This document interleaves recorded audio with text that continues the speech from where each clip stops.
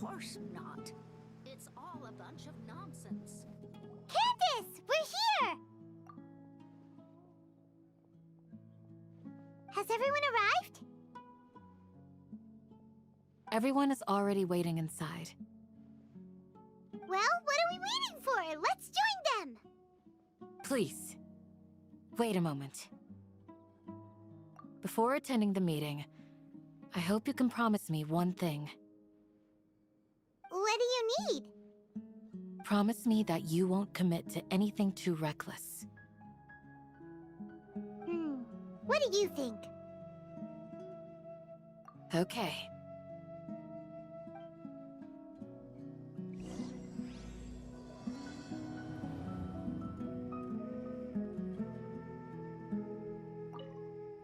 They're all waiting for you.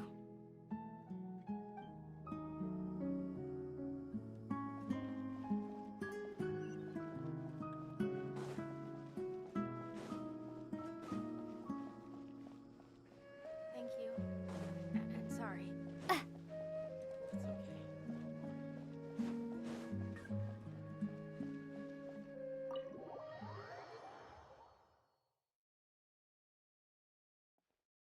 Everyone's here so early! But why isn't anybody talking? We already discussed things a bit. Hey, where have you been? I've missed you two. Are you ready? Very well.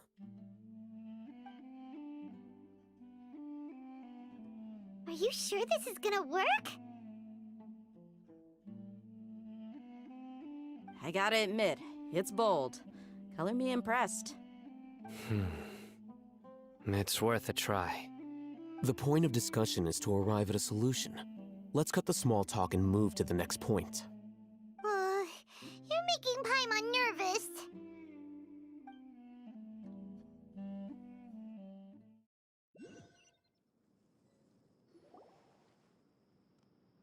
You're finally done. I have some other stuff to take care of. Catch you all later. Come on, don't give me that face. I know what you're going to say. I'll be careful. That's what I wanted to hear. Take care.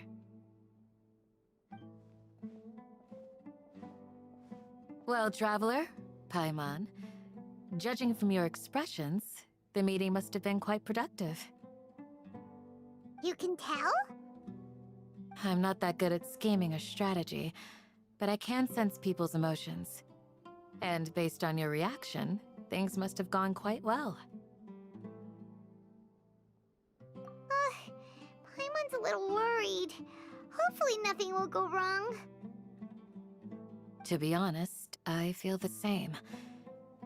But you're already some of the most capable people I know, so you have my trust. Candace gave us a compliment! Your deeds speak for themselves. Candace, we stayed behind to tell you that, although you won't be coming with us, we'll be sure to remember your words. I'm very glad to hear that. I've said the same thing to everyone here today as I said to you when you arrived. Your safety is the most important thing. Only when you're safe can the plan be successful. So please, take care. You're welcome. And thank you for taking my advice. Good luck with everything. I'll be here in the village praying for you.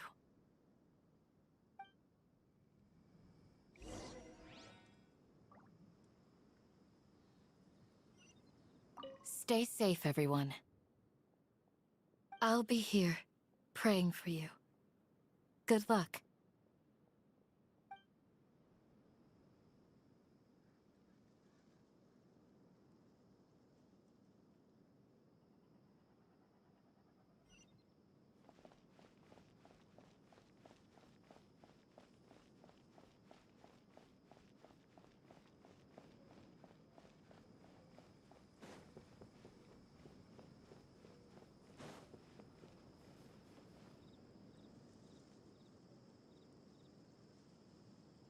Sounds good. I'll go make some preparations. Okay. I'll hit them! Have you finished saying your goodbyes? Yeah! Also, Candace told everyone to be careful.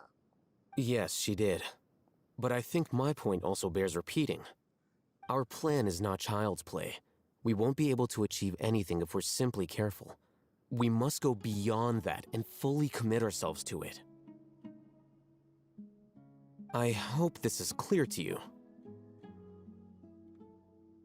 Huh?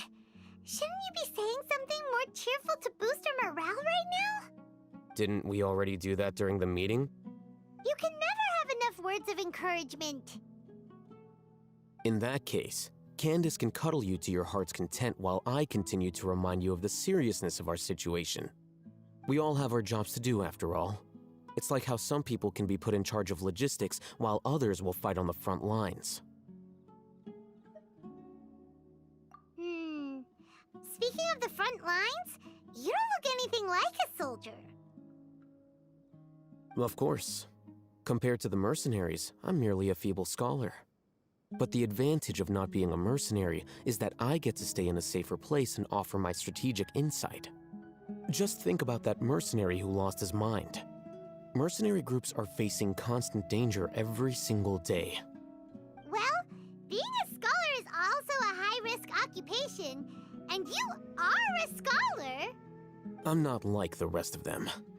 Even among members of the same species, some will exhibit far more potential than others. This guy. Paimon still remembers when those mercenaries in Port Ormos called you a lunatic.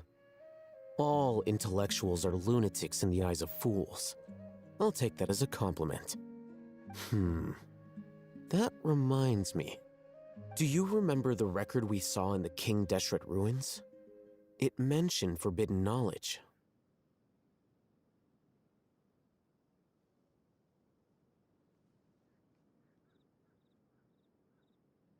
You have a good memory. Forbidden knowledge has the power to drive people insane, but this fact has never been shared with the public. Even I, who has worked in the academia for some time, was never once informed of this. I think those mad scholars and mercenaries we encountered may have all fallen victim to the corrupting qualities of forbidden knowledge. But the academia has always held a different view. They have always believed that symptoms of madness are a side effect of human contact with divine knowledge as mere mortals. Come to think of it, perhaps the academia has also never understood the true nature of forbidden knowledge, and thus always approached the issue from the wrong direction. The Withering, Elazar, and the sandstorms. Don't you think what is happening right now across Sumeru is rather similar to the forbidden knowledge pollution that occurred in the desert thousands of years ago?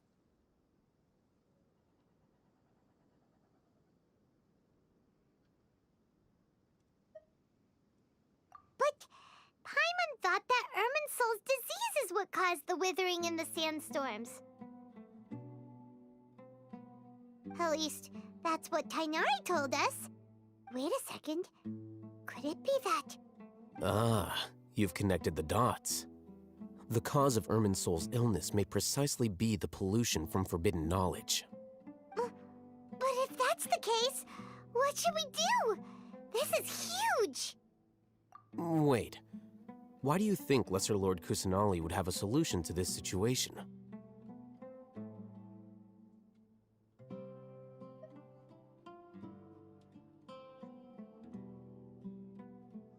You mean, it's related to the scene you saw when you passed out in the Avidia forest?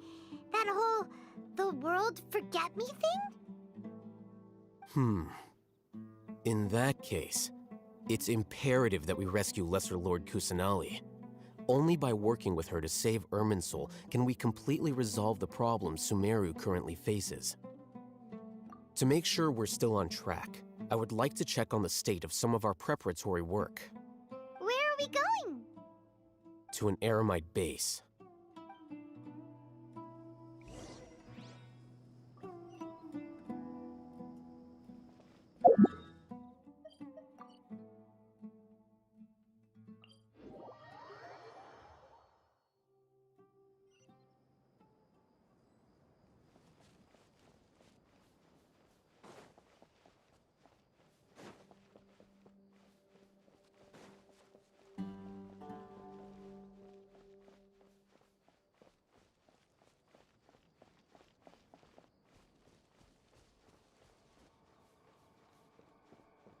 It's all good. Whatever the boss says. Ah, they're here. Huh? What are they doing here? I gave them some technical work to do. Ah, it's the scribe. And is that the traveler I see? How's the work going? Ah, yes! We have fixed the devices according to your instructions. One of them is already ready for use, while the others are still under repair. Aren't those devices for can knowledge extraction? What are you doing with those? Look here. Huh? More can knowledge? Are you going to put more weird stuff into her head again? What's that look on your face? Are you scared? Paimon's a little scared, but very, very furious! That's an interesting response. Anyway, we're not going to use this just yet. As I mentioned during the meeting, this knowledge capsule contains a decree I drew up in the past. The academia should also have their own copy. And according to the plan we just came up with, Traveler, I want you to record something into this capsule. Do you believe we can save Lesser Lord Kusanali?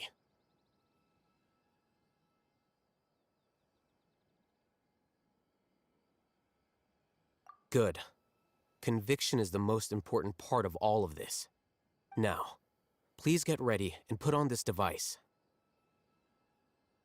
You want us to record our conviction into the knowledge capsule? Yes. Paimon is still really worried. I understand, but trust me, Paimon, this is something we have to do. It's best if you can do as I say. Because, to achieve this impossible task, it sounds like you'll need to fool your own heart first. Although it may feel like a trick, self-encouragement may be the most important tool we have. Paimon can see the point you're trying to make. Imagine this. We have orchestrated our plan and successfully rescued Lesser Lord Kusanali. As a result, we have changed Sumeru's entire political landscape. Everything went without a hitch, and everyone recognizes and praises our achievements. Now, open your eyes. Here. What's this? Read it out loud.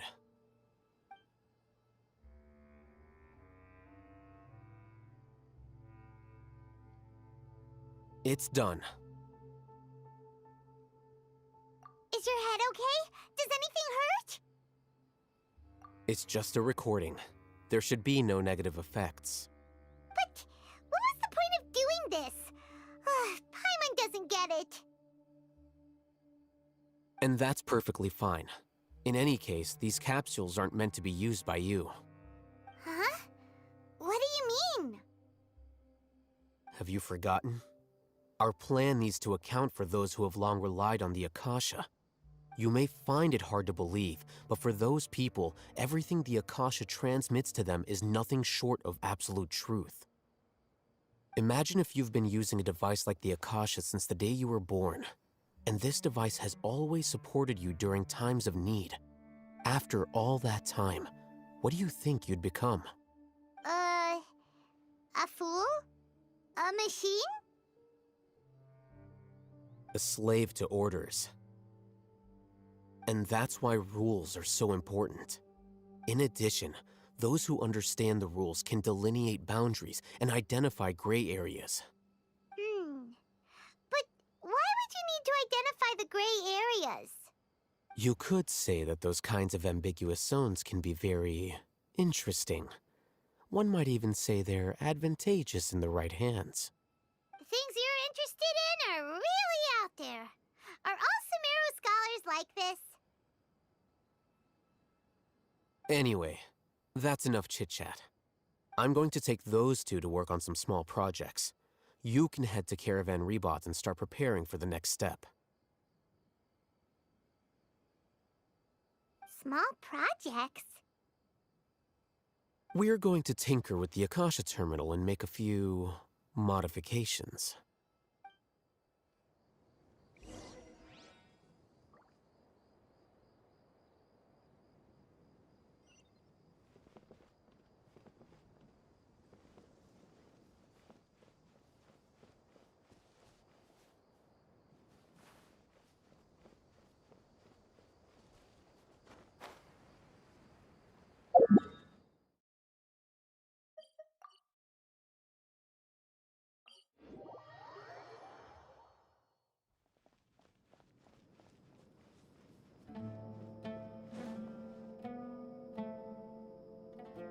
I thought we agreed on a plan.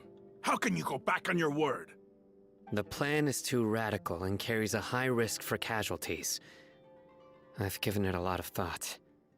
And in the end, I still can't agree to it.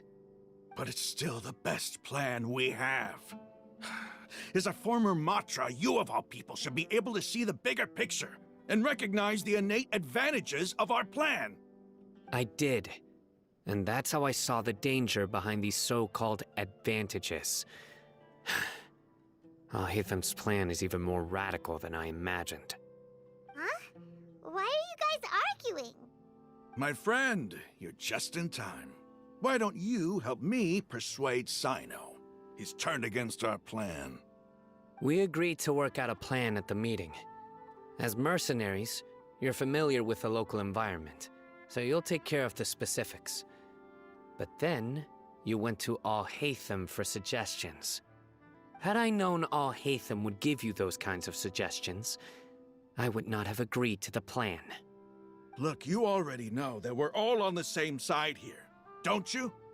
Mercenaries place a lot of importance on their bonds of friendship, but also will not hesitate to make sacrifices if they deem the situation to be sufficiently dire.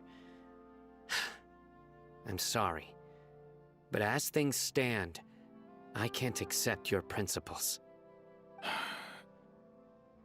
Seems you really do understand the ways of the desert. Traveler, Paimon, this is also something you should know. Ramon's plan is to have me work with the Caravan Reebok guards in my capacity as a Matra. We will arrest the mercenaries and escort them into Sumeru City.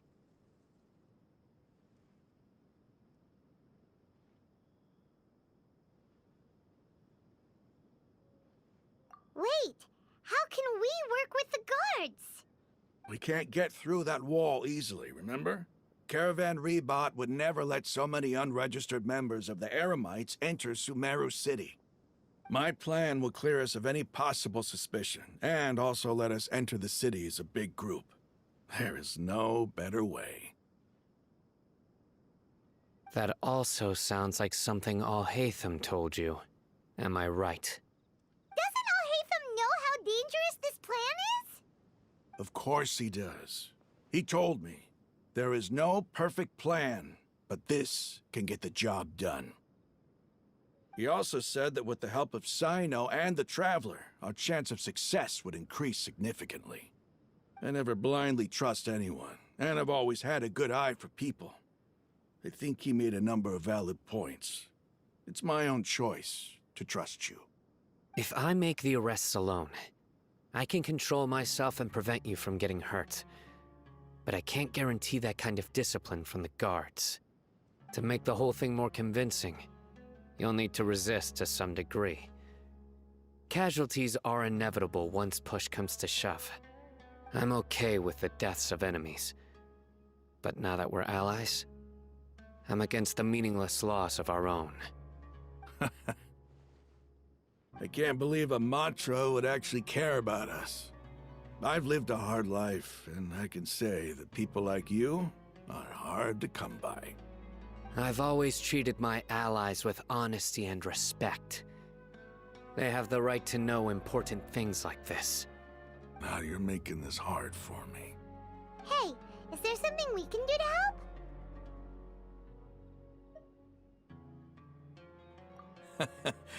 I knew you would say that. We can help fight some of the mercenaries, which should reduce the number of times you'll have to struggle directly with the guards. That should help at least a little bit.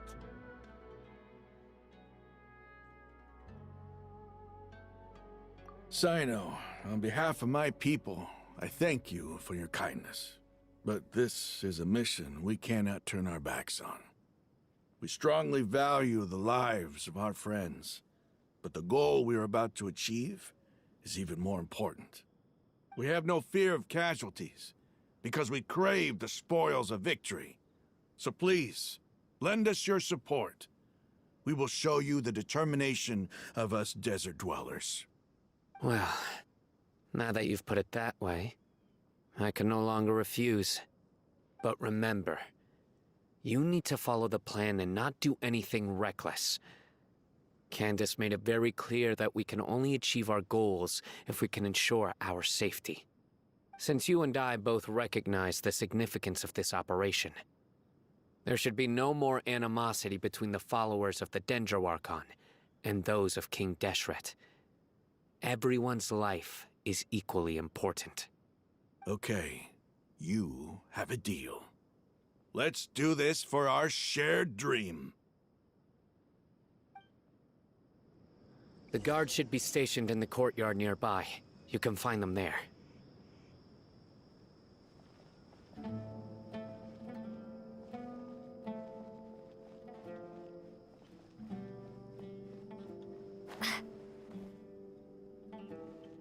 What should I sell after I'm done with this match? There must still be traces of King Deshret's familiars in the...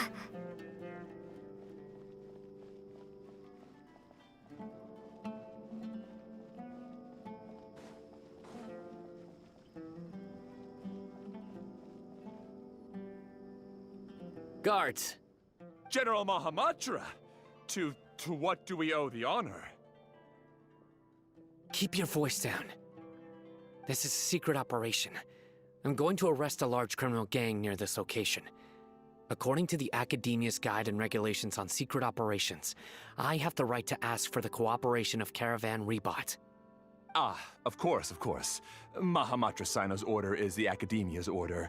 Just let us know what you need. But who exactly are you planning to arrest, and how many people are you expecting? Depending on the scale of this operation, we may need to report it to our superiors. They're a squad of Eremites whose number is comparable to Ain el Akhmar in Port Ormos. They're involved in the theft and resale of supplies from the Academia. As many as Ain al Akhmar? This should definitely be classified as a joint operation. Then I suggest that you report this to your superiors as soon as possible, and treat it as a top priority desert operation. I will need personnel. Got it. Please wait a moment. I'll contact them immediately.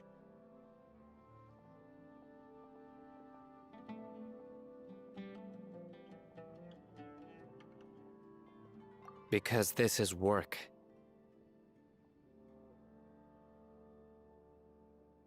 Because I trust you.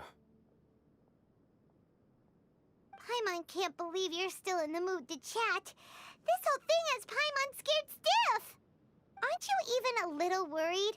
What if these guards already know that you have betrayed the Academia and are no longer their General Mahamatra?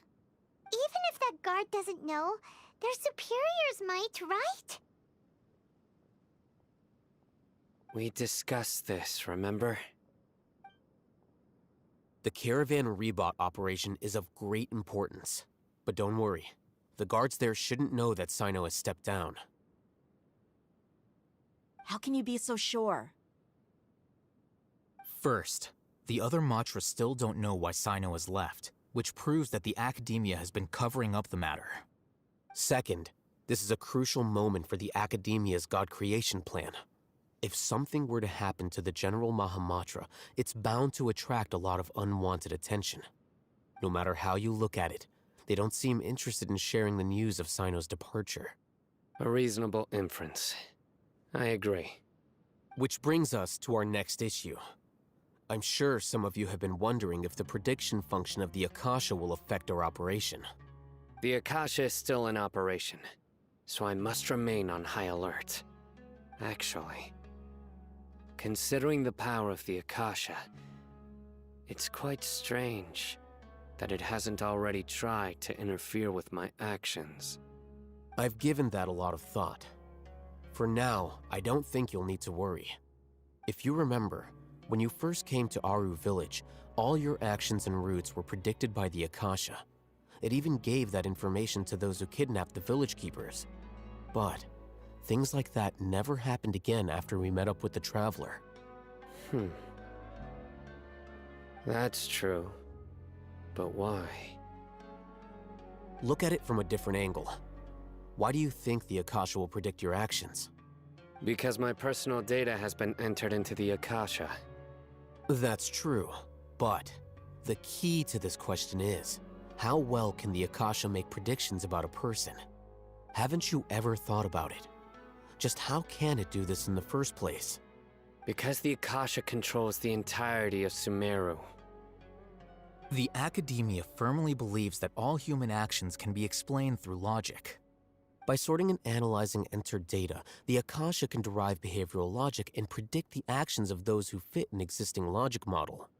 However, at the risk of sounding like an advocate for fallacies, can everyone truly be considered logical at all times? Emotions are part of our behavioral logic, but can you guarantee that every experience of the same joy or pain would be equally intense? How can our feelings and opinions be predictable down to the letter in every single instance? Cyno, in the past, you've always worked alone. In the absence of another person who could sway you or your thoughts, the Akasha could produce predictions that were similar to your real-life behavioral principles. Decisive and principled, you were used to solving problems alone. That's why the Akasha could figure you out. But now, you've joined a team. And I believe the Akasha hasn't yet figured out the full composition of it. Our thoughts and logic have intermingled and weaved themselves together to become a complicated, chaotic mess. Any one of us could potentially disagree with another. The Akasha lacks data on these interactions, and it's impossible for it to predict your actions in the future based on your decisions in the past. After all, there's probably a limit to just how much we can be modeled or controlled by data. So, in my opinion, you're probably safe for now. Makes sense to me. I agree. The Akasha is not alive, and I don't think we can be completely controlled by something without a mind of its own.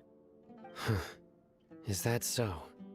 I guess there are things that even the Akasha cannot calculate, and people will not be forever trapped by the past.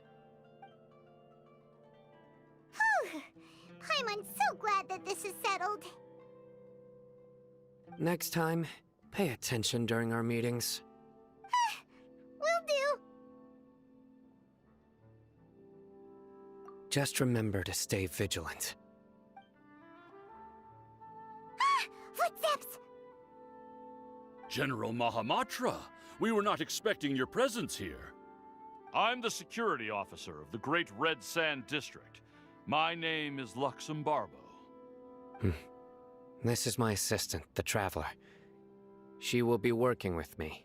The construct next to her is for her work. Beep! Construct, beep! What a great honor to meet you. Your golden hair is as bright as the sun. And, is this the latest technology from the Academia?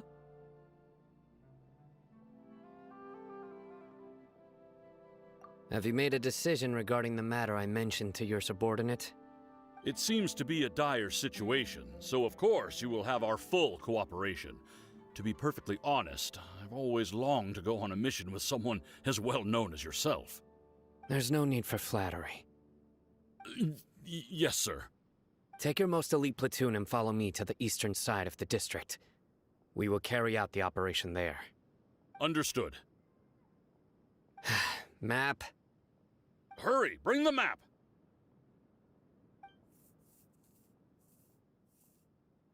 In 2 days, we will engage Rahman's Eremites and capture all of them. Any questions about the time or location? None at all, sir. Good. See you then.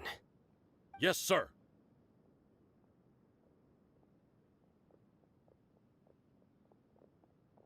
Maybe hanging around the General Mahamatra isn't so bad after all. Everyone's so respectful towards us. This is all due to the absolute authority of the Academia. And now, we're going to strike back against that massive pillar of power. Get ready. We will move out in 2 days.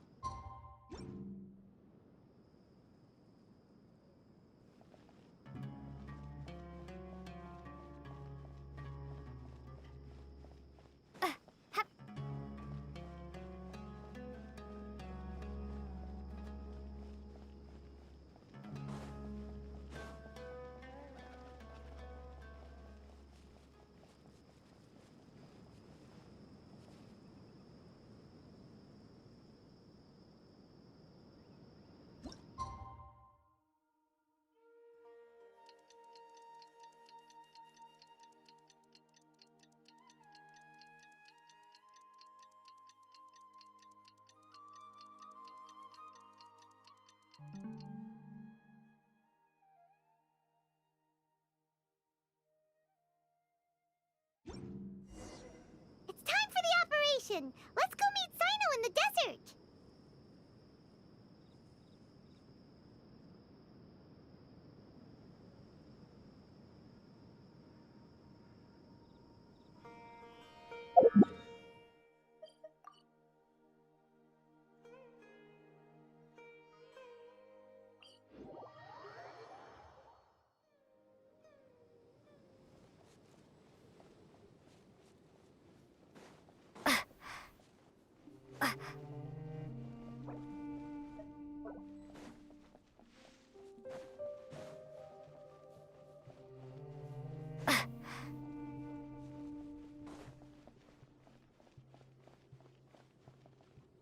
Look! Over there! Our helpers have arrived already! Let's hurry over! Wait a moment. Ah! Oh, it's you! You're my assistant, remember? Being my assistant, you must stay with me. Now let's head over there. It's General Mahamatra and his assistants. We meet again. You're here early. It's to show how important we think the operation is. Since this is a big case for the Academia, we are prepared to give it our best. I'm glad to hear your sense of resolve.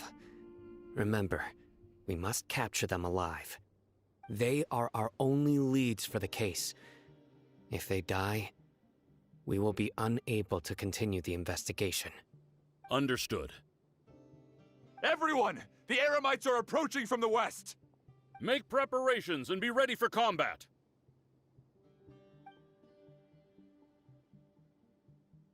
Halt! Oh? What a warm welcome! What do you want? Judging from those shiny weapons in your hands, it seems like you're not interested in a deal. Rahman, the Academia has caught wind of your smuggling and illicit sales. If you value your life, I advise you to surrender. Who are you supposed to be? A Matra from the Academia? I can't believe you came all this way just to catch us. I'm not here to talk. Oh. Nobody's given me this much time of day since I became a mercenary. Brothers! For that slight, let's wash our blades with their blood. Let's show them we Eremites are not to be messed with.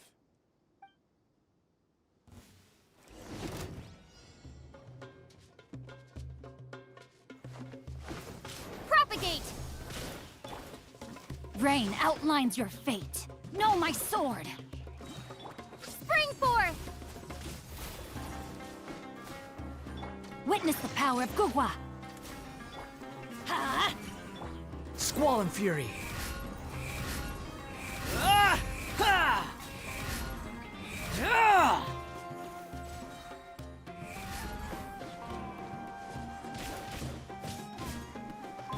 Scatter! Rain outlines your fate. Let me weave you a verse. Huh? Hup! I'm going in! Cry louder!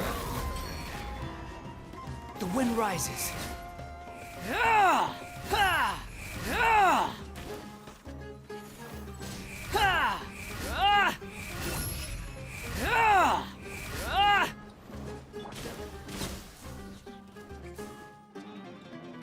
No, my sword!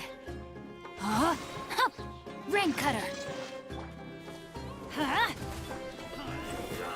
Ha! Ha! Ha! Ha! Ha! Ha!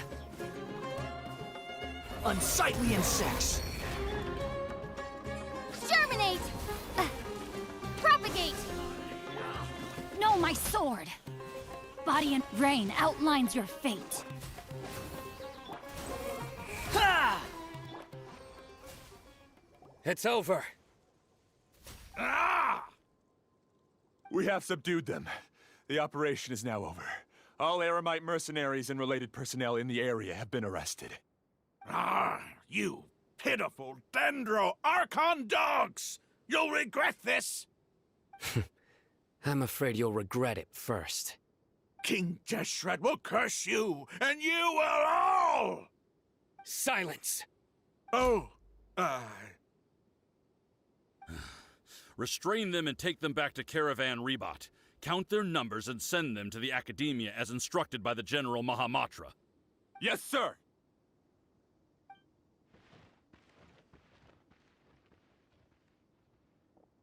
Mahamatra Cyno, I will now take my leave. If you need further assistance, please come to Caravan Rebot and ask for me. Understood. You are dismissed. There they go. Let's talk elsewhere.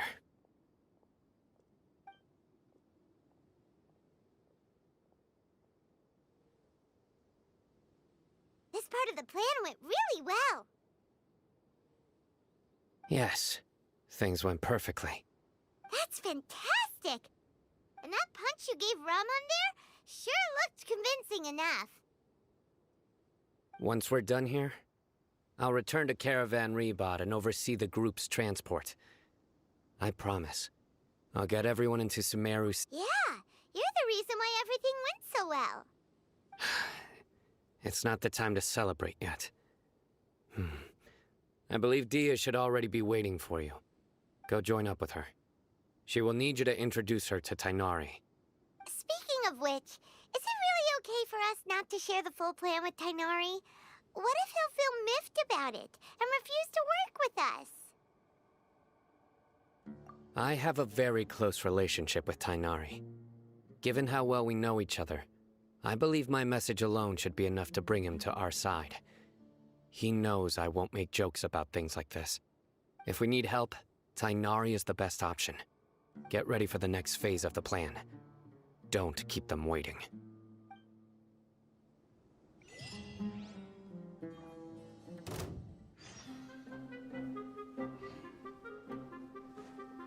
Ha!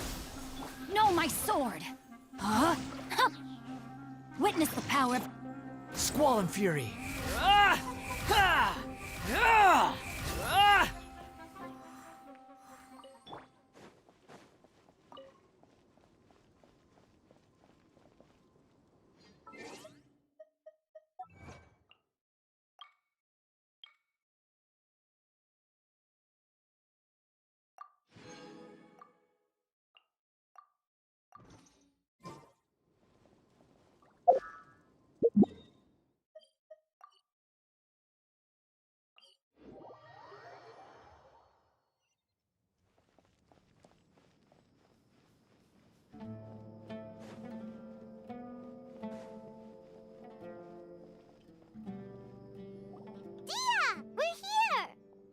It's about time. Didn't you say our part of the plan is the most important of all?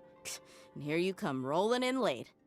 In the time it took you to get here, I already did 5 laps around the place, downed 7 drinks, and even did some clothes shopping. Sorry. We didn't mean to keep you waiting. I just wanted to fix your attitude and rub it in a little. After all, you took your sweet time getting here, and we've got important stuff to take care of.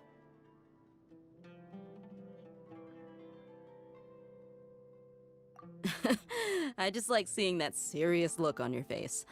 All right, I'll stop. All joking aside, I'm glad you're here. Let's get moving and take care of this as soon as possible.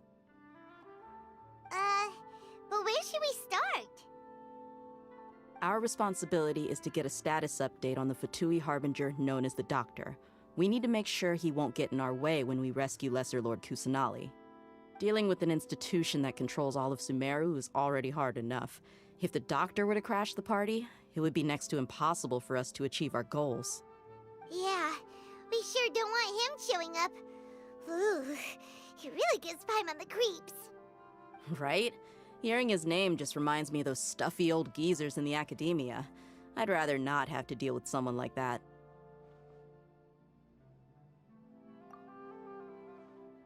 According to the plan, we should first go to Pardis Di and ask for Forest Watcher Tainari. If all Hatham and Cyno's sources are solid, then we can be sure that Tainari still has the Academia's trust. So, we'll find Tainari and convince him to get us the latest intel on the Doctor. Then, depending on what we learn, we'll make any necessary adjustments to our plan. The sages have placed spies everywhere on the other side of the wall. I'll follow you as a bodyguard. You should be honored. I don't offer my services to just anyone you know. But Paimon thought mercenaries would do anything for Mora. That's certainly true. But when multiple employers are vying for your services, you should always go with the best offer. Let's see. If I were to charge you a bill, I guess I can apply a discount.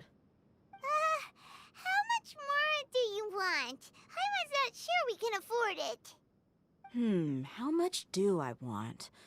Hey, how about paying me with a smile? What do you say? I haven't seen you smiling much recently. If you ask me, someone like you must look lovely when they smile. Come on, give me a smile so that I can be less worried. Looking good! I hope this pretty smile will become our lucky charm. There are many kinds of smiles, but only a truly joyous one can bring blessings to others. Let's consider this smile a down payment for our future victory. Let's go. It's time to pay a visit to Pardis Di.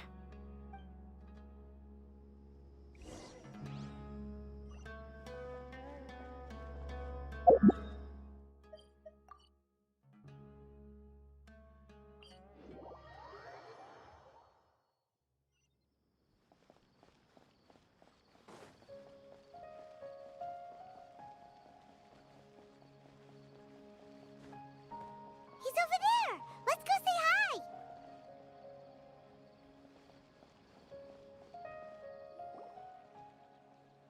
Tainari!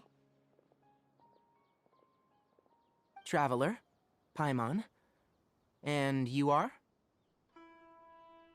Hey there. This is our friend Dehya. She's an Aramite mercenary. A mercenary?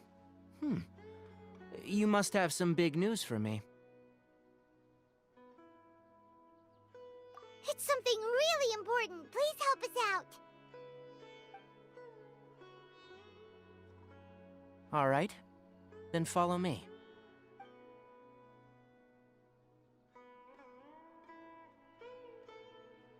This place is better.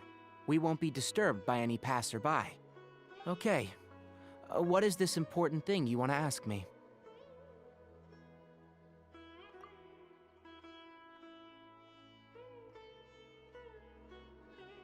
The Doctor. He's that strange-looking Fatui Harbinger with the mask. Paimon thinks he has blue hair. Yes, I know him. Actually, he left Pardis Di just a little while ago. He left already? Yeah, he came looking for me. Can I ask what it was about? Sorry to ask you like this after having just met, but your answer is very important to us. For now, all we can share with you is that your friend Cyno is working with us. Cyno, you say?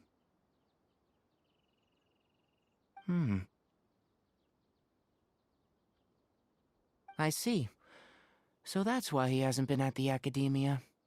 Okay, I'll answer your questions and will assist you any way I can. You don't have to tell me everything that's happened. Cyno's name really does work wonders. You're not even a little worried that we might have made it all up? Despite having just met you, I can sense that you're the serious type. Between you, the Traveler, and Cyno, none of you strike me as the type that would conspire to deceive me. You don't need to tell me anything you don't want to. I'll also get straight to the point. The Harbinger you mentioned came to me because he wanted to take the scholar Hypatia away with him. Hypatia? Why would he want her? And what do you mean by take away? Is he planning to leave Sumeru? Yes. He told me his return to Snezhnaya is imminent. So you mean you're leaving this place soon? Indeed. Otherwise, we could have perhaps talked a little more. I was just about to set out when I remembered something important. To that end, I made a final trip to Pardis Di. Let me ask, have you been taking care of a scholar by the name of Hypatia? Your sources are accurate. No doubt because you've recruited many informants. But you're right, Hypatia has indeed been receiving treatment from me. Forgive me for asking, but how's the treatment coming along? Given the way you're asking, I assume you have something to say. Since you asked, I'll be frank. I would like to take Hypatia to Snezhnaya. It's incredibly difficult to transfer a patient. As a scholar yourself, shouldn't you at least be aware of this? Oh? I can't believe your utter lack of faith in me, to the point of even questioning my general level of knowledge. How unbefitting. Well, you're the only one who's ever made such a request. I have my ways of keeping her safe during the journey. In addition, I can also promise that under my care, Hypatia will receive the most advanced and effective treatment. I will personally supervise her treatment and see to her recovery. Would that be agreeable to you? Hypatia was born in Sumeru and remains a scholar of the Academia. Her situation has not become dire enough to necessitate her transfer to another nation. Transporting her to Snezhnaya is risky, and the potential benefits are unknown. As the person currently responsible for her treatment, I cannot possibly sign off on this transfer. Your suggestion is rude and reckless. I'll pass. I don't know much about the doctor, but after talking with him, I realized that just like many other scholars, he possesses an aura of arrogance that I've come to detest. It's not so much that he's looking down on others, but more that he's confident in himself and his abilities to a point of near insanity. I would never refer a patient to someone like him.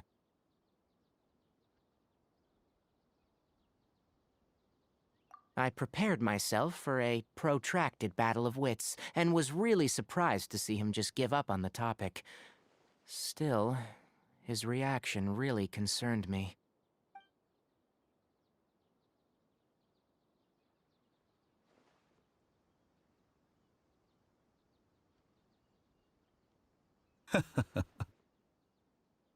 I see, I see.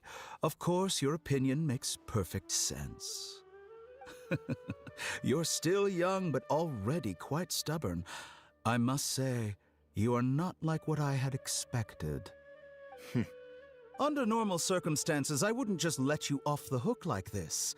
But unfortunately, I'm in a hurry today, what with Her Most Noble Majesty the Tsaritsa calling for our return.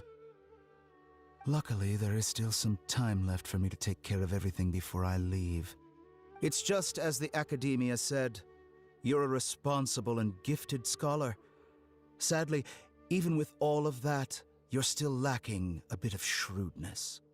And that's also why people like you can never realize that sooner or later, everyone must pay the price for what they've learned.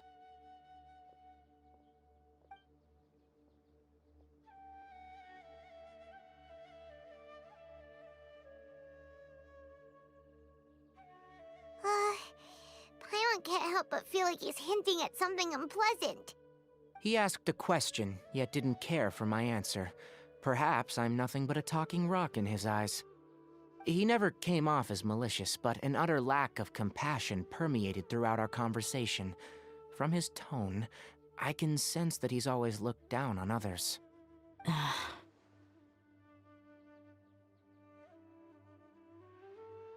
I can barely believe it myself. But if that's true, the situation will be in our favor. I don't think I missed any details. Frankly speaking, I don't want you to do anything too risky. Now that you know a little more, it should be easier for you to stay safe. Sorry we can't tell you everything. We appreciate that you helped us anyway. I won't forget your kindness. It's okay. I have an obligation to do so. To be perfectly honest, all of this may have started because of me.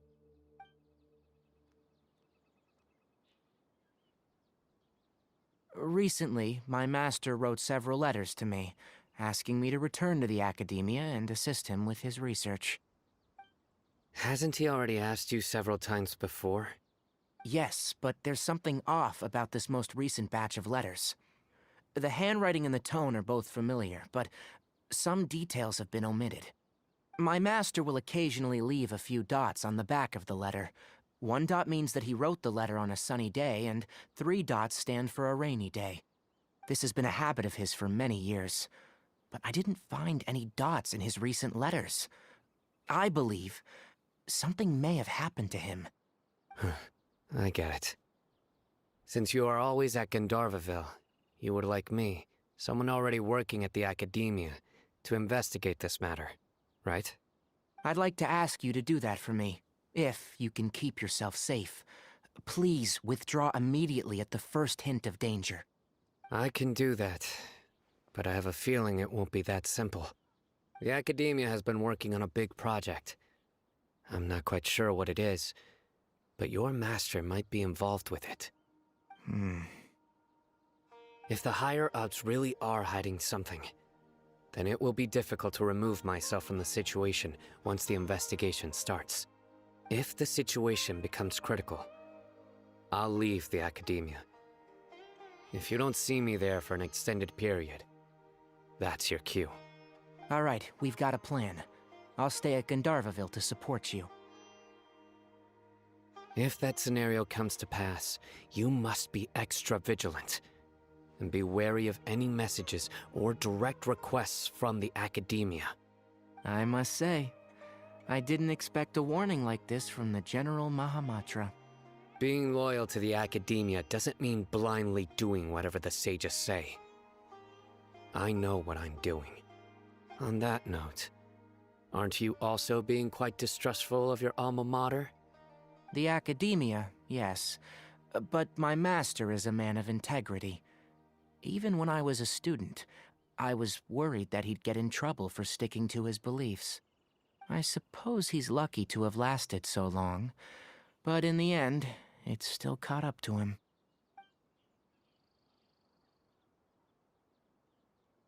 I see. So you noticed something was up with the Academia from the very beginning. This may well be how Cyno became involved in all of this. In which case, I must keep my promise and help you however I can. Also, if you run into Cyno again, please help me pass on a message to him. Trust your own senses and experiences. I think this may be something he needs to hear right now. Okay, we'll find a chance to tell him. Thanks. Right. Now let's go hunt down this Harbinger. Oh, by the way, which way did the doctor go when he left Pardis Di? That way. Gotcha. Thanks so much. We'll be on our way.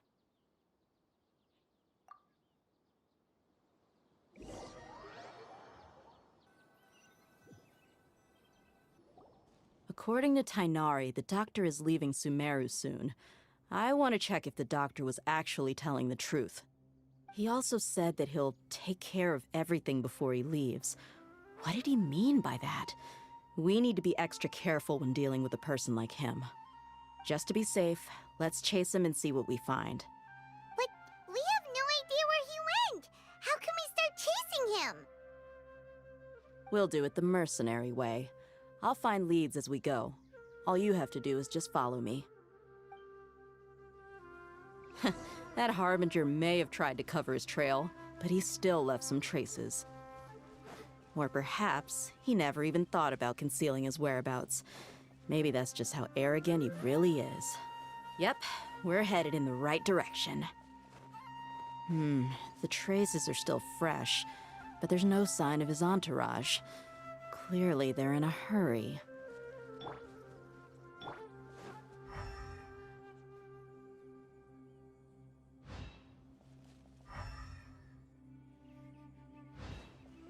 It's just as I thought.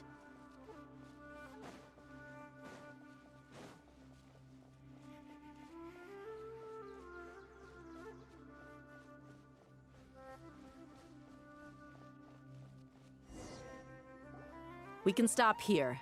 I think I know where the doctor went. To the south of here is Port Ormos, which seems to be where they're headed. Port Ormos? They're going to leave by boat? That's right. Let's go to the port and have a look for ourselves.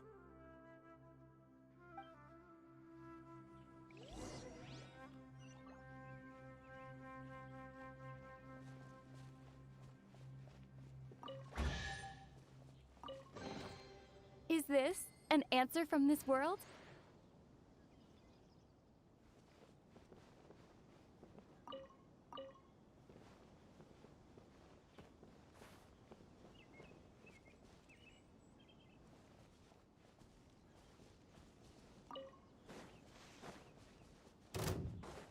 Scatter! No, my sword! Everybody stand back! The wind rises.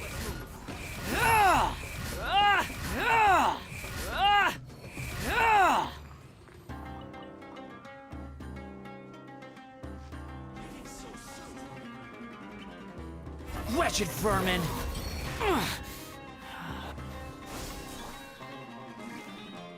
Spring forth! Rain outlines your fate. Let me weave you a... Squall and fury. I'm going in! Let's light it up!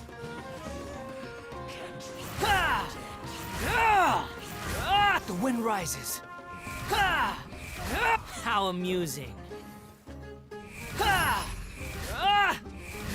You dare to gaze upon me? Huh? Rain cutter! Get out of here! Squall and fury.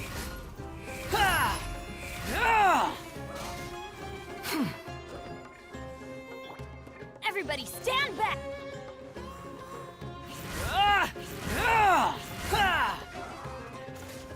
Behold!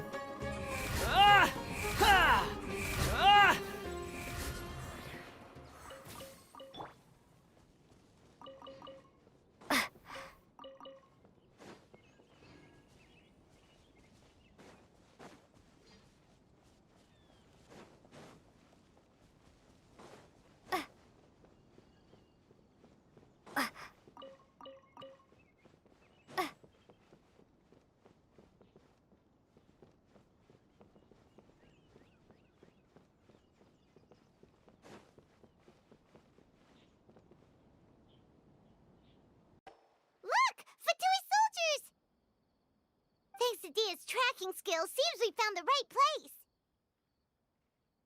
Shh! Don't draw their attention. The port is crawling with Fatui soldiers. Let's keep going and see what we can find. Now this is a proper farewell ceremony for a Snezhnayan Harbinger. The Lord Harbinger is leaving. I've still only seen him once or twice. I used to hold a position in our homeland, and back then, the doctor spoke in a very different way from the way he speaks now. Maybe the way people talk in Sumeru has rubbed off on him?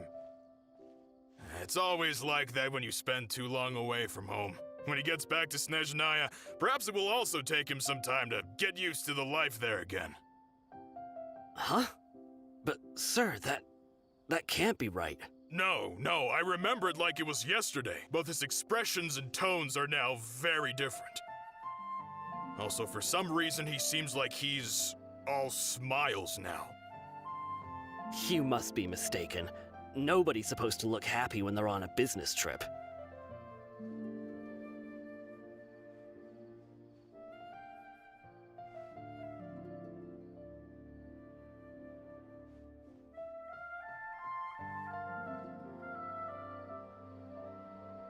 The doctor is on that boat. So he told the truth after all. He is actually leaving Sumeru. Let's get closer and find a place to hide so we can observe him. This place will do. We can hide here while we keep an eye on the boat.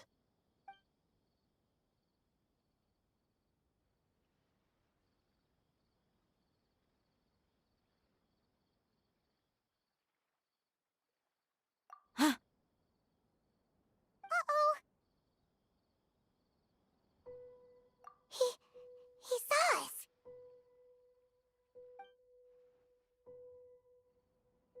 Huh? Is he waving at us? It's time to say goodbye. Wait, is he the only person on the boat? You mean there's nobody with him? And where are all the soldiers we saw in the port just now? They were all here just a few minutes ago, but now they vanished. So this was a trap. Wait, don't tell me that. Luckily, there is still some time left for me to take care of everything before I leave. Oh no. They might be after Hypatia. Let's get back to Pardis Di. Huh? What do you mean? I'm afraid that she's seen something that she wasn't supposed to see. If I were the Fatui, I would also try to take her away. And if I couldn't... Oh no! Are you saying they're going to kill her? Let's go!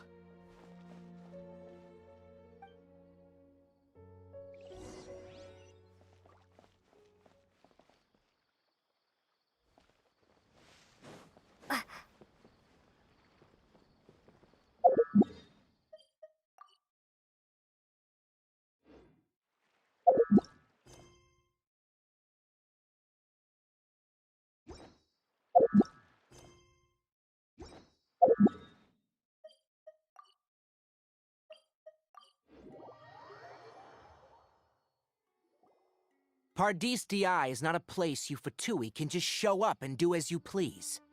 I believe we've already made ourselves quite clear. Our superior gave us permission to search for and collect medicinal herbs in Pardis Di for research purposes. But you've been in Sumeru for some time already. I find it coincidental that you chose to only come here today. Even the Grand Sage himself may not have the right to question our research, much less an ordinary scholar like yourself. I've done my duty to inform you. Don't make things difficult for yourself. It would seem that my words have fallen on deaf ears. You can keep trying to deny it, but coming to Pardis Di now, I'm pretty sure you're not just looking for herbs. With all due respect, your baseless speculations will only lead to unnecessary trouble. Well, you only have your Harbinger to blame. He knows nothing about keeping a low profile. I may be staying at Pardis Di as a scholar, but that doesn't mean I'm no longer a Forest Watcher. It is still my duty to protect the peace and safety of the scholars who have contributed so much to Sumeru. Then it seems our conversation has hit an impasse. No one will lay a hand on you, Hypatia. Not on my watch. Tighnari! Are you alright? I'm fine. These Fatui have really crossed the line. Time to teach them a lesson.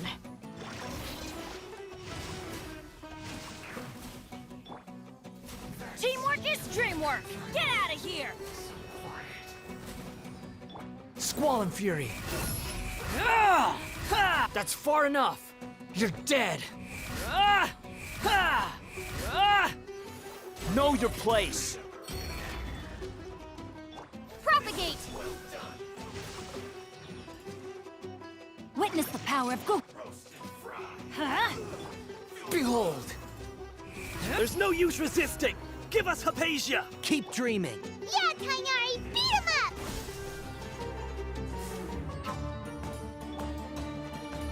Huh?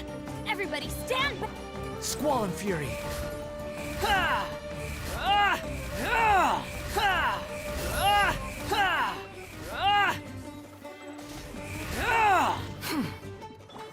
Scatter!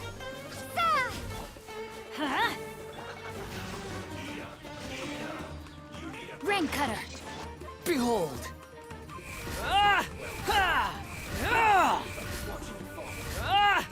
The doctor's orders are absolute! Yeah? You've been someone's lapdog for so long that you don't know anything else now!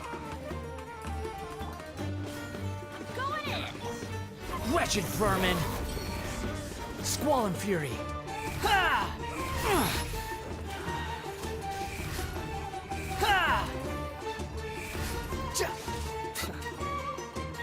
Scatter!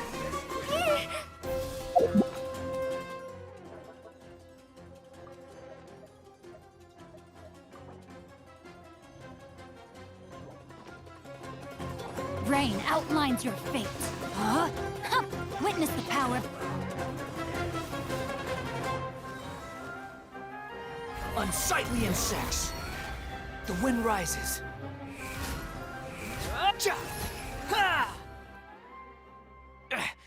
We're not getting anywhere. Traveler, Paimon, please go to Hypatia. We need to make sure they don't try to sneak around and attack from behind. Got it!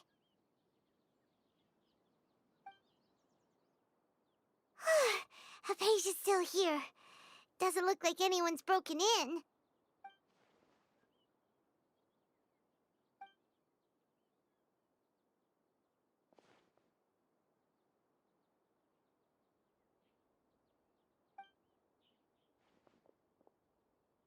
Well, how is she?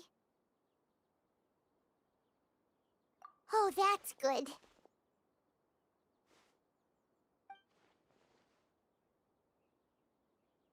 So, you think this is over?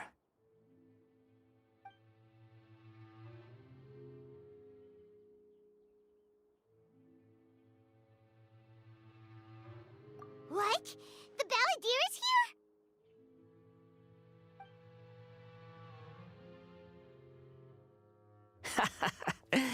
I've missed that look of abject horror.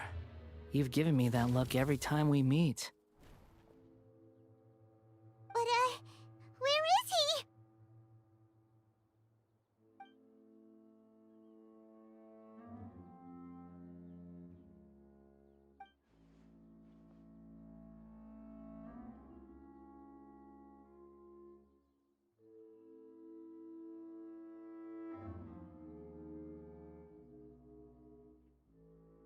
I can hear all of your thoughts, you know. Don't you remember? I already saw you the first time you came to Party's DI and made contact with Hypatia. I didn't need to do anything. It is her honor to be able to connect her consciousness with me. Who are you talking to? It can't be the Balladeer, right? That's impossible. I know you must be curious. I might as well tell you that I decided to enter Hypatia's consciousness the moment I sensed your touch. I wanted to observe you on a fool's errand. Hey, Traveler! What are you doing? My deification is nearly complete. All that's left now are just some final details. Do you understand? Even if you manage to rescue Lesser Lord Kusanali, it will be impossible for you to defeat a bona fide god like me. Is it wise to force that childlike god into a divine battle against me?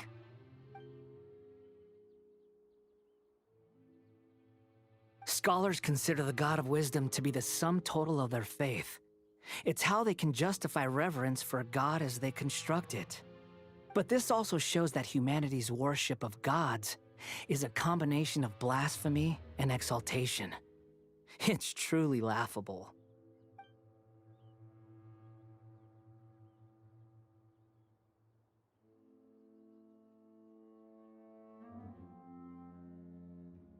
Yes. What is it?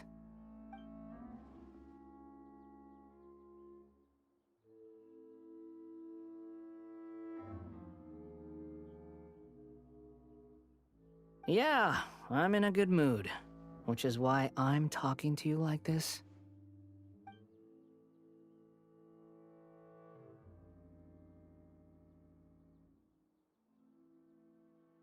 What do you mean?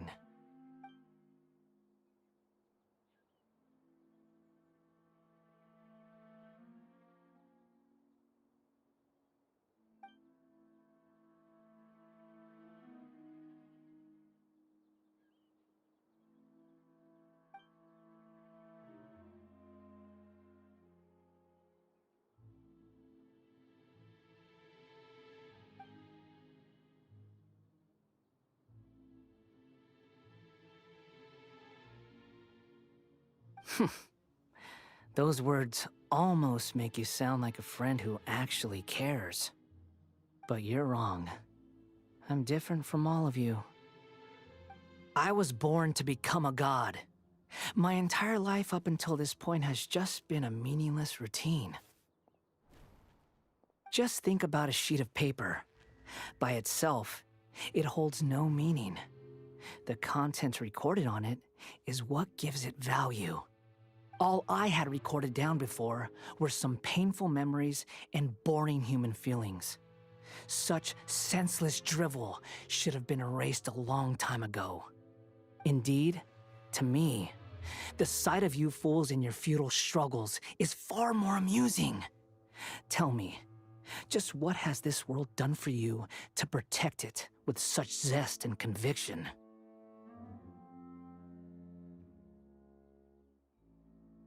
I'm connected to your consciousness, so I can hear what you're thinking and sense the depth of your determination. This is a good conversation we're having, so here's a word of advice. Let go of your misguided guardian complex. You know nothing about the truth. It'll be for your own good, as well as everyone else's. Humans are a species that can only find bliss in ignorance.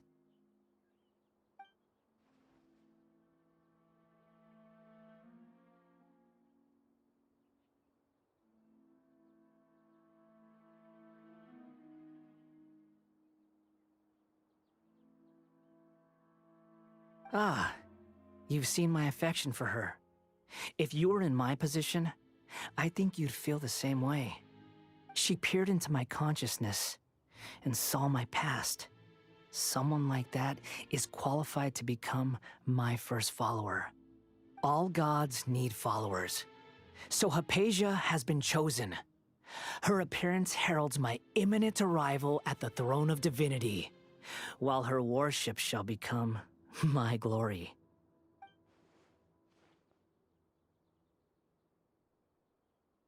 You're doubting me again? No matter. Soon, you'll know what kind of authority you're challenging.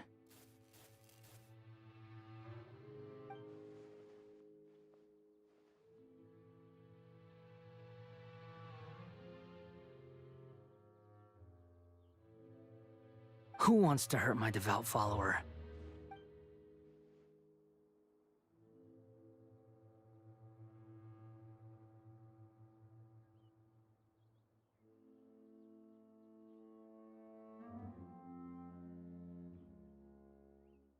The doctor wants to hurt my first follower?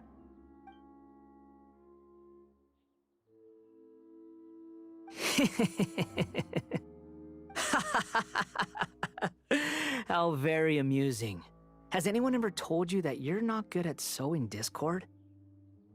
The doctor has never known his place. Even now, The puny human thinks himself capable of interfering in the business of the new god. You're still too naive if you think a few words will be enough to convince me to destroy the Doctor. But I'm willing to give you a gift, just like my expression of affection towards Hypatia. It is an honor for you to be able to stand here and speak with me. As my listener, you will be rewarded.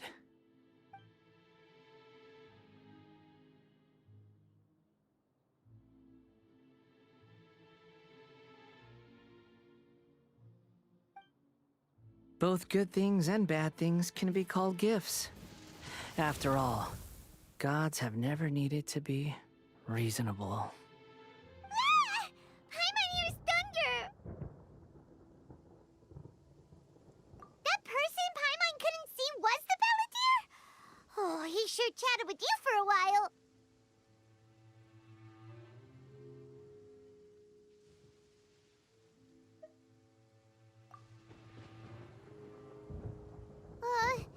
Where is the storm headed? That means anyone outside is in danger! Let's go! Tighnari and Dehya still must be fighting!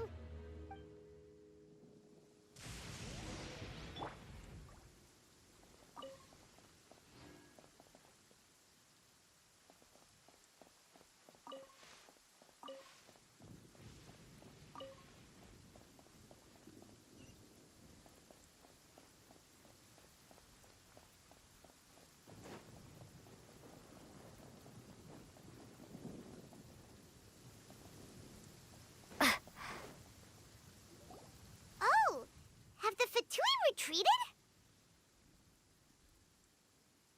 Hey! What happened to you? He's hurt. I'm fine. Ow! Don't move. I've seen eremites get struck by lightning before. You need to rest. Struck by lightning? We were fighting, and just as things started looking grim, the weather suddenly became extremely strange. Lightning started attacking everyone, almost as if it were alive. Luckily, there were only two of us, and both of us were nimble enough to dodge most of the strikes. There were a lot of Fatui, though, and they were being torn to shreds by the bolts of lightning. With that, all the Fatui soldiers were forced to retreat. Why are you sorry? It's all right. I'm sure you also never expected this to happen. Don't blame yourself. My wound aside, you look like you've seen something unpleasant. Is Hypatia all right?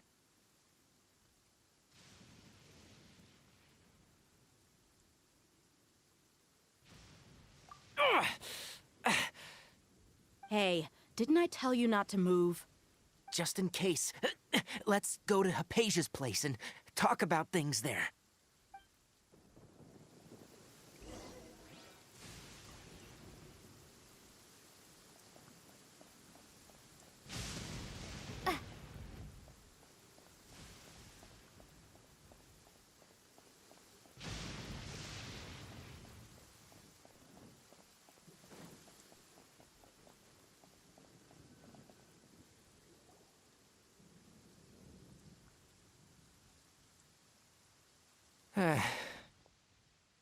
Thank goodness she's fine. Hey, how about taking care of yourself first? I understand my condition. The wound is not fatal. I'll be all right. Ugh. The more you understand medicine, the worse of a patient you become. I know. They always think they can push through the pain. Oh, he sat down. Let me rest for a bit. Sorry, traveler. Now you may start.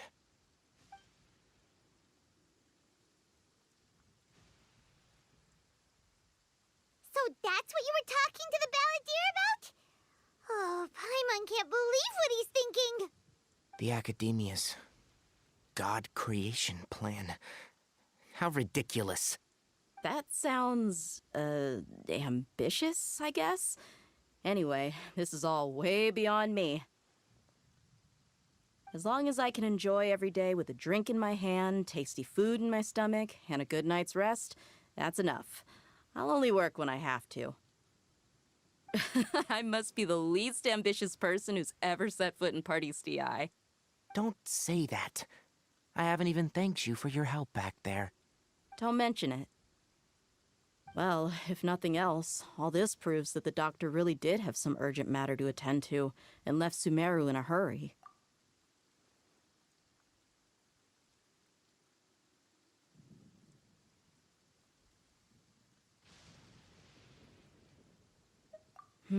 Maybe the Fatui want to cover up some secret of the Balladeer. Is that why they tried to seize Hypatia? You said the Balladeer claimed that Hypatia has seen his past. So, what could be there? Have you noticed? The Balladeer is not happy with the doctor's actions. He thinks the doctor has no right to consider himself as his equal. So, if the doctor was to show up again, would the Balladeer zap him with lightning? Based on what the Traveler has said, I think he would. Having the doctor gone benefits him as well as us.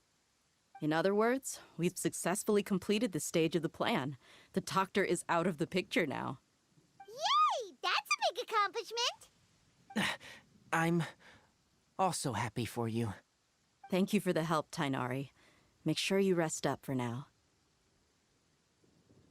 Yeah, all right. Okay, that wraps things up for us here at Party's DI. Traveler, it's about time we rendezvous with the others at the Grand Bazaar. Let's continue to keep a low profile. You can head there once you're ready.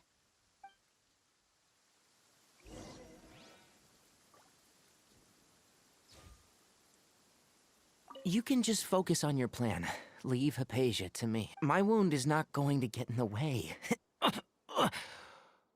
Okay. Guess I'll sit still for a little while.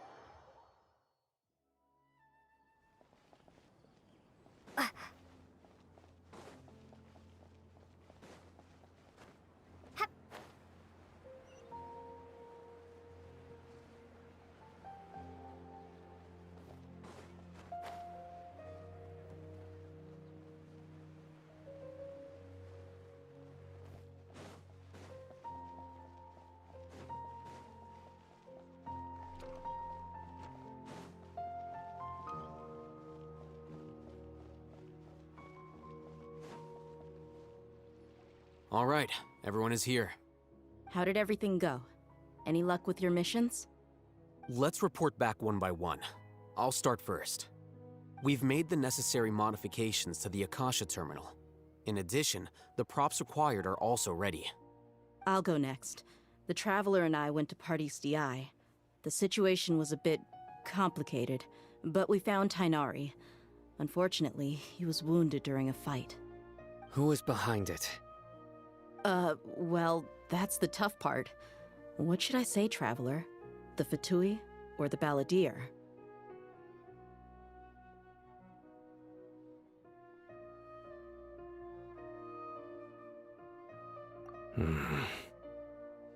After some back and forth, we confirmed that the doctor has left Sumeru by boat.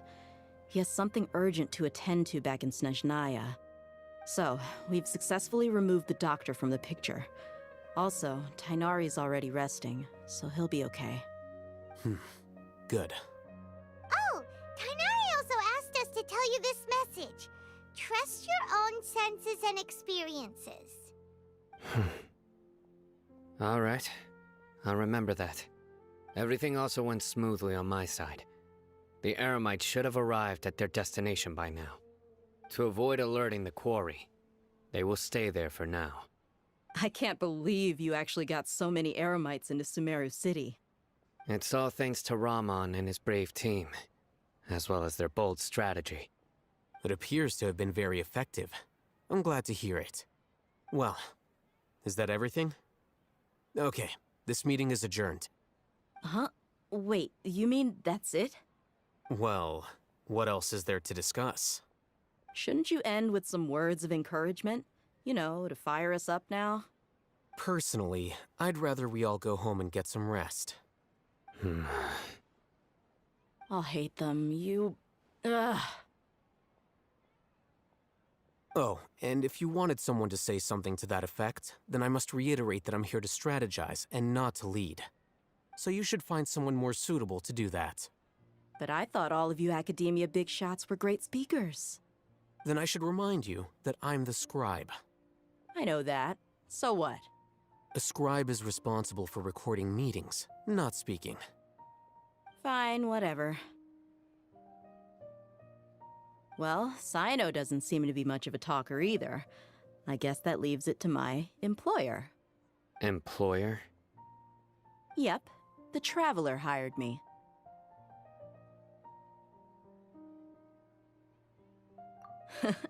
That's right. So come on, boss. What do you have to say for the team? Yeah, say something to boost morale. Huh? What are you all doing here? Oh, it's Nilou! Hey, everyone. I'm not disturbing you, am I? Not at all. I was actually just about to go find you. Judging from the group and all your serious faces, you were discussing something important, weren't you? But you also look like you're up to no good. Seems pretty interesting. Welcome, Nilou. Would you like to join us? Huh? Join you? You mean, you also want to discuss something important with me? Yes. Something very important. Nilou, are there any breaks in your performance schedule in the upcoming days? Huh? Wait, you're seriously inviting me?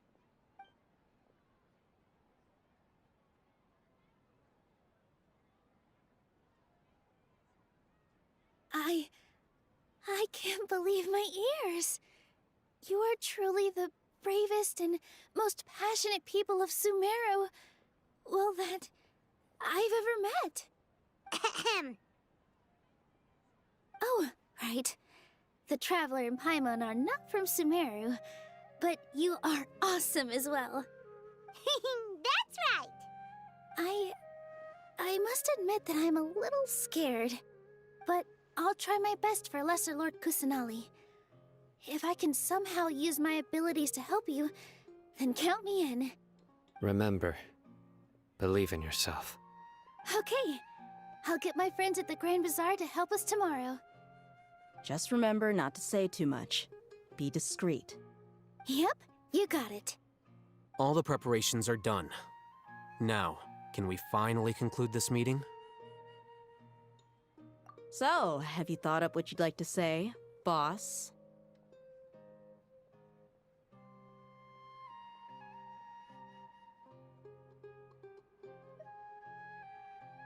Yep, it's a grand plan and we're all super awesome!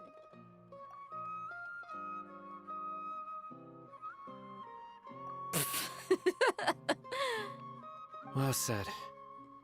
A good night's rest before an operation can be the difference between success and failure. Thankfully, I've had my place to myself recently. It's been nice and quiet. Huh? Oh, nothing. Alright, let's all go home and get a good night's sleep so we can be up early tomorrow! Okay, so I guess that means it's time to say goodnight now. Yep! Good night, everyone!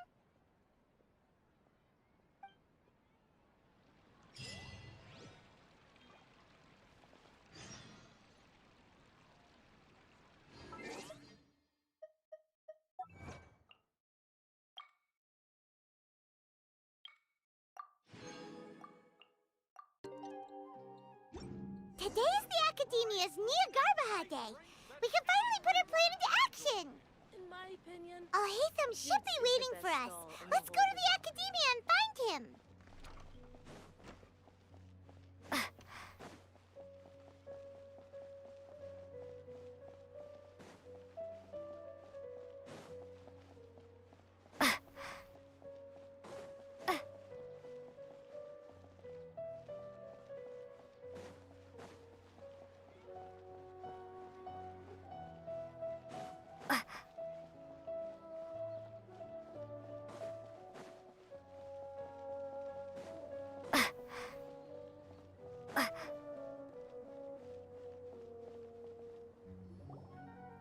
Hello, you two.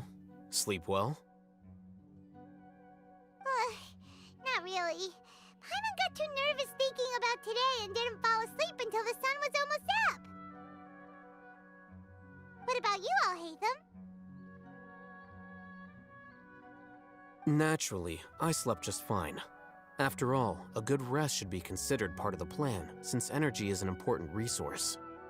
You just want to show off how calm you are. It's crucial to dissipate any tension before we execute our plan. The only thing you're doing is being annoying. Anyway, do you need me to go over the game plan again?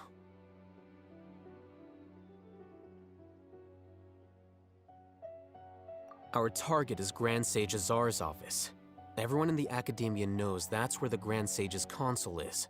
Only they can operate it. Many restricted commands and operations are executed via that console. I'm sure that console has a way to free Lesser Lord Kusanali. You know, Paimon's been thinking, what kind of technology could let the sages imprison even a god? That isn't something they could have accomplished with their scholarly talents alone. In the Sanctuary of Suristhana, there's a device of Greater Lord Rukkhadevata's that she once used to isolate herself while meditating. 500 years ago, the Grand Sage at the time modified the device so that it could no longer be controlled from the inside. They were effectively trapping one god with the power of another.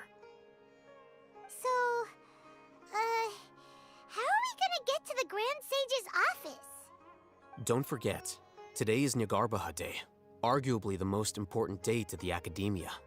The sages and core Academia personnel are busy loading the latest batch of research developments and legal decrees into knowledge capsules so that they can be entered into the Akasha. All the Darshan's researchers have their noses to the grindstone, and the Academia's grounds are flowing with all sorts of people. It's the perfect time for an infiltration. When the Grand Sage leaves his office to supervise the entering process, that's our cue to access the console and free the Dendro Archon.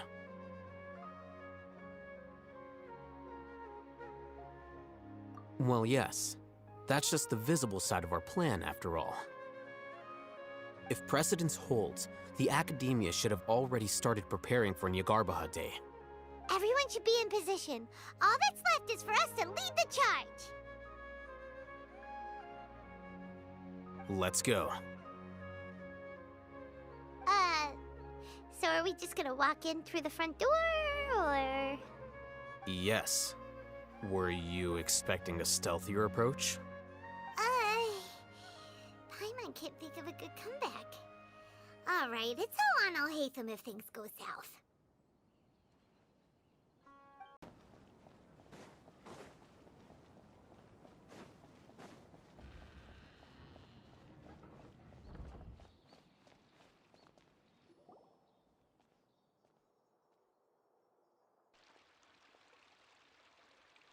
Scribe? Please, wait. Are you Scribe Alhaitham?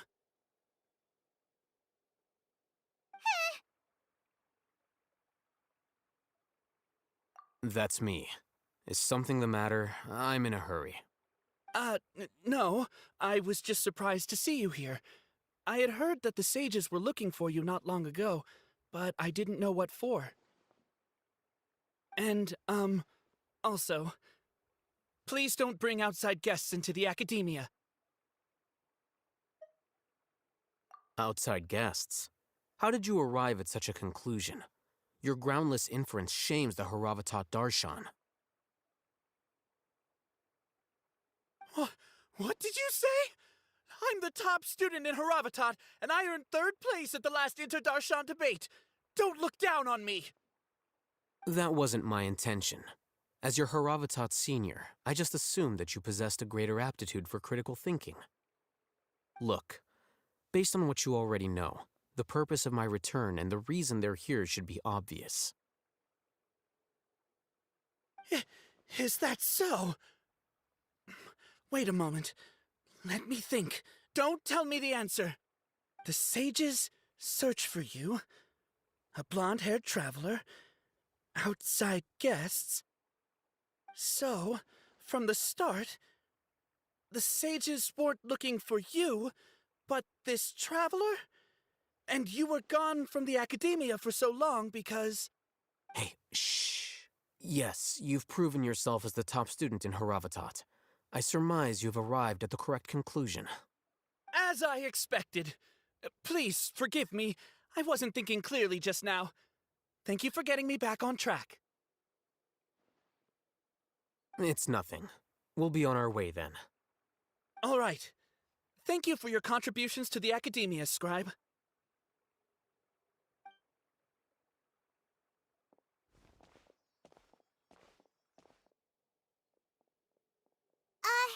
What the heck just happened now? What did he just guess? I'm afraid I don't know either. You have no idea? Mm-hmm. He convinced himself of whatever truth he came up with. That is the so-called pride of a scholar. If someone questions their academic facility, they will instantly feign understanding to keep up appearances. Nowadays, the academia is rampant with this type of scholar. Their obvious farces of intellect only serve to highlight themselves as fools. Wow, so there are special ways to deal with smart people. We don't even need to make up our own excuses. We shouldn't waste any more time. It would be problematic if we missed our window of opportunity. Let's go.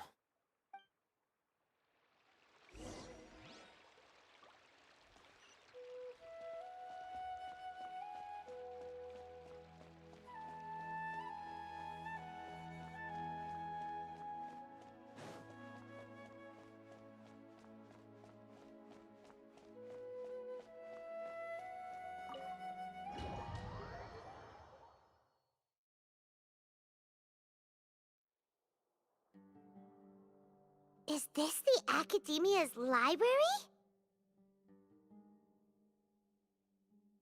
Indeed. Known as the House of Dana, it is quite possibly the most extensive special collections library in Teyvat.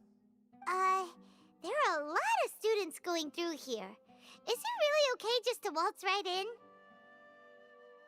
The Academia marches to a fast beat, especially since it's Nagarbaha Day. They're all occupied with their own matters. Just act natural. Now, hurry along.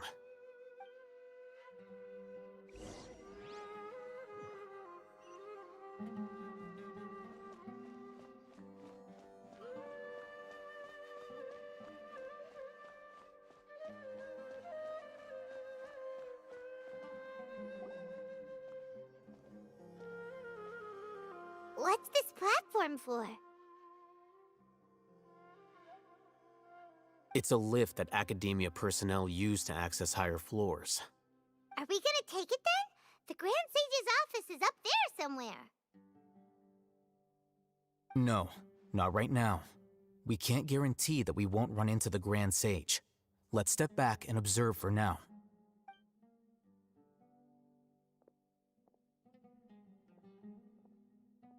You think the Grand Sage will exit from there?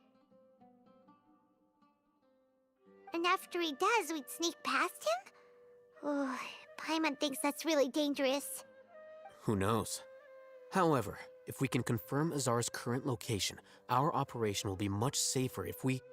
Allow me to offer you a hint. If you wish to know his location, look behind you.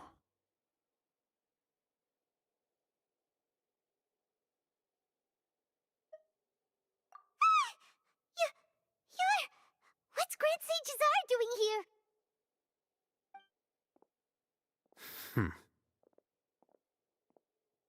Do not tell me you believed the Academia would not grow suspicious of you after such a prolonged absence, scribe. An eyewitness had informed me of your whereabouts, so I came to personally welcome you. Grand Sage, I didn't expect you to care so much about me. I'm truly flattered.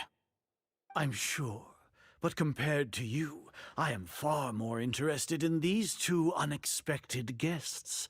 You are the Traveler and Paimon, correct? It's a pity that only now have I been afforded the opportunity to formally meet two of Sumeru's most esteemed guests.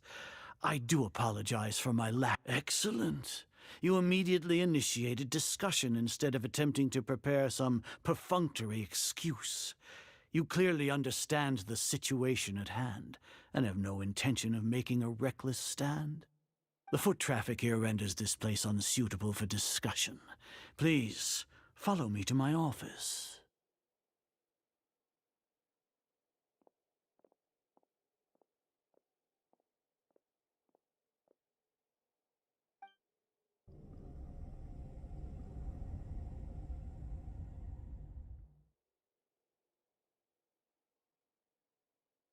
This place is crawling with guards. There's no way out for us. All right then, Traveler. What did you wish to discuss with me? Today is Niagarbaha Day, so I still have many responsibilities to attend to. There is little time for idle chit-chat before I detain you all. You seem to know quite a bit about our endeavors. If that is so, then you should be praising our great work, rather than using your trivial misgivings in a futile attempt to sway me. Trivial? Then tell me, what do the Fatui want from me?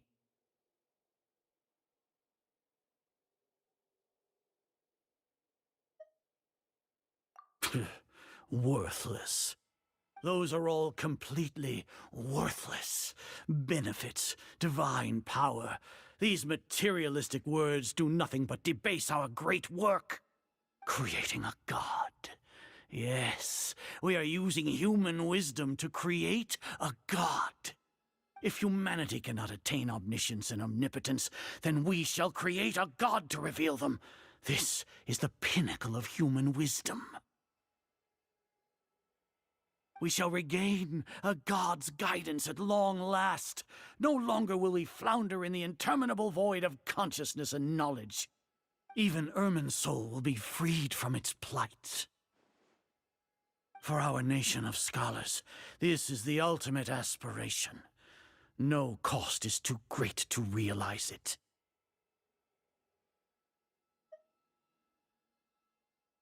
You will never understand the rapture of having a god be born within your very hands. With your degree of knowledge, you cannot even comprehend such an emotion. Gods exist on a plane that far eclipses humanity's. Lesser Lord Kusanali, what can she even do? Care for the people? Fend off sandstorms? Fabricate silly fairy tales? These are but child's play for the Academia. Does that make us equal to the gods? We are a people favored by Greater Lord Rukkhadevata. Though I may have personally not seen it, our forefathers bore witness to true wisdom. The ascension of the Lesser Lord has brought nothing but bewilderment to the scholars. They all ask, is that truly what true wisdom is supposed to look like? With that in mind, it is better to keep her isolated in the sanctuary of Suristhana, so our academy will not become embroiled in turmoil. What a pathetic justification! Do you really think that only the super smart or powerful should be able to call themselves gods? As per your judgment, Grand Sage, they are indeed dangerous individuals. Not only are they acting against the Academia, but their ideologies have the potential to lead scholars astray. Looks like there really was merit in my assignment. Alhaitham? Are you talking about us? Anyway, I've brought them to the Academia as ordered, but it took some time and trouble. Oh, that reminds me. Here's the investigation report you had requested. It's a summary of my time spent with the Traveler, an array of information about her ready for your perusal. Oh, Haytham! So you're still on the Academia side! We finally started to trust you!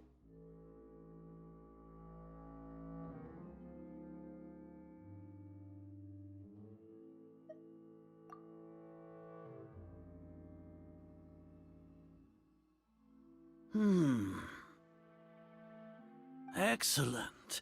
Detailed contents with no errors. I would expect nothing less than an immaculate report from the scribe. As it is Niagarbaha Day, I'll enter the information on you into the Akasha. Surely you know what that means. We'll be monitored, just like Cyno. With the Akasha's calculation prowess, all of your actions will be predicted with an accuracy of at least 98%.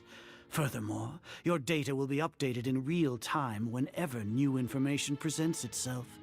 To put it into words you can understand, wherever you go, you will be walking under an invisible leash. This is Sumeru's greatest penalty for dishonest persons. Are you not familiar with the concept that great responsibility begets an equally great suspicion? In any case, you are Sumeru's most concerning external variable. Locking you down will greatly decrease the chance of any undesirable outcomes coming to pass. You're despicable! Despicable? Perhaps from your perspective, but I suppose you had mentally prepared yourselves for this, no?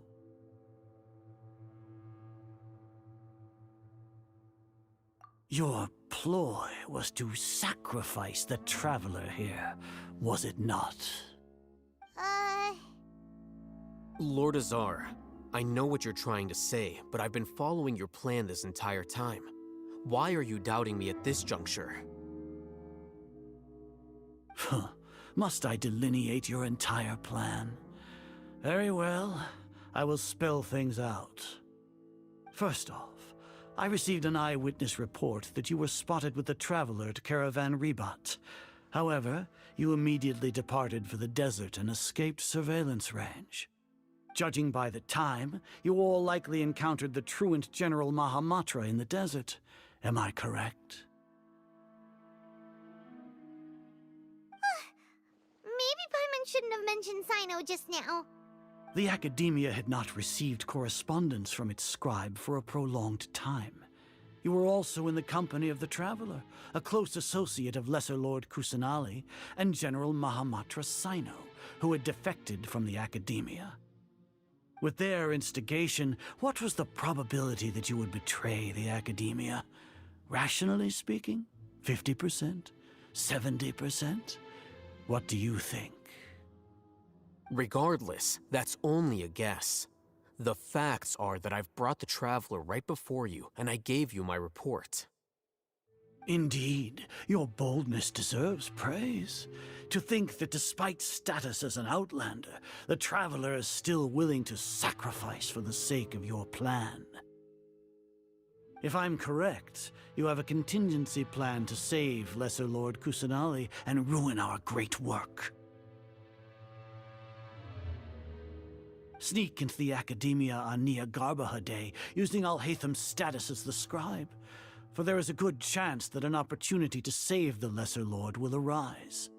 Should your intentions be discovered, Alhaitham will turn traitor and sacrifice the Traveler, thus proving his innocence. He can then stay inside the Academia and continue searching for a way to proceed forward. As for Cyno, according to the Akasha's calculations, he will soon return to the Academia and confront me in person. I suppose this is also a part of your plan?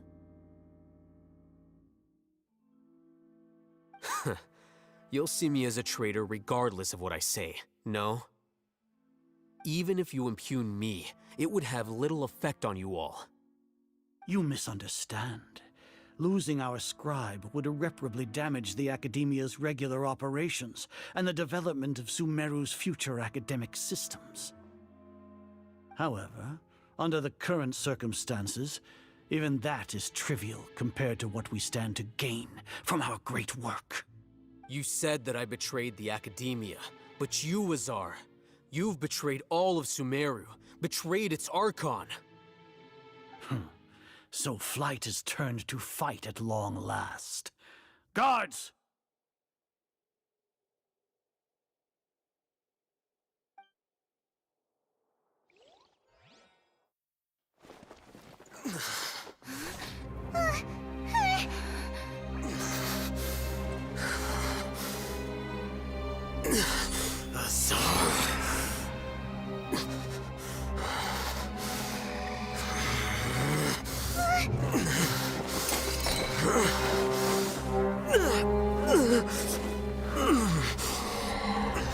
Well, what do we have here? So you stole that divine knowledge capsule. Traitor! You traitor! Even the most rational scholar will yearn for the power of a god in a moment of desperation. Aren't you doing the exact same thing as me, Alhaitham? Unfortunately for you, no god will lend you their power. Azar!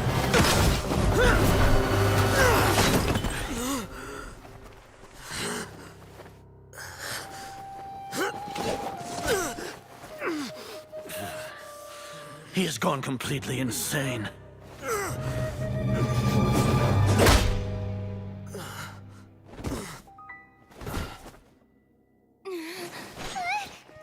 Take him to the Matra and exile him to Aru village. Then find someone to take these two to the confinement room. I'll deal with them later.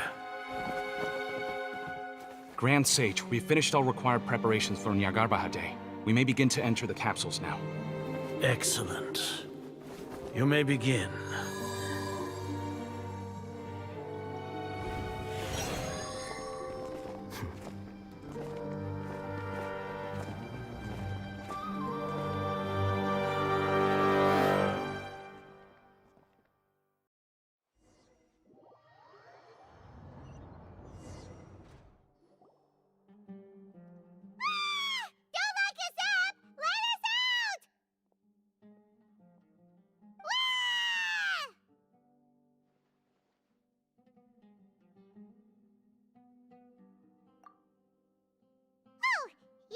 Paimon got a bit carried away there.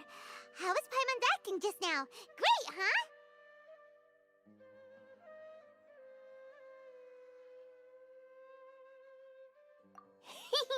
Everything's going according to plan so far. We made it into confinement, and Alhaitham's probably done with his part too. We even managed to trick Grand Sage Azar. Alhaitham sure knows how to cook up a plan. What are we doing next? Paimon has trouble remembering things when she's worked up. Right. Paimon thinks it went something like this. Apart from that, we still have yet another goal in the first stage of our operation, which is to send the Traveler to the confinement room. What? Why do we want to get her locked up on purpose? She's always been the person the sages are most afraid of, as well as the greatest obstacle to the successful implementation of their plan. They are very aware of the risk she poses to them. Once the Traveler is imprisoned, the sages will likely think that everything is under control. And with their guard down, the next phase of our plan will have a much higher chance of success. I can already see the pompous looks on their faces. Oh, that's a super tricky plan. But Paimon still thinks it's not really worth it. That isn't the only reason, of course. She has a more important task once she's in confinement. According to the Academia scholars in Ramon's custody, Lesser Lord Kusanali has sealed off her consciousness in the Akasha ever since she was captured by the Doctor. That way, they can't pry any more information from her.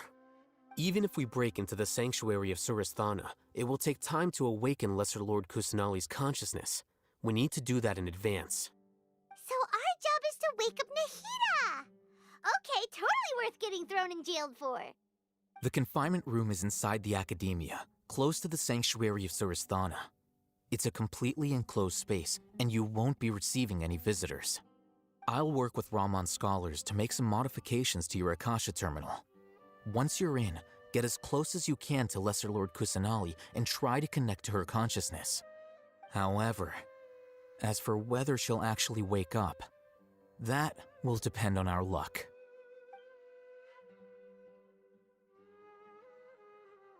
Oh, no wonder you've been wearing your Akasha terminal today. It's the one that Al-Haytham modified. Paimon thought they'd take our Akasha terminals when they'd locked us up in here. Were they being careless?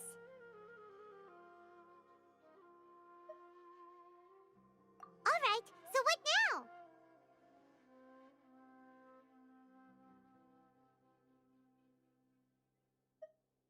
Sounds easy enough. We can finally talk with Nahida after all this time. Let's do it.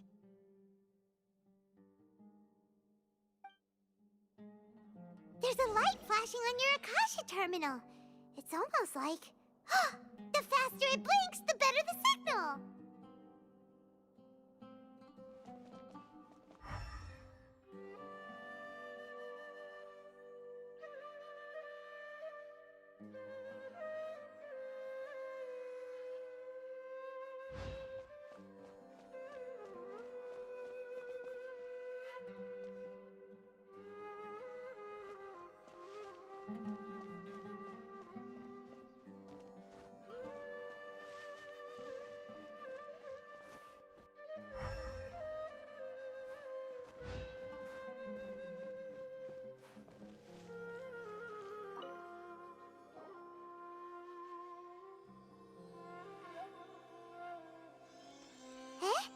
Is this the right spot? Are you getting anything?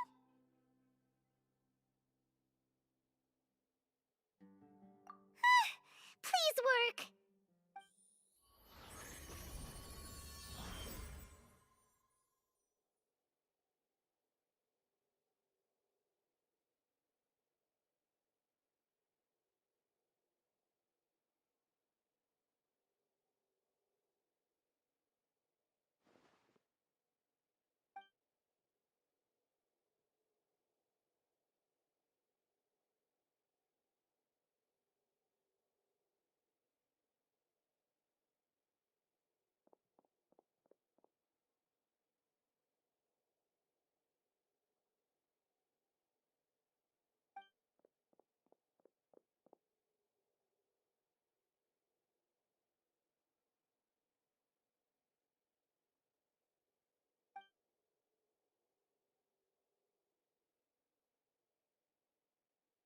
Nahida! Hey, Nahida!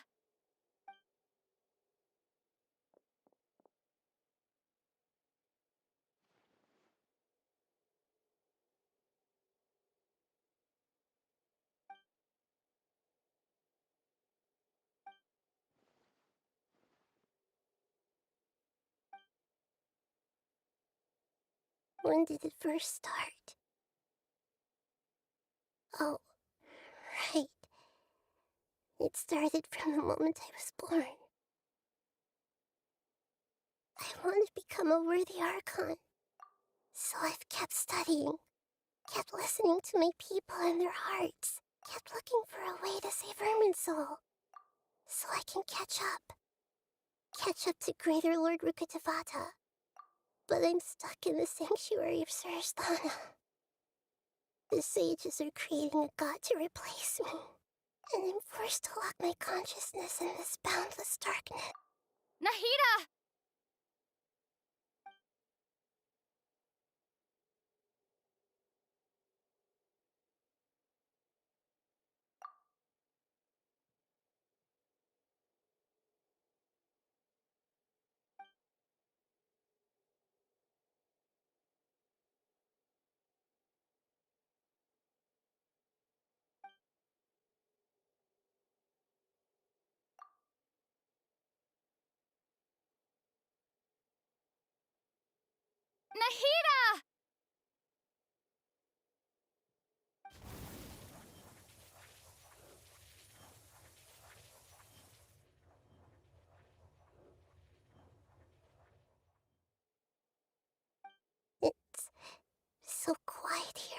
Now that I think of it, I don't think I've ever actually listened to my own inner voice. Do Archons have them?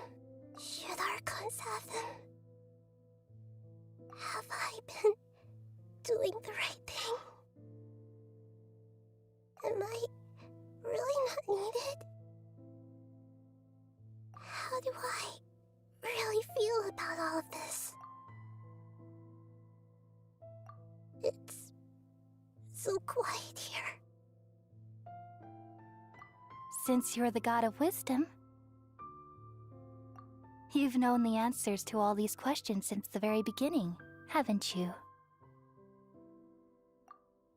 Who are you? Whose voice is that?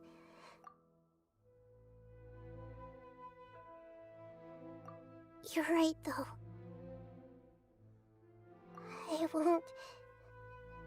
I won't ignore my own voice.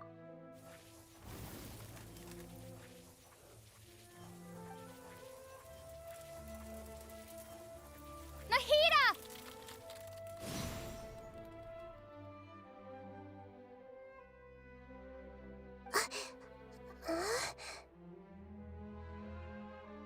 Nahida? Did you wake me up? Thank you. Why are you here? We're here to rescue you. Are you alright? I'm fine. It's just... when I think of everything that's happened to me, I feel really angry now.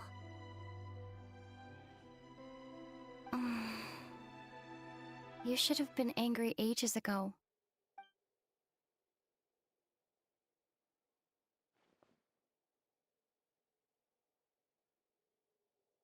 Huh? Oh, you're back! How's everything? That's wonderful news! Great! We weren't locked up for nothing!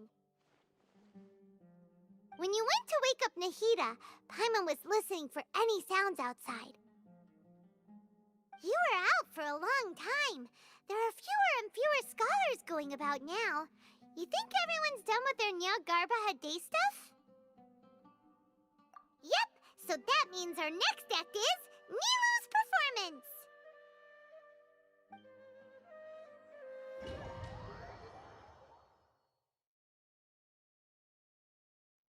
Nilou, are you sure about this? You're taking such a great risk for them. I'm sure, and I'm going. You know that I don't like to pass up any opportunity to dance, and this one is especially important. All right. You seem to have a lot of trust in them, so I won't say more on the subject. But if anything happens, the few of us here may not be able to help you. Don't worry. They've been through worse. Everything's going to be fine. All right.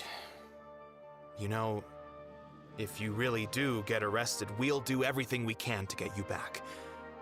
Be careful, even if it's only for our sakes.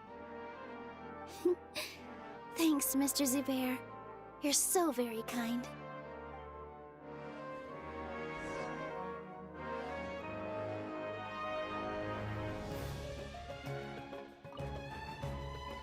Always remember that your safety comes first.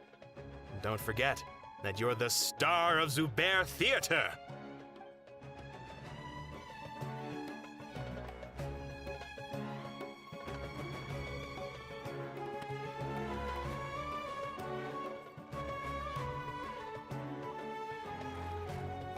With all my strength. Dip.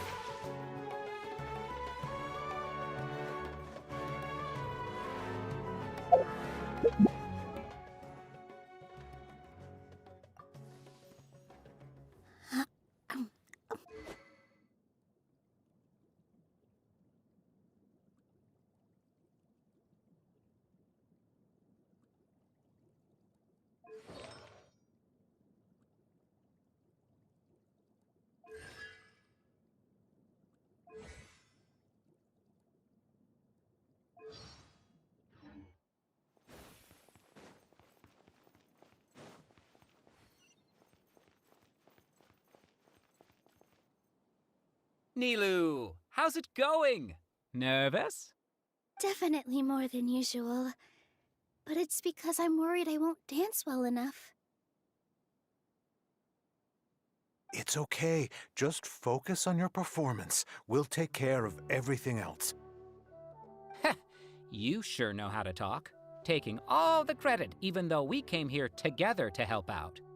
Well, thank you both. I'll have to treat you to a meal after all this ends. I really, really appreciate all of your help. Ooh, that sounds great. Ha! How can we say no to that? All right, let's get back to business. Nilou, we'll be here to keep people from going to the academia so they don't interrupt your performance. I was planning on telling them something like, the Academia's been conducting a weird experiment, and some of their test subjects escaped. It's really dangerous there, so stay away. Oh, you couldn't think of anything better? Oh well, I guess it does sound like something the Academia would do. I think it sounds great. I'm counting on you guys. Don't worry, it'll be a piece of cake.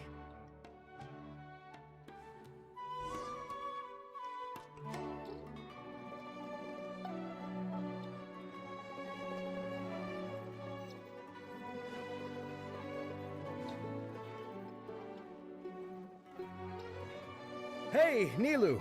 Sorry, it's great to see you, but I'm really busy right now. Our Bait People Away with Yalda Candies plan is working beautifully. Do you want some candy? We have more than we can give out. Vihar, thank you so much for doing all of this. And even dressed up as the Knight of Flowers, no less. I'll pass on the candy, though. I cut back on sweets in the period leading up to a performance, and I'm about to start one.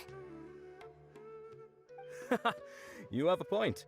The stage is cleared and everything's ready, so you can start your performance at any time. Yeah, thanks to you. I'm really grateful. All right, time to hit the stage. You're welcome. The honor's all mine, since I'll have such a great view of the show.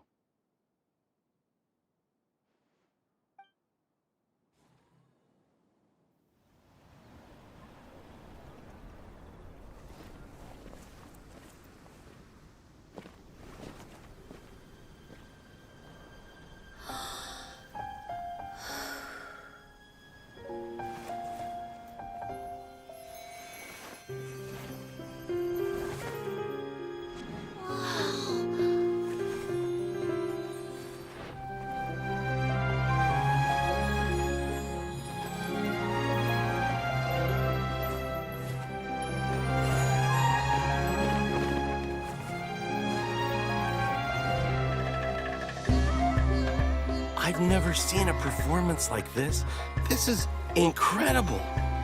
Yeah, but I heard that public performances like these have been banned. I can't believe she's doing this here.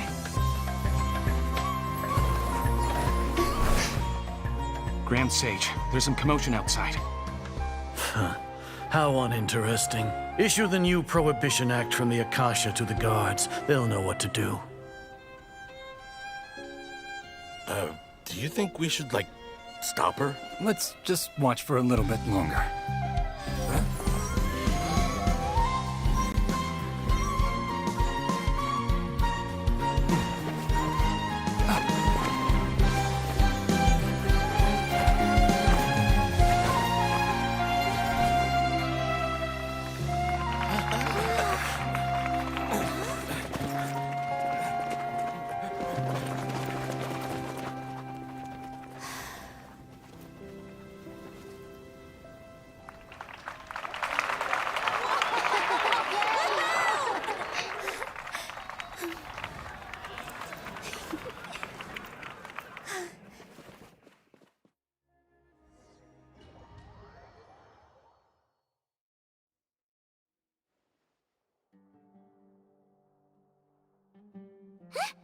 Did you hear that?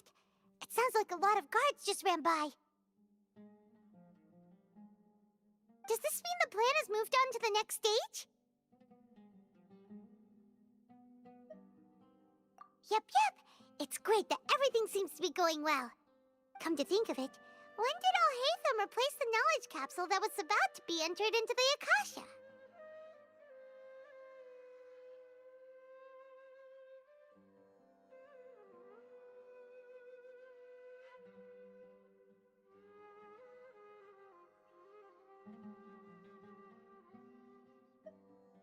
Oh, so that's when he did it!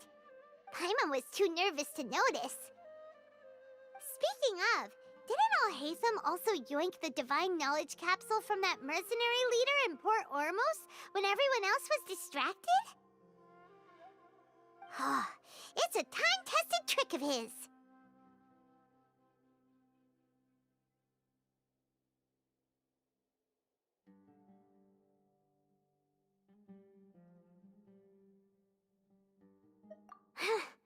Why are we complimenting him? Yeah, he's smart and all, but he still makes Paimon's blood boil. Let's review our plan for this stage again. It's not like we have anything else to do right now anyway, and it'll help us feel more confident. Paimon remembers that Nilou's task was supposed to go a bit like this. Now that Lesser Lord Kusanali's consciousness has been forcefully sealed, the core figures of the Academia and their guards have started to wear their Akasha terminals again. With the Doctor's technological support, they think they have nothing to fear. How despicable of them to rely on such a person. But this is also our chance. I was originally asked to draft the knowledge capsule for the Artistic Performances Prohibition Act when I was still at the Academia. It should be on the Grand Sage's desk right now, and will be entered into the Akasha during the next Nyargarbaha Day. Are they really going to stop all artistic performances? That's horrible! I'll make an identical knowledge capsule, but this time, I'll smuggle some misleading information into it. We only need to find an opportunity to switch the capsules. Once it's been entered into the Akasha on Nyargarbaha Day, if someone were to be seen performing in public, the sages would definitely use that opportunity to announce the ban, and so the misleading information will be disseminated amongst the guards. Sure sounds complicated, but it seems like if everything goes well, we'll be able to get rid of all the guards in the Academia without any effort. That's pretty clever, getting right into their heads. I just have one question. Even if we manage to get the misleading info out to the guards, how can we be sure that they'll believe it? People who are used to relying on the Akasha become less inquisitive, and their ability to distinguish truth from misinformation is significantly reduced. They will view everything the Akasha releases to them as the unequivocal truth. The Akasha will turn humans into machines. I've seen it happen many times.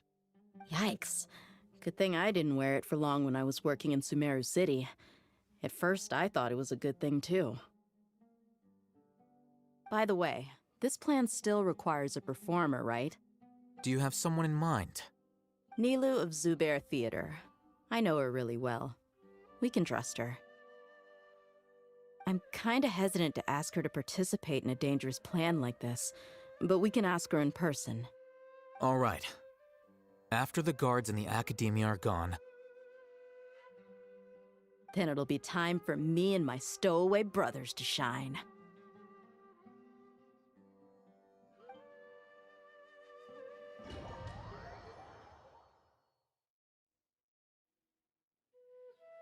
Here they come. Did you see that, Raman? They came out from the Academia in droves.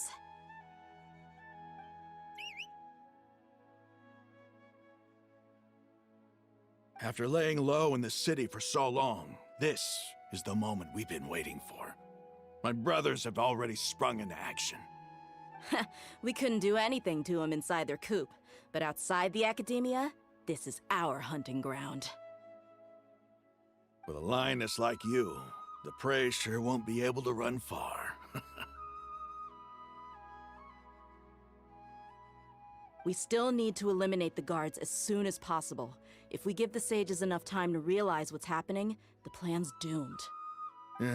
All they've done is to sit on their cushy salaries and twiddle their thumbs all day while we fought and struggled every day in the desert.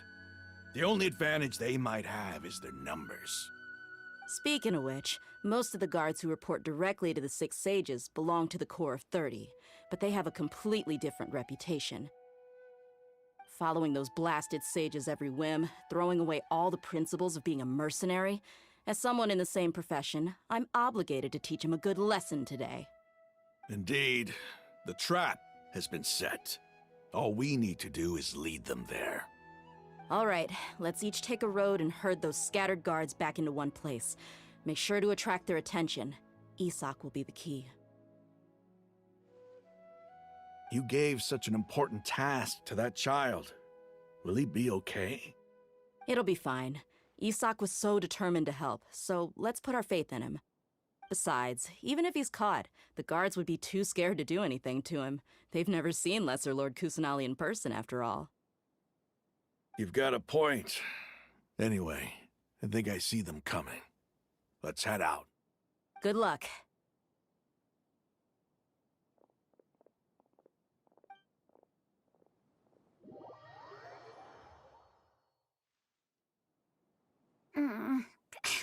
This outfit. Hey, do you remember what you need to do, Isak? When the guards get here, you'll pretend to be Lesser Lord Kusanali and run away from them. Oh, yeah, I remember. Of course I do. I'm just a little nervous. Relax. Don't think about getting caught. Even if that happens, we won't leave you behind. You only need to think about getting the guards' attention and leading them to the Grand Bazaar. Leave the rest to us. Okay, got it. I'm here to pay back Lesser Lord Kusanali for helping Grandpa. I won't get cold feet. Hey, they're here. I can see the Academia guards.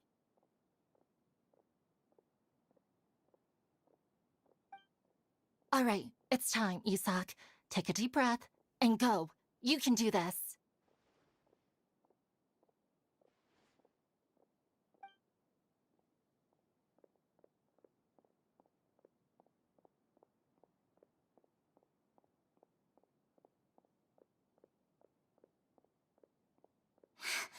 Why is there a guard over there? Did he already run ahead of me? This is different from our plan. But there's no time. I need to make a choice.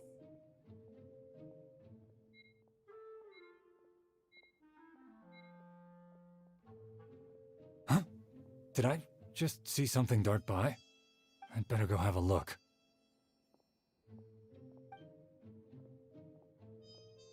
Were my eyes playing tricks on me?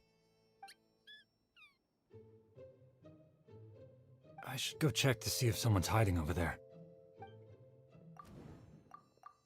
There seems to be nothing here. Just a... Good thing they didn't find me. That was close. I'd better hurry and keep going.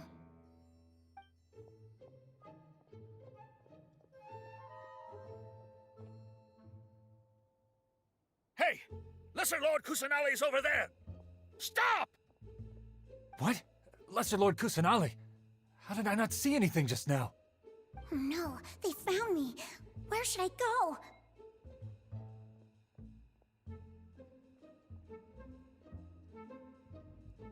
Hey! Lesser Lord Kusanali's over there! Stop! What? Lesser Lord Kusanali? How did I not see anything just now? Oh no, they found me. Where should I go?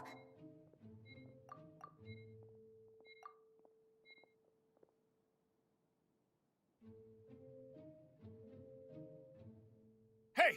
Lesser Lord Kusanali's over there! Stop! What? Lesser Lord Kusanali? How did I not see anything just now? Oh no, they found me. The target suspected to be Lesser Lord Kusanali has escaped into the Grand Bazaar. Assemble and arrest her!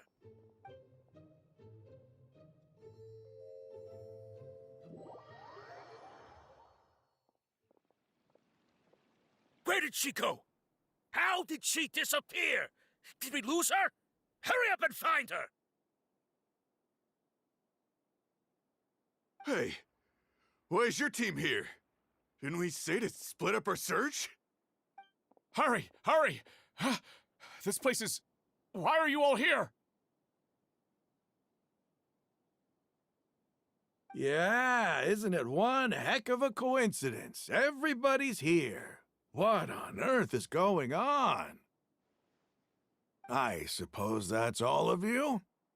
Who are you? Did you set us up? What are you planning? Phew, that was rough. I almost got caught. Little brat! So you're not actually Lesser Lord Kusanali. Who exactly are you all? Eremites from the desert? Just some colleagues. Think of this as a business competition, or a personal grudge. After stepping into our traps, stop thinking of yourselves as hunters.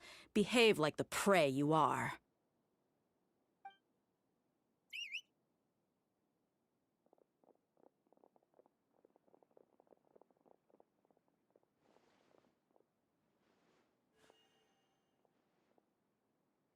An ambush? How's that possible? This is Sumeru City, but mercenaries from the desert somehow ambushed us! You've spent all your time hiding away in the academia. This place has long since become our hunting ground. Brace yourselves!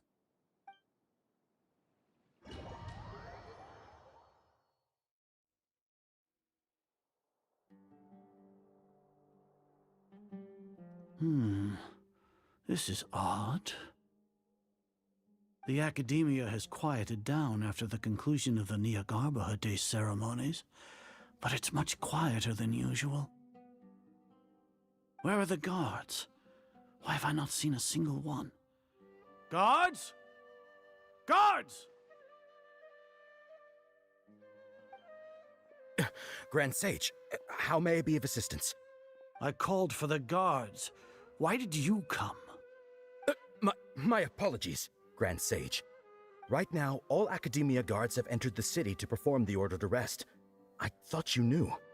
Arrest? Who is there to arrest? I have an ominous feeling. Arrest Lesser Lord Kusanali, right? Is that not what the order was? Lesser Lord Kusanali? You mean she has disappeared? Yes. I wouldn't dare make up something like that. Right now, everyone is in a panic, and many are saying that Lesser Lord Kusanali will take revenge on us. What happened? Just what is going on? Lesser Lord Kusanali somehow escaped? Was it Alhaitham and his party that freed her? That's impossible. The Academia is heavily guarded today, and any order to release Lesser Lord Kusanali would be strictly confidential. Besides, Alhaitham and the Traveler are already in our hands. What manner of trickery did they employ? How could Lesser Lord Kusanali disappear into thin air? Disappear? Wait. How was the arrest order distributed to the guards? It was issued by the Akasha earlier today. Only you have the authority to send messages like that, so I thought it was your order. Let me check.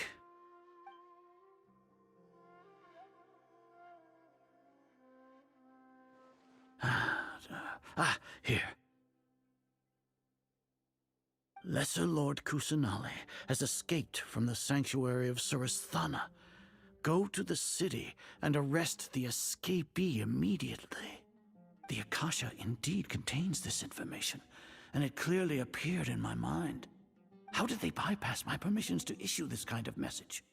Was it the report about the Traveler that Alhaitham submitted? No. I specifically checked that knowledge capsule before entering it into the Akasha. Could that have been a red herring? Well, even if I figure it out now, it won't make any difference. The important thing now is to confirm Lesser Lord Kusanali's status. Have you been to the sanctuary of Surasthana to confirm that Lesser Lord Kusanali has indeed escaped? Confirm? No, I haven't. It may be a bit offensive to say this, but Grand Sage, what you're saying doesn't make any sense. How can the information in the Akasha be inaccurate? What the Akasha decrees is fact. That is common knowledge to all of us. If we have to confirm the information and knowledge from the Akasha ourselves, then how is that any different from us learning that information ourselves? Wouldn't Greater Lord Rukkhadevata's legacy lose its meaning that way? In the beginning, it was I who asked you to believe in the Akasha, to believe in the legacy left by Greater Lord Rukkhadevata. Are you trying to use my words against me? No, Grand Sage. I'm merely confused because I believe in you. I never meant to refute you. Stay here and see if there are any suspicious people around. I'll go to the sanctuary of Surasthana on my own. Yes, Grand Sage.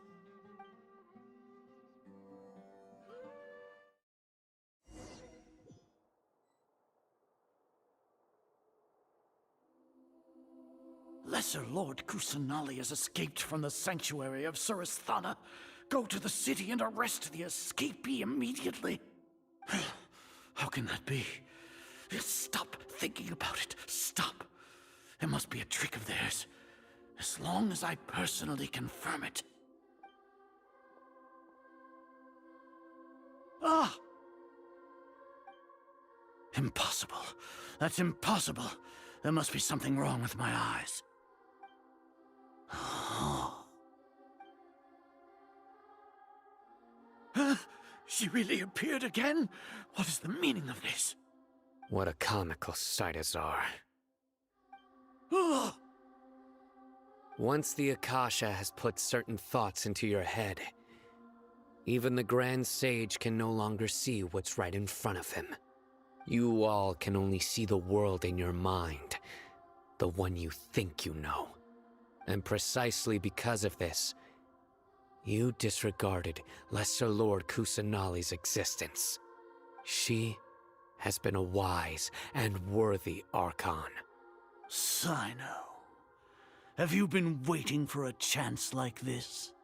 The Akasha predicted that you would return to the Academia to confront me, but I didn't expect it to turn out like this. I was careless. No, you were blinded. Your faults stem from your reliance on the Akasha. You're still the same as always. I truly did not expect a proud person like you to cooperate with Alhaitham and the Traveler. People change, Azar. Admit it. The Akasha can't predict my actions anymore. Then tell me, what have you found during your investigation? You want to buy time? This is the sanctuary of Surasthana. Under your own regulations, even Academia staff are forbidden to come here. No one will come to save you. As for the investigation, I've at least confirmed that you are guilty of insurgency against the Archon. A serious crime. So what? Did you do all of this so I would plead guilty in front of you, General Mahamatra? No. I want you to plead guilty in front of the Archon herself. You once said that I had no standing to judge you. So now, how about judgment in the name of a god?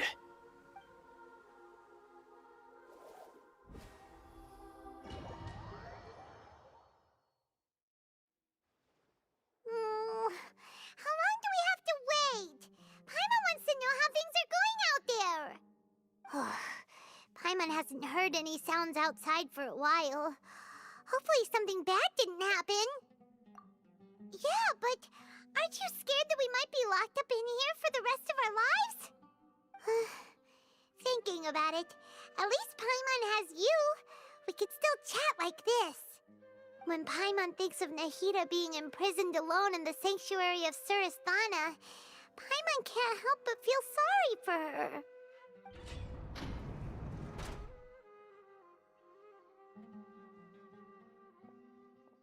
Here comes your savior. Dehya! Paimon just knew you would come to rescue us!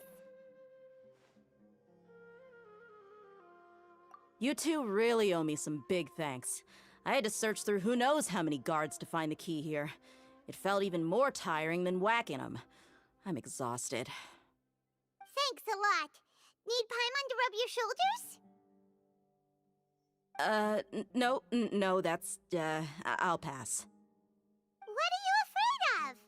Oh, are you ticklish? Now isn't the time to talk about being ticklish.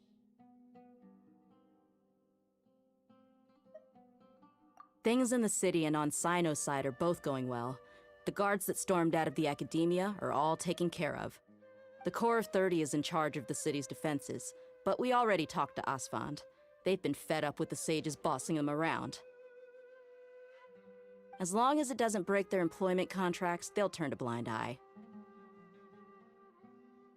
That's probably because you've been super great friends with them for a long time. So, how's Cyno doing? The Grand Sage is in his custody. Even I know how terrible it is to fall into Cyno's hands, so he probably does too. Cyno forced him to release Lesser Lord Kusanali. He has no choice but to obey.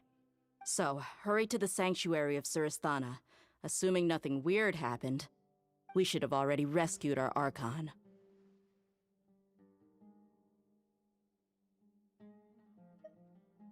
Honestly, I didn't expect our ragtag bunch to do this well. We just came together last minute to save the Archon, you know? Alright, you two better go. I still have to clean up some messes in the city. See you around.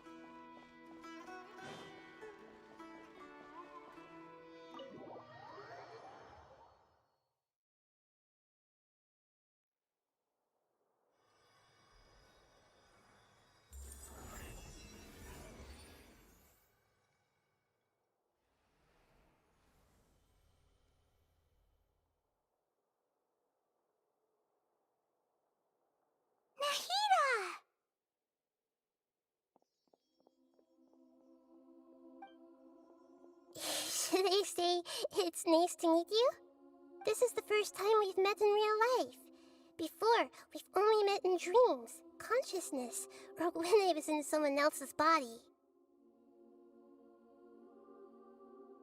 Thank you so much for coming to rescue me, but I also need to apologize. During this time, I did some self-reflection. My sense of inferiority and yielding to the academia led to all of this, and created so much trouble for you all. Exactly! We're here because you're a good Archon and one of our friends! Thanks, you too. Amazing. So this is how it feels to walk out of that cage with my own body. It's like I just had an endlessly long dream. I can't even tell if I just woke up or was only now born into this world. My concept of self has become so clear. But now doesn't seem to be the time to indulge in this feeling.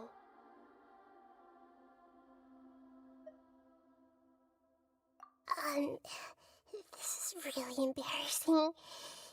You all just rescued an Archon, and now she needs your help to save her country, and even the entire world. It's okay. With you here, Paimon's sure that everything will work out. There's one more thing. What is it? For all the things the Academia did to me, and for all the folly it committed in the name of wisdom, as their Archon, I will make them pay. Ah! Wow! That's the spirit! You're finally yourself and not letting people walk all over you. I understand now. To be a better Archon, I first need to better myself. If you haven't even figured out how to be a caterpillar, how can you be a butterfly? Yes, true. That reminds me. I wonder how far along the Academia is with their god creation plan. We need to hurry and prevent the birth of that false god. I need to make some preparations. Since I'm now free, I can establish a direct link to the Akasha and control it. First things first, I need to remove the restrictions that the doctor put on me in the Akasha. After that, I'll make some adjustments and revoke the sage's permissions. The Akasha will then be like how it originally was, only operable by the Archon. After all, the Academia betrayed Greater Lord Rukkhadevata's trust. This might take some time. In the meantime, you should also work on your own preparations. If we don't stop the god creation plan in time, we'll be in for a tough fight.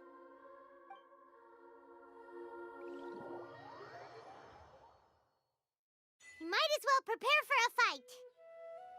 When we're done, we can take a walk around. After all, we missed out on a lot of stuff when we were locked up.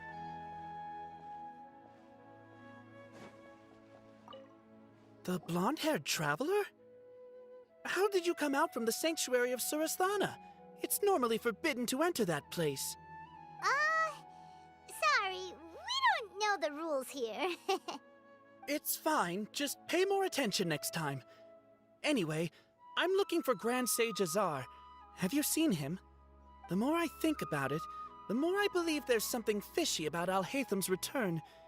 I need to let the Grand Sage know somehow. You're finally starting to put two and two together.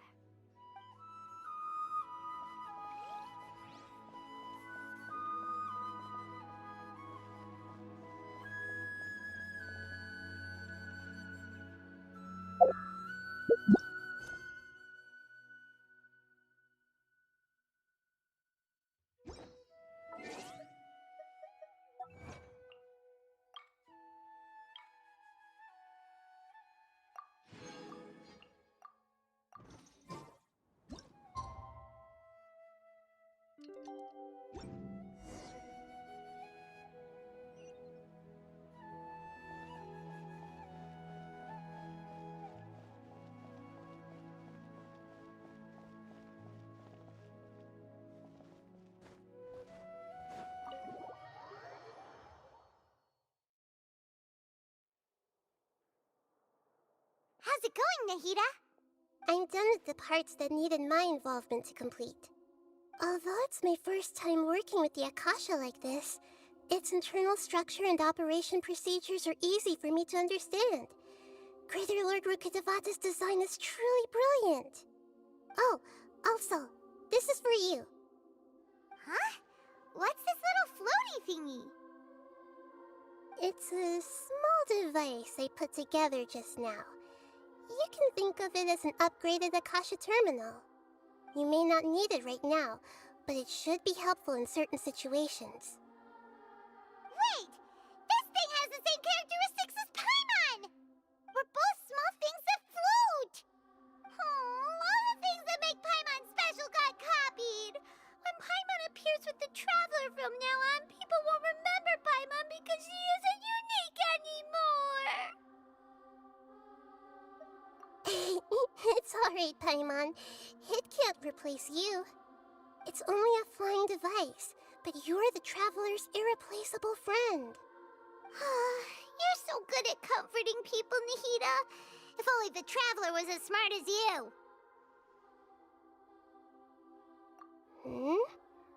I was simply telling you what I feel to be the truth. I wasn't trying to comfort you. Nahida, you're natural at this. What you just said made Paimon even happier.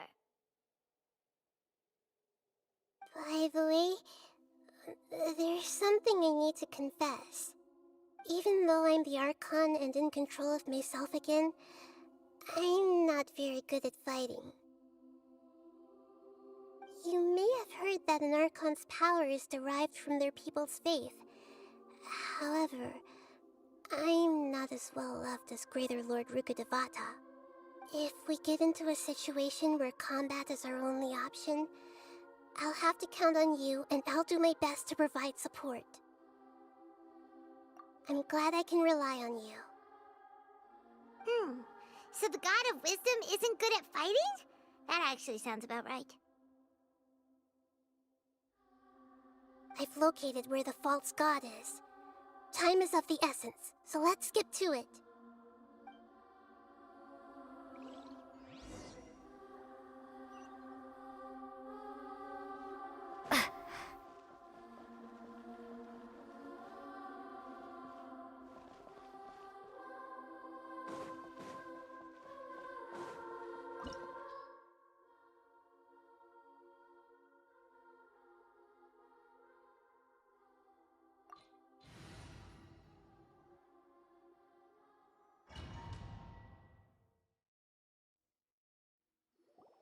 What is this place? Is this really the way we need to go? Wow. Who would have thought there'd be a place like this hidden right slap bang in the middle of the city? The sages wanted to realize their god creation plan without being discovered. The safest and most convenient way would be to build within the academia itself. That's true. They were already hiding one god, so why not two? Judging from the structure here, the project is a huge undertaking. The sages really saw the god creation plan as their ultimate goal. But this place doesn't look like it could have been constructed by the academia alone. The Fatui under the Doctor sure didn't hold back. They provided a lot of technological support. Yeah, or else they wouldn't have been that generous. Is that it, though? I've always felt that this Doctor is different from the Academia sages. He doesn't seem to share their sense of urgency. Instead of being interested in the end product, it's like he's enjoying the experimental process. The Fatui Harbingers are all such weirdos. So, the Doctor being weird is actually normal. So, this Fatui that they're trying to turn into a god is called the Balladeer? We had previously come into contact with his consciousness. He harbors particularly strong obsessions. One is the desire for a gnosis, since he was created to be the vessel for one. The other obsession is probably related to his past. I can't quite explain it. Paimon knows that he was a prototype puppet for the Raiden Shogun before he became a Fatui Harbinger. That's why he wants a gnosis so badly. There's no way he'd willingly be a test subject. Now with that temper and ego of his. It sounds like you know the Balladeer quite well.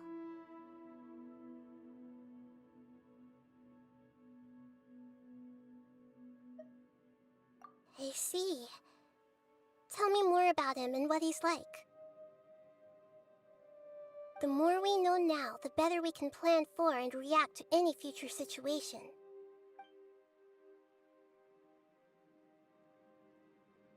I see. How fascinating. Alright, time to go. Let's get through here and meet him in person.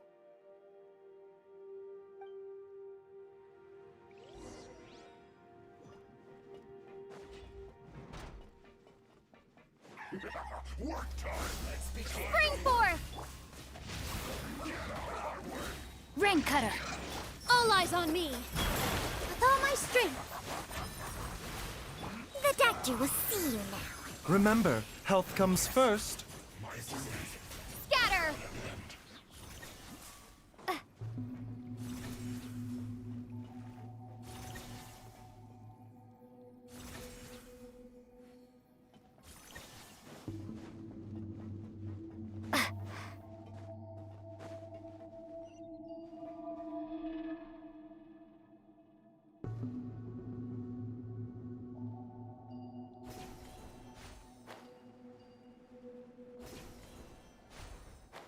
It looks like we can climb up these pipes.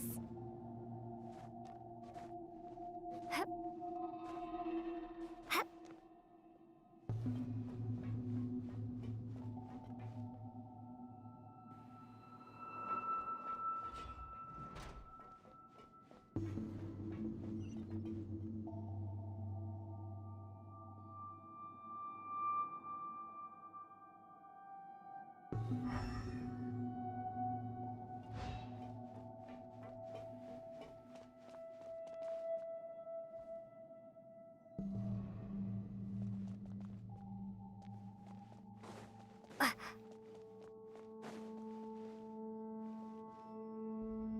The pattern on the ground seems all messed up. Let's go around and see if there's a way to fix it.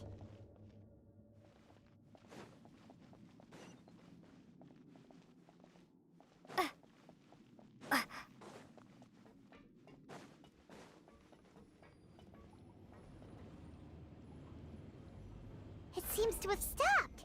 Let's continue.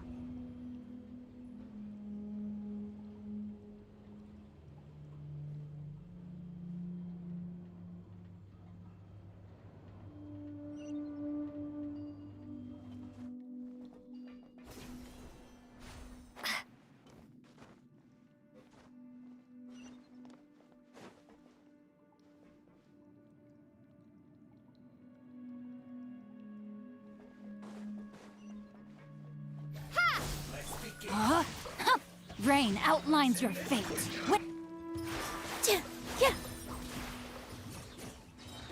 Dance with the waves! Germinate! A bitter pill to swallow. This is it.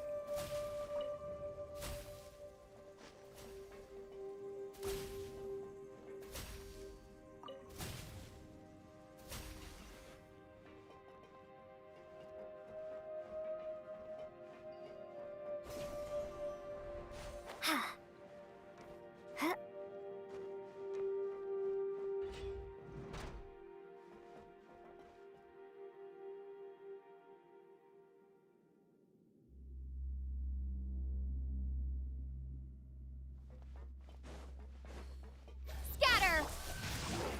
No, my sword! Rain cutter!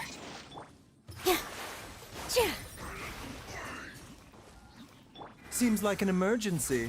The doctor will see you now.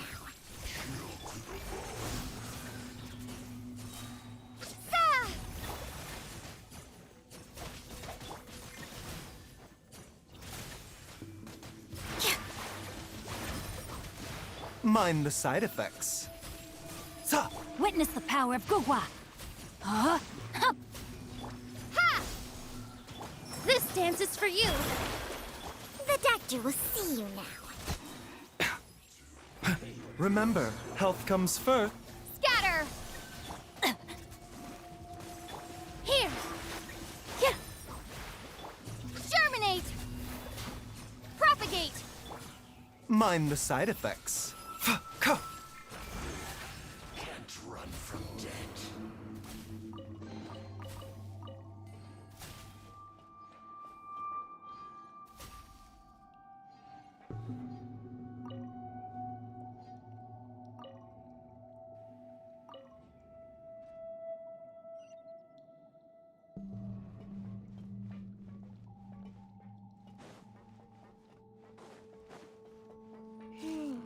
The cart is stuck.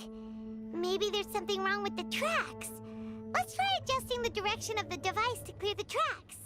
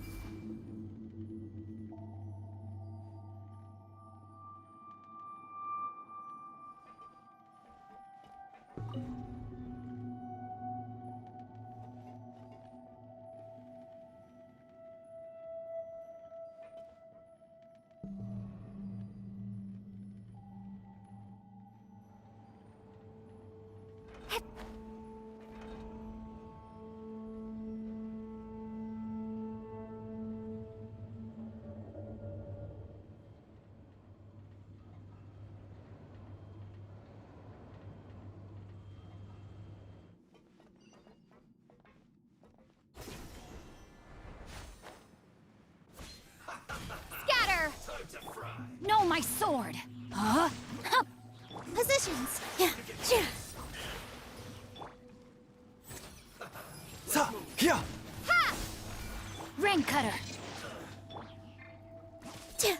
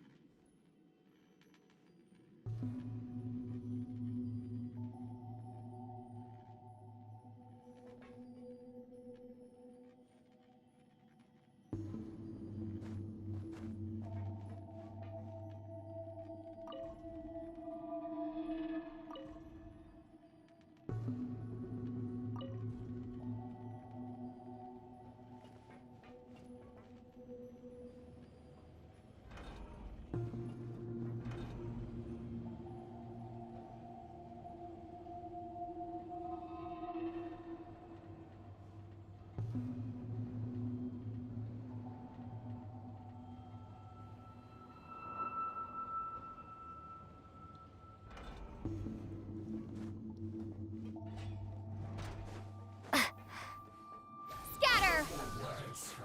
Rain outlines your fate. Witness the power of... All eyes on me! With all my strength! Yeah! Yeah! Yeah. Propagate! Yeah! Sa, ka, fa. Sa. Taking a turn for the better. Huh? Huh. Let me weave you a verse. Here! Huh. Yeah.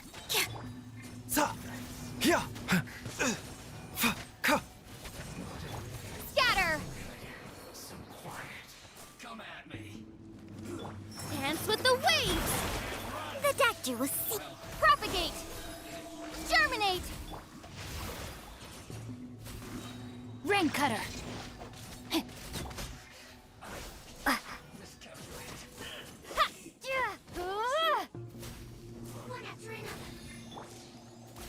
Positions! Yeah!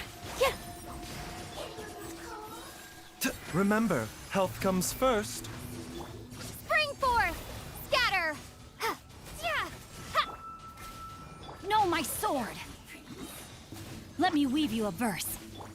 Propagate! Yeah! Ha! Yeah! Ha! Yeah!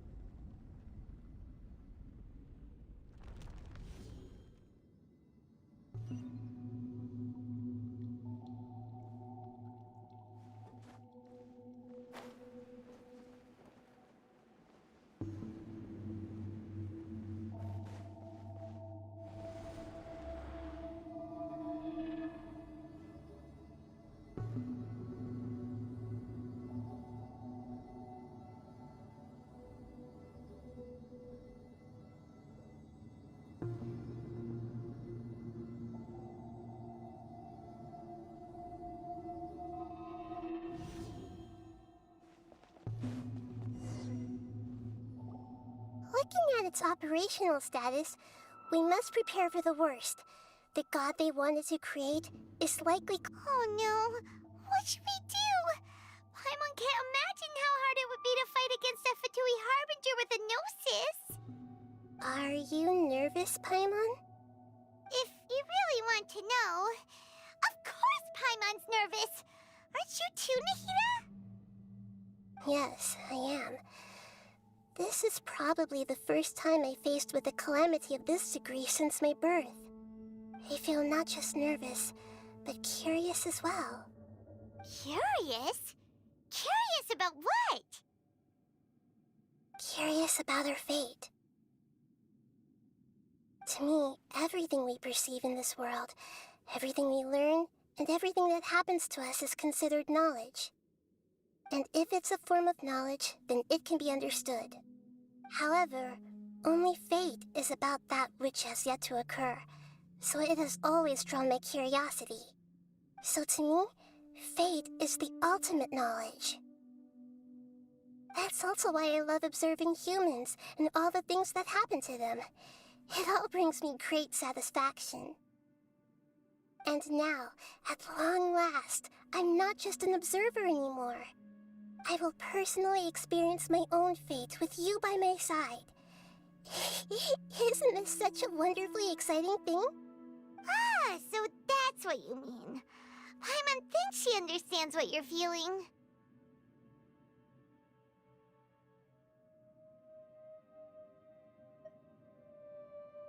Agreed. Okay, let's continue on. I can sense his aura from here.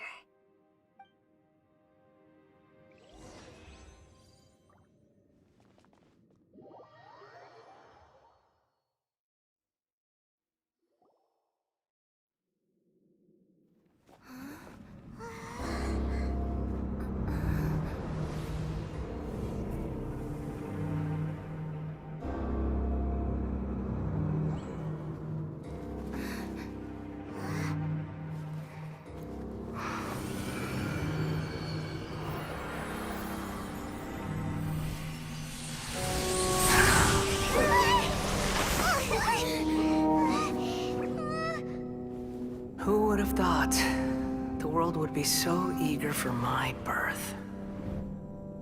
I remember you, Booer, the god of wisdom, and standing beside you, the traveler. Is he all-knowing and powerful now like Greater Lord Rukkhadevata?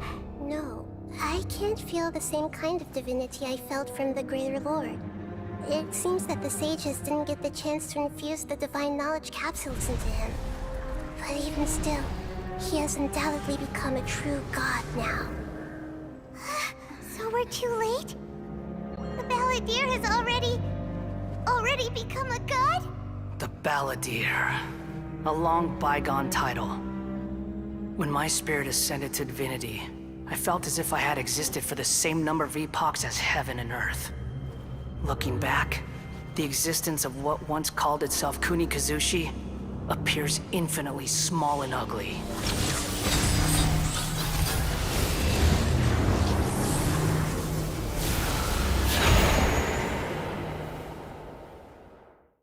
This imposing aura, it really feels like the gods! A body that capitalizes on the Balladeer's original construction as a mechanical puppet, with the Gnosis serving as a constant power supply. How much effort and resources did the sages put into this? From a purely technological perspective, it's a commendable achievement indeed. It's no exaggeration to say, this is the culmination of human wisdom. You sure are something! Dishing out compliments at a time like this? But I don't think he's reached the spiritual height of a god. Strife is engraved upon every god and every gnosis brought forth into this world. Can you feel it? The exhilaration of such power, and the thrill of anticipation for our contention. let him feel the same things as you! Do you not realize that you are interrupting a conversation between gods? Lowly creature, know your place.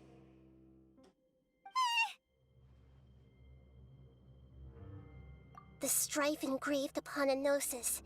You're talking about the Archon War. Tevat's current peace was not easily won. I didn't personally participate in the Archon War, but the way I see it, all those losses were meaningless, driven by the demands of the laws. There's no point in bringing it up again. Is that so? Yet I am deeply disappointed that I was never allowed the fortuity to personally participate in the Archon War. This is a first. Encountering a god in this world who does not crave power. No wonder your own people have abandoned you, God of Wisdom. Your judgment is as your existence, unsubstantial. This is where everything ends, Booer, the God of Wisdom. You should know that wisdom cannot solve every problem. Like now, where your only option is to face me in combat. Come! Let us reenact a scene of the Archon War. Come and inaugurate my birth as a god.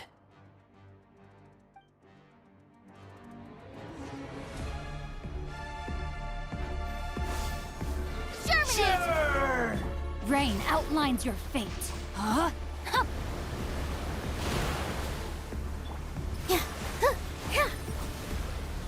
All eyes on me. Insignificant Seems like an emergency. pest. A bitter Scatter! Witness the power of Gugwa. Yeah.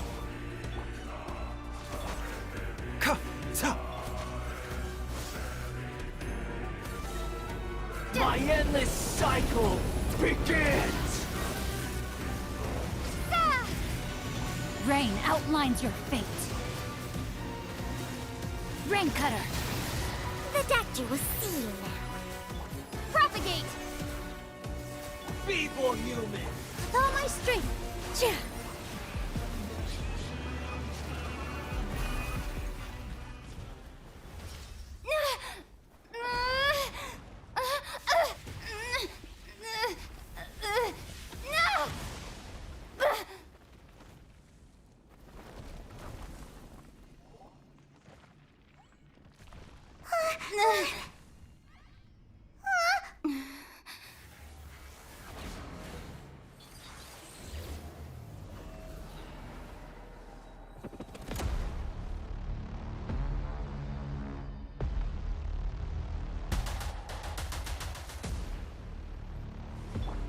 Tremble!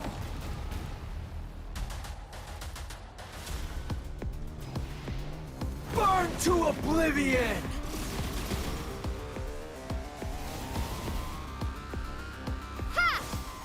Huh? Not good.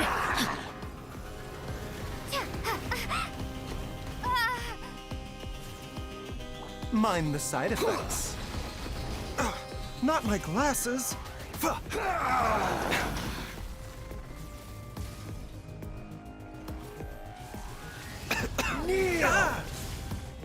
A bitter pill to swallow.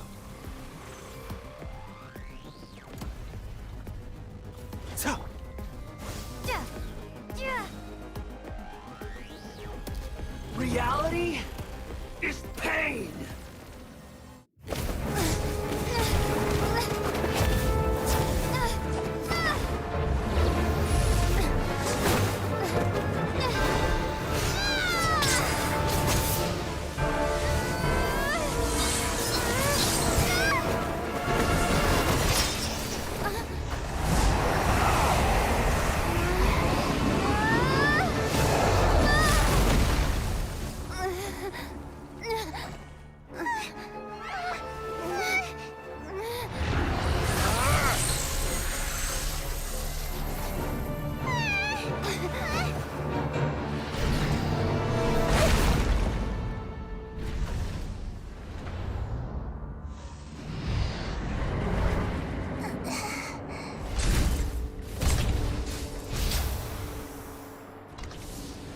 This is supposed to be a battle between gods, yet you choose to hide behind a mortal. And now, you're acting like you'd sacrifice yourself for a human. Are you having fun proving a false sense of heroism to yourself, Booer?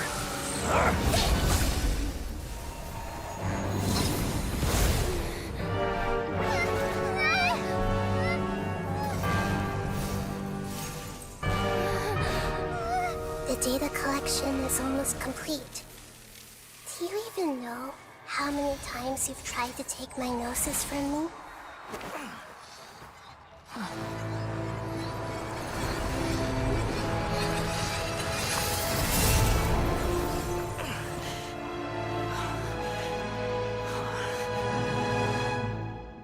We just concluded the 168th loop. Did you know that in the effort to create you, the people of Sumeru were forced to live through the exact same number of Sub-Zerus festivals and samsara cycles? The power of dreams. When did you use it on me?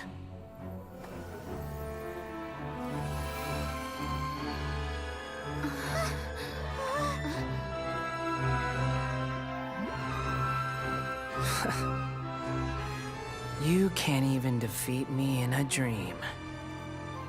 What do you hope to achieve with this little trick? Come, Traveler. Just like before. Allow me to awaken the memories in your dreams. All that battle experience! It's more than that. Compile everyone's wisdom in the name of the Archon. That is the original function of the Akasha. I've sent everything that happened just now to the people of Sumeru in the form of knowledge. I've asked them to help you find a way to defeat the false god.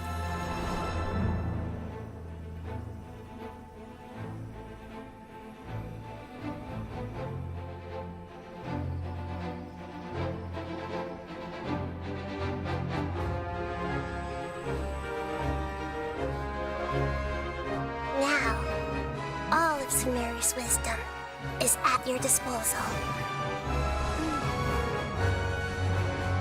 Meaningless tricks won't save you.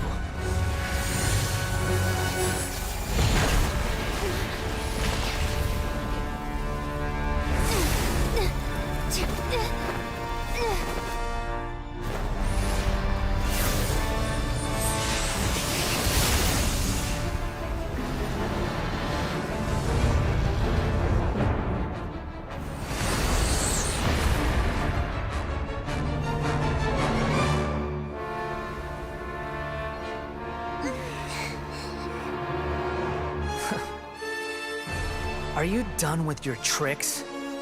Can I finally take this as a real battle between gods?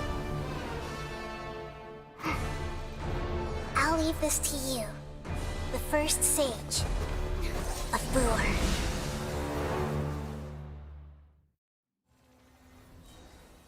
A thousand eons, mine to dominate!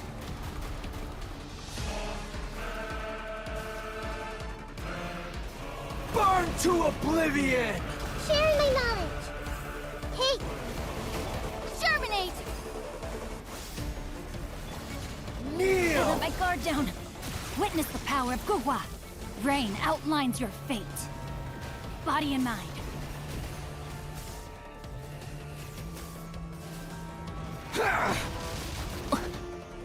Time to act. Mind the side effects. Taking a turn for the better.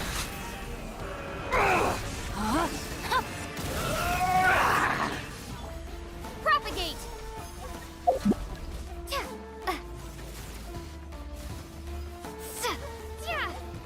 Reality is pain!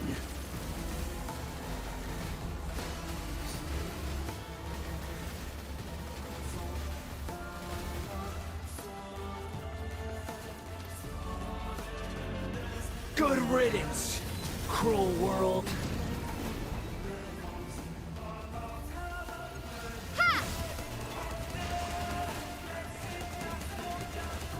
The doctor will see you now.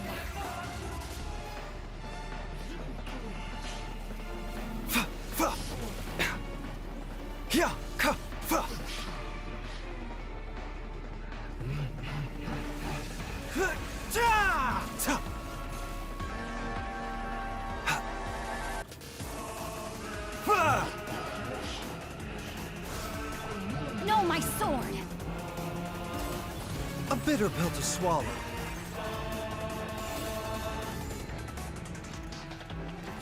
Your new god awakens! I'm sorry, Shang Shang. Now, your eyes have been opened.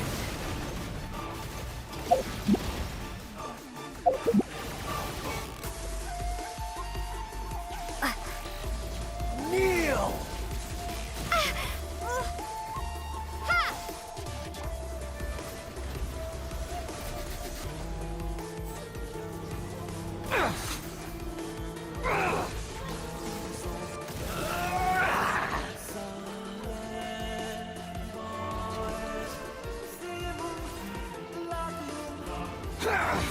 This is nothing.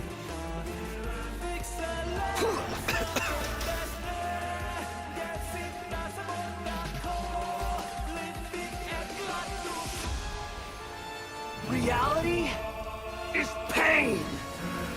The doctor will see you now.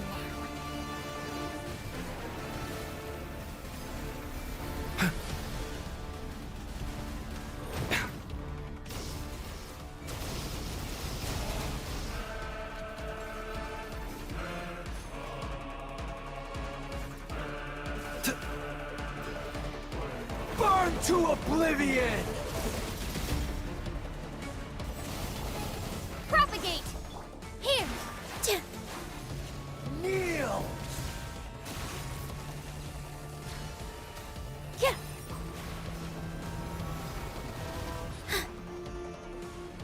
Tremble! I gotta my balance.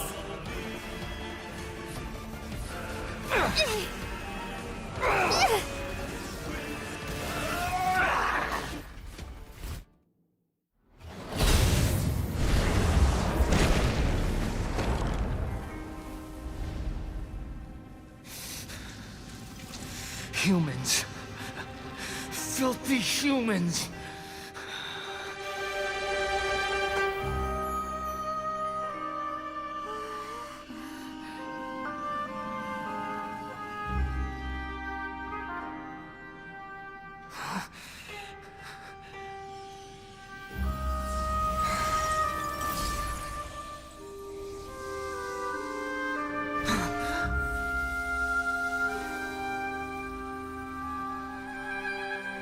No! Wait! Please! Anything but the Gnosis!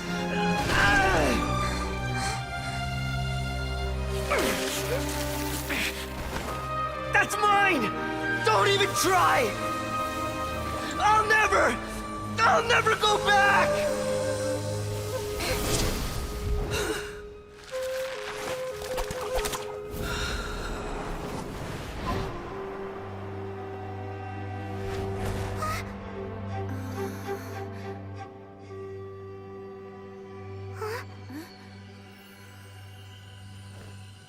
We haven't yet found the answer to the most important mystery.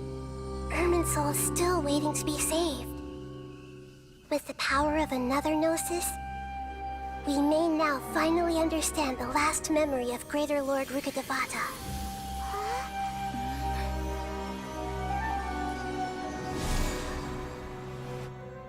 This is... That's right. This is the last memory of my predecessor.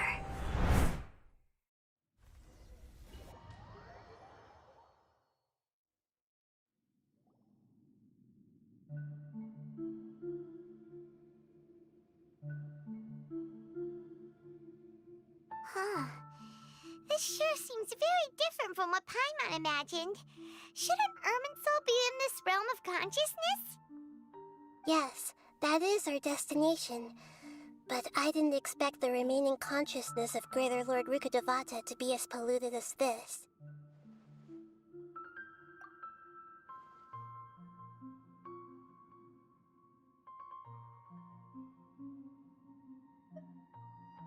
Forbidden knowledge?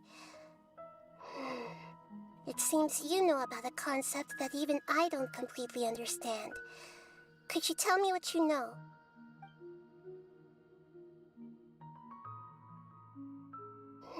Your inference seems logical enough. Forbidden knowledge once polluted the desert thousands of years ago, but was successfully repelled thanks to King Deshret's self-sacrifice, and Greater Lord Rukkhadevata nearly exhausting her power. Then, a second instance of forbidden knowledge pollution occurred during the Conria Cataclysm 500 years ago. But I'm afraid it is much more serious this time, with Irminsul itself already in danger. So, if we're in the remaining consciousness of Greater Lord Rukkhadevata, and it's also been affected by forbidden knowledge pollution, then does that mean, in order to save us, Greater Lord Rukkhadevata? Yes. It's very possible that she sacrificed her life in the fight against forbidden knowledge. She didn't completely eradicate forbidden knowledge, but if it weren't for her actions, the pollution would have been far more rampant over these past 500 years. The way that everyone, including me, has forgotten everything about forbidden knowledge may very well be due to her restoration of Irminsul. Aww. Do you feel sad, Nahida? I'm just sharing her pain. The pollution of her consciousness here is severe. There is madness, chaos, and pain all around us. Did she fight to resist the forbidden knowledge pollution in such terrible conditions, all the way up to her last breath? She even used her last remnant of lucid consciousness to leave a clue for us to follow. Yes, her words were distorted by forbidden knowledge, so that's all we could hear. But now, we have a chance to find the answer to this mystery. We can cross the polluted consciousness until we found the right path to meet with our lucid consciousness. And then, we'll let Greater Lord Rukkhadevata tell us the truth in person. Each of us need to be mindful of the state of our own consciousness while we are here. Even with the Gnosis' protection, we must always keep a clear mind. Otherwise, we could go mad at any moment. That's so scary. Don't worry. It should be easy enough for you to keep that mind of yours clear, Paimon. Let's go.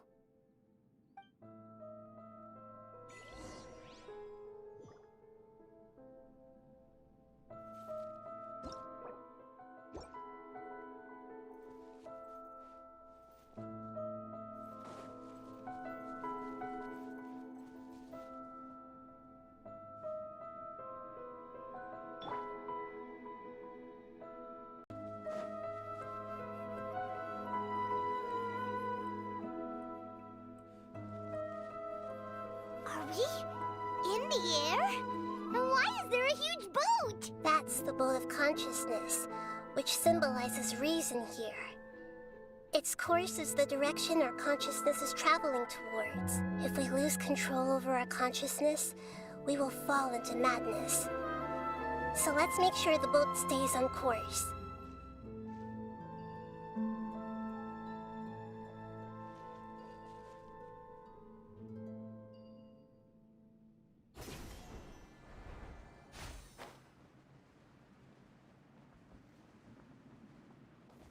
Wow. What are these? The monsters seem to have been affected by them. Scatter! Rain outlines your fate. Let me weave you a verse. Mind the side effects. Sa! Ha!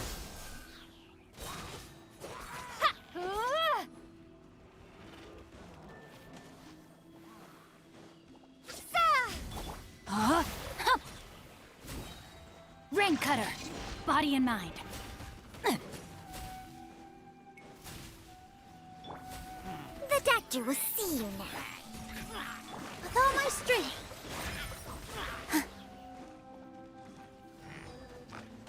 Dance with the waves! Scatter!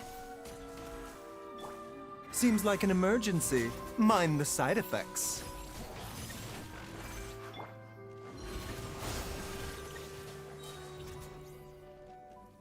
Germinate! No, my sword! Let me weave you a verse. Here! Yeah!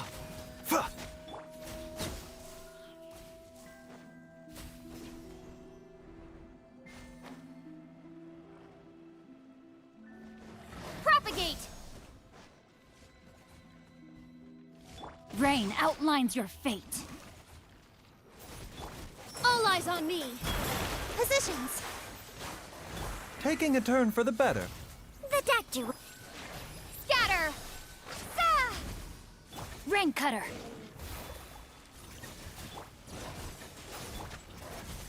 Sa! Brah! Propagate! No, my sword! With all my strength. A bitter pill to swallow. Dance with the waves!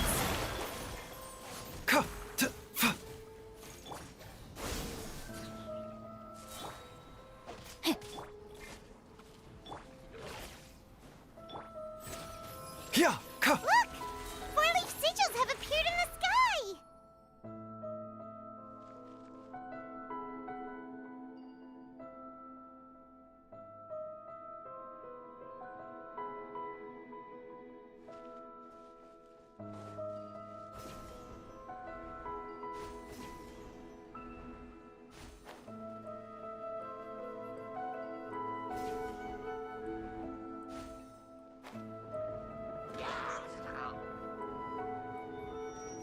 Scatter! Spring forth! Let me weave you a verse. Huh? Rain outlines your... Here! Yeah. The Dactu will see you now. Yeah! Ha!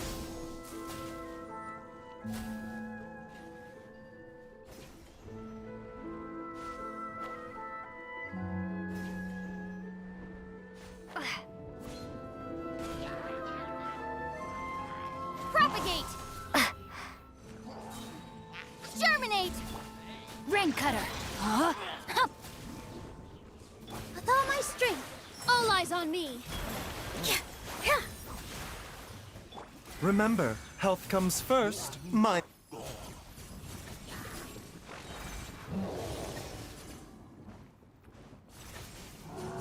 Spring forth! Ha! Rain outlines your fate. Huh? Let me... Dance with the waves! Here!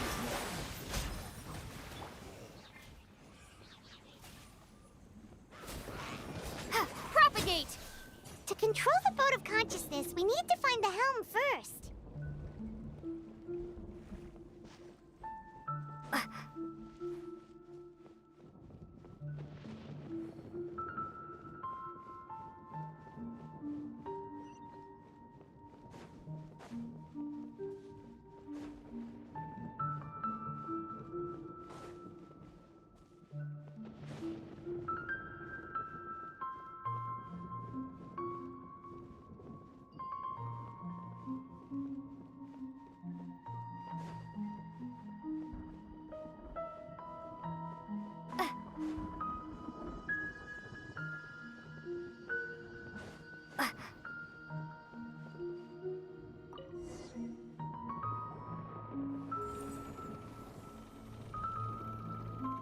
We changed direction.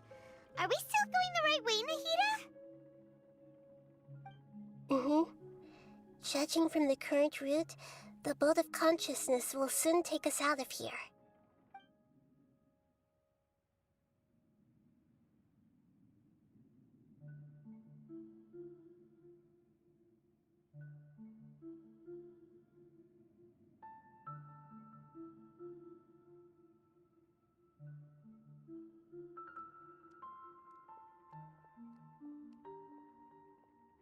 We'll be arriving at our destination soon.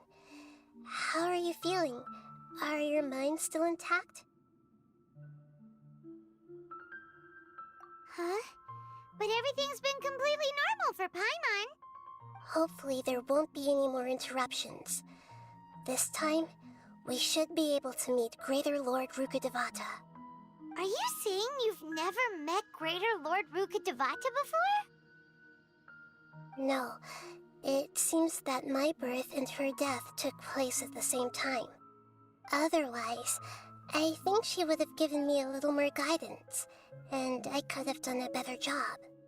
Hey, you've done a great job, Nahida. Let's get out of this creepy place and go meet her.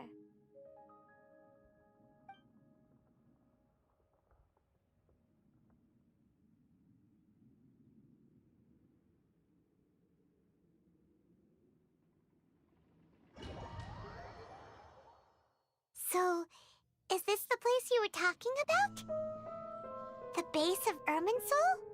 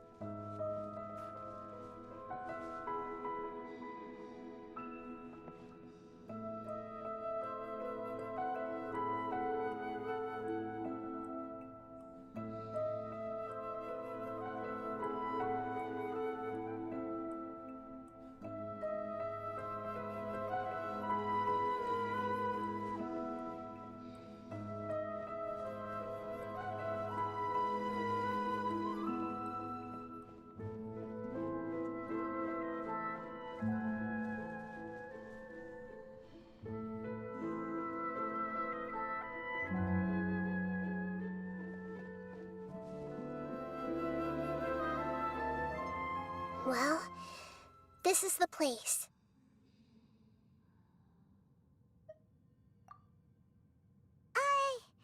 We're here to find Greater Lord Rukkhadevata, right? But the one standing over there is... Is that... me? She looks exactly like me. Are you Greater Lord Rukkhadevata? Yes, that's me. Are you surprised by my appearance? Irminsul and the surrounding lands have been reproduced here as they were years ago. But this is just a realm of consciousness. We are manifestations of the same nature. Hence why we would appear exactly the same.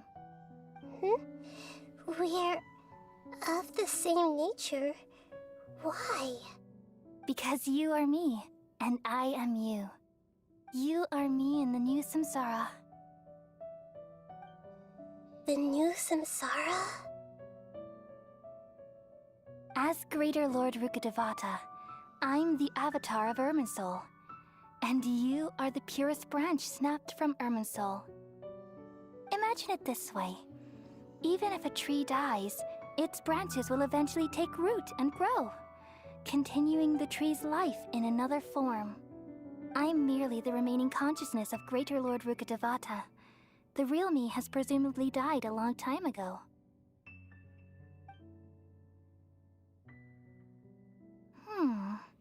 Judging from your appearance, I've probably been dead for 500 years.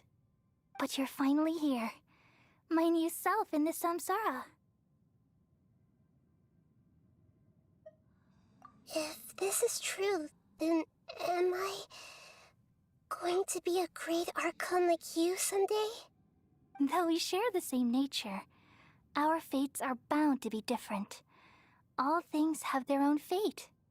When a branch grows into a mature tree, it won't be the same as the original tree.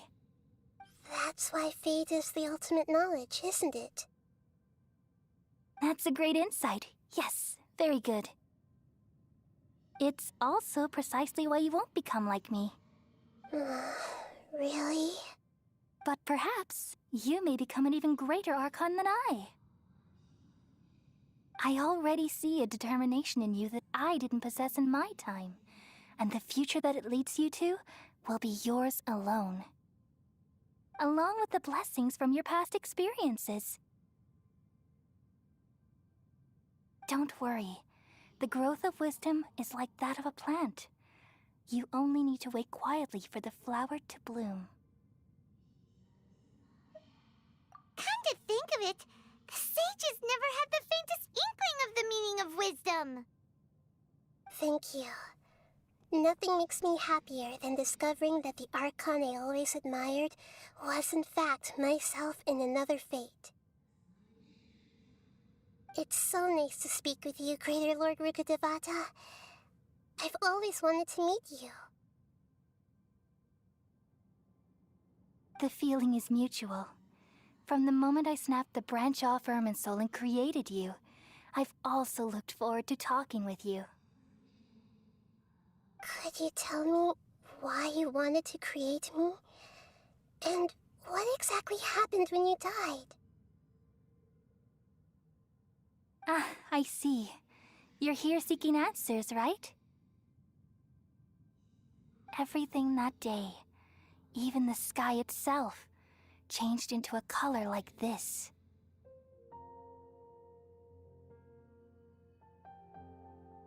At that time, the seven were all summoned to the nation of Conria. Except for me. I had a more important task to attend to. I had to protect Irminsul. The disaster occurred together with the pollution of forbidden knowledge. At that very moment, with my consciousness connected to Irminsul, I sensed something was wrong. The pain started to torment my mind. By the time I reached Irminsul, it was already displaying signs of corruption. Had I not repelled the pollution of forbidden knowledge with King Deshret thousands of years ago, I might have felt even more hopeless and lost. So what exactly is forbidden knowledge? It's a kind of knowledge that doesn't belong to this world, and a form of truth that can't be understood. It came from the very bottom of the abyss. Even I could never understand it. The world is constantly rejecting it, leading to all kinds of bad phenomena. If we allow forbidden knowledge to pollute Irminsul, I'm afraid the entirety of Teyvat could fall apart. So, there's knowledge that even the God of Wisdom can't understand? At that time, I knew I couldn't repel the forbidden knowledge with my strength alone. Which is why I created a device that compiled human wisdom and named it the Akasha. It's truly the world's most amazing invention. Thank you. For a long time, I thought dreams were the fruit of human wisdom. Though it was selfish to do so, I borrowed people's dreams using the Akasha. Then I compiled their wisdom and all of my own power. Well, did it work? Thanks to the wisdom of the people of Sumeru, almost all the forbidden knowledge was cleared from Irminsul. But things didn't go as smoothly as I thought. I had a terrible headache, which gave me an uneasy feeling. And then, I remembered that my consciousness was also connected with Irminsul. It brought me knowledge and wisdom, but vile corruption as well. From the very beginning, my existence had been polluted by the forbidden knowledge. Oh no, how could that happen? I've experienced that pain in your consciousness. It must have been a horrible experience. Yes, but my feelings weren't important. The important thing was that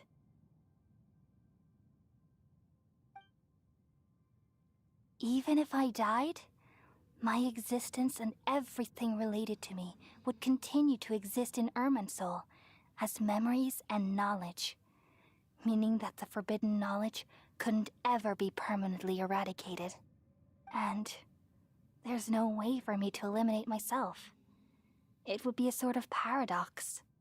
So, I took the purest branch of Irminsul as my incarnation in the next samsara, and left a trail of clues, all in hopes that you would come here and remove me and my pollution from Irminsul forever. Wait, no, I can't. So you realize what that implies. You are very smart indeed. Irminsul has all the knowledge and memories of this world. And as you've realized just now, removing me from Irminsul means I essentially will never have existed in this world. But this is the only way to save Irminsul. People love you so much, and they've missed you so much over the past 500 years. I am exactly the same. So how can we just forget you like this? Is there really no other way? There must be something else I can do. You're the god of wisdom, Booer. You should know that there is no other way. But this is so cruel. I don't want to forget you. No need to feel so sad, Booer.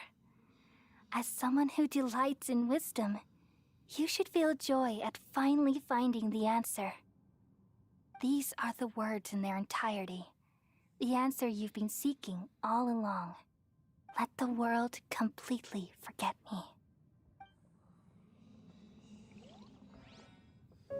We all nestle under the great tree of wisdom, peering out to perceive the world. From the earth and from the rain, we perceive its wonders, until we become a white bird to perch atop a branch, and finally snap off the most important leaf. Once upon a time, I alone dreamed in this world. In my dreams, everybody would also dream after they fell asleep. Wild and wonderful thoughts would emerge from their minds. Some tumbled to the ground, and others floated to the sky, connecting all things in the world into one dazzling net. Among a plethora of worlds were numerous smaller worlds, all of fate, finding within the tapestry their brilliant glow. I gradually understood that these indescribable and constantly changing things are the most profound things in the world. Only they can completely repel the madness. Only dreams can awaken consciousness from the deepest darkness.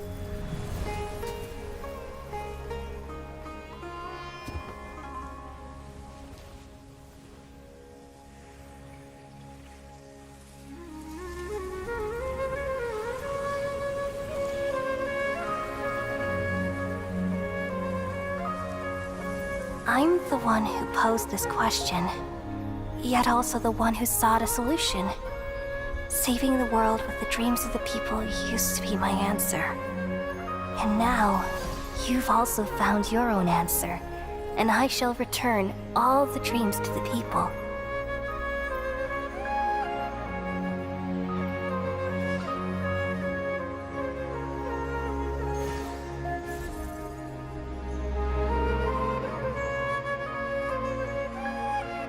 Goodbye, people of Sumeru. May you be blessed tonight with the sweetest of dreams.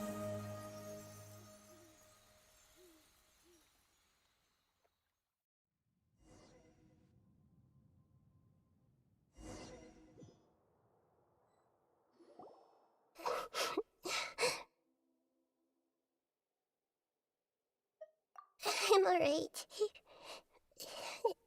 I'm just a little confused. We've just saved the world, right? So why am I crying?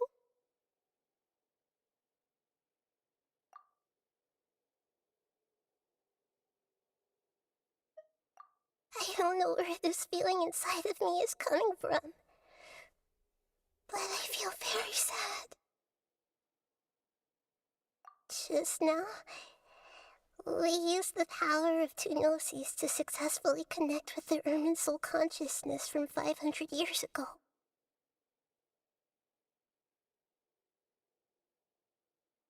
Then, we removed the remaining pollution from Irminsul. Yeah, what's wrong? Weren't you there just now?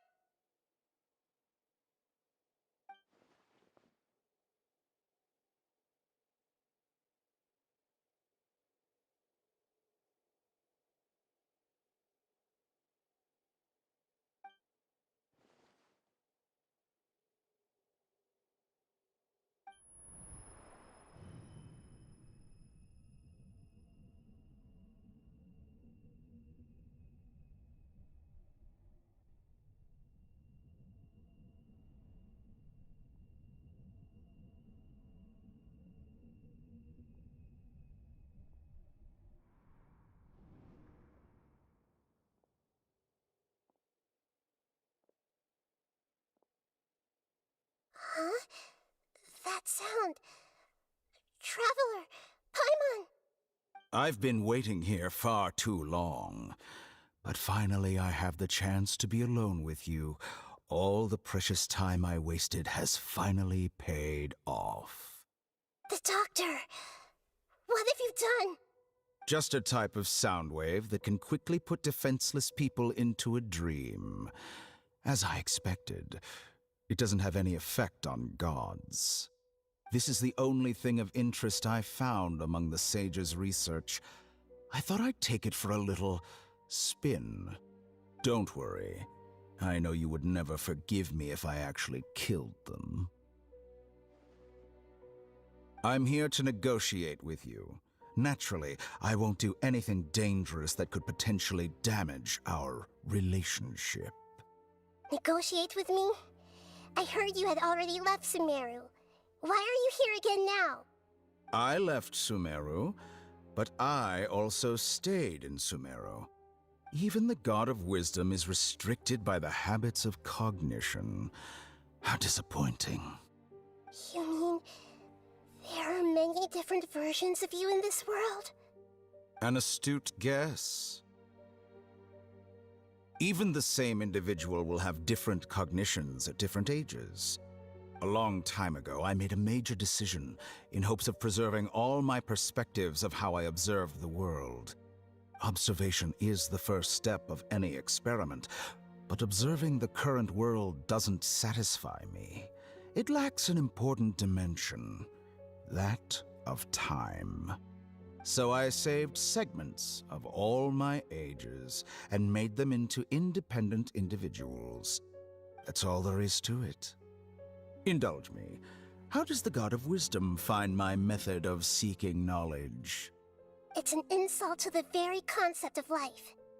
Life inherently has many rules and restrictions, each with its own significance and reason to exist. They can't be broken on a whim. Good. Amazing, even. Indeed, it's difficult for humans to make peace with themselves, not to mention oneself from a different period. Since you were in the academia, why wait until now to show up? You could very well have stopped us and helped that fake god. Simple. Let me ask you this. Would any staff member ever help the subject in the middle of an experiment? It was my experiment. So why should I interfere with the results?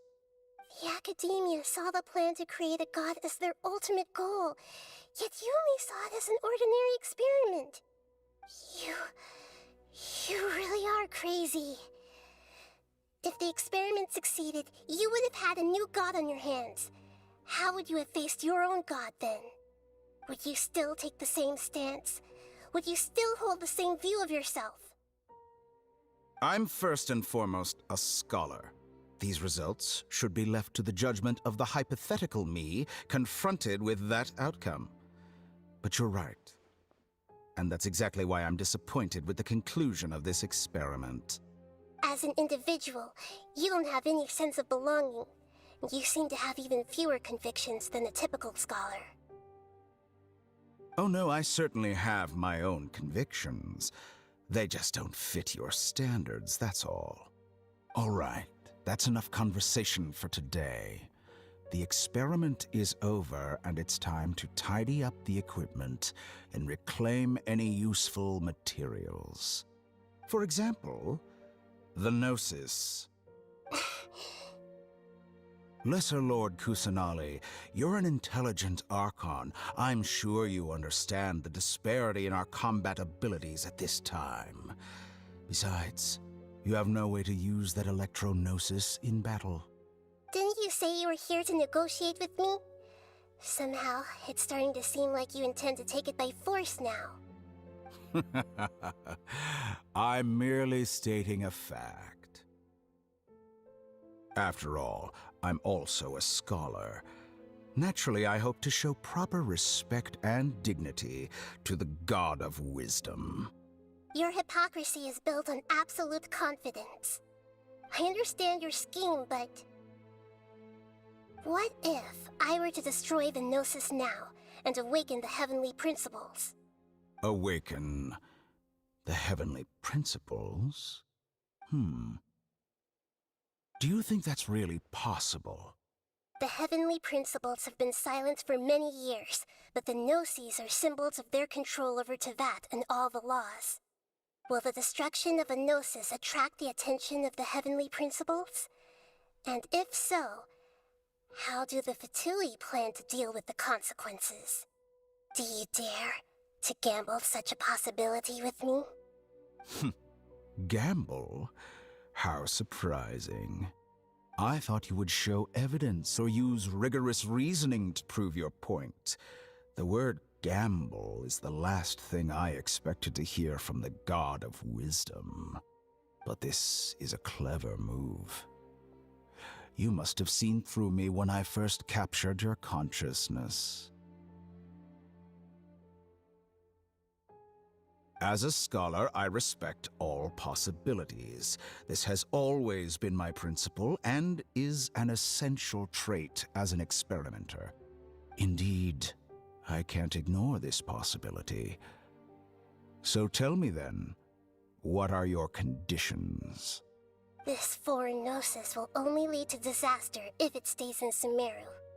But this Electro-Gnosis is the prize I obtained after defeating one of your fellow Harbingers. Now, as the one who initiated this cascade of events, shouldn't you pay the corresponding price? Price? Interesting. What price would you have me pay? How about erasing all your other segments? So this is how you wish to restrict me, the most threatening opponent of the Nation of Wisdom. What you request of me is like plucking out the eyes I have placed in the dimension of time. Segments are extraordinarily difficult to make. They require extremely rare resources and enormous amounts of time and effort, requiring me to destroy them all here and now. Bravo. A suitably wise decision on your part. Yes, how very interesting. Can I assume that you have long been wary of me? Among all the versions of me, this segment you see now is the most selfish. If it weren't me, your idea wouldn't have worked. What did you see when you were imprisoned? You were observing me, and that's how you know I've long grown tired of their doubts and endless arguments. Like you said, it's difficult to make peace with yourself. Being as smart as you are, have you managed to do that? I see. If you think all those versions of me are worth a gnosis, then deal. You sure didn't hesitate much. Is the relationship between all the versions of you really that bad? I don't think there's any need to dwell on that. The surplus versions of me can be exchanged for a gnosis. Do you think anyone can offer themselves at a higher price? Besides, with my abilities, it's only a matter of time until I find better perspectives. Perhaps it's best to say, you're just temporarily ahead. But what I'd like to know is, how can you be sure that I've really erased them? I can see your remaining honesty.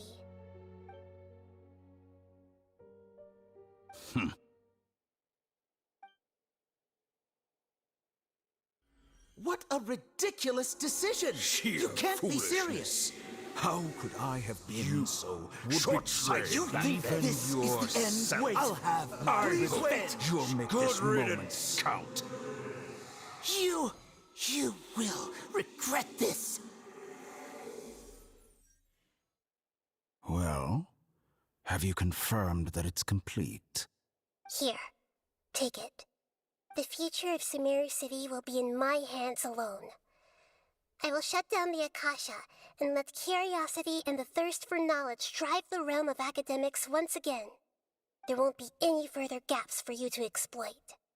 It truly pains me that my academic achievements have never been appreciated in my homeland. Of course, I have no interest in being rejected by this city for a third time. Another chess piece. And where is your dendronosis? Don't be greedy, Harbinger of Snezhnaya. No, this is a different transaction. If you intend to turn off the Akasha anyway, then there's no further use for the Gnosis of Sumeru, is there? Besides, isn't it the Archon's duty to deliver what's desired of the Seeker? Oh, judging from your expression, you don't seem to find the idea very agreeable. Then let's think of it this way. Since you're the god of wisdom, how about I exchange some knowledge with you? People exchanging knowledge with the God of Wisdom is the stuff of legends. Yet here you wish to exchange knowledge for the God of Wisdom's property. Arrogant as that is, it has piqued my interest. Let me ask you, have you in all your mighty knowledge ever heard the rumor that the skies of Tevat are fake? Huh? That's the secret hidden by Irminsul concerning the truth of this world. Once I finish telling you about this, it will be time for me to say goodbye. With negotiations, we've all gotten what we wanted. I'm very glad I got to meet you like this. Your arrogance may know no bounds, and convictions may mean nothing to you. But I'll still listen to what you have to say.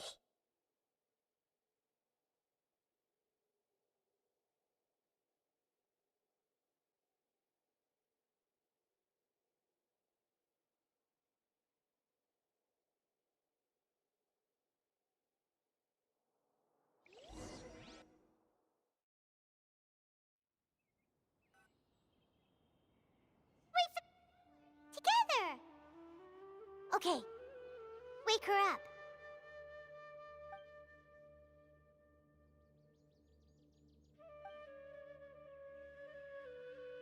Are you awake? Kali says it's time for breakfast. Come on, get up! Good morning! How are you feeling today? Good to hear. It looks like we've recovered pretty well. Not even Tainari could stop us from going out now, right?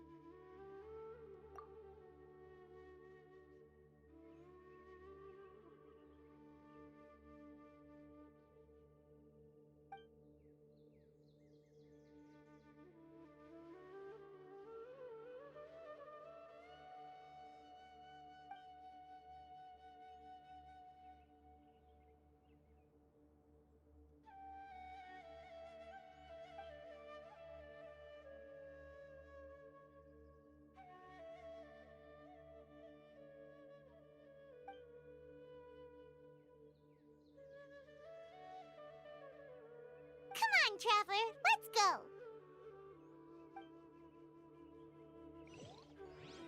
Surely that little girl must be leaving soon.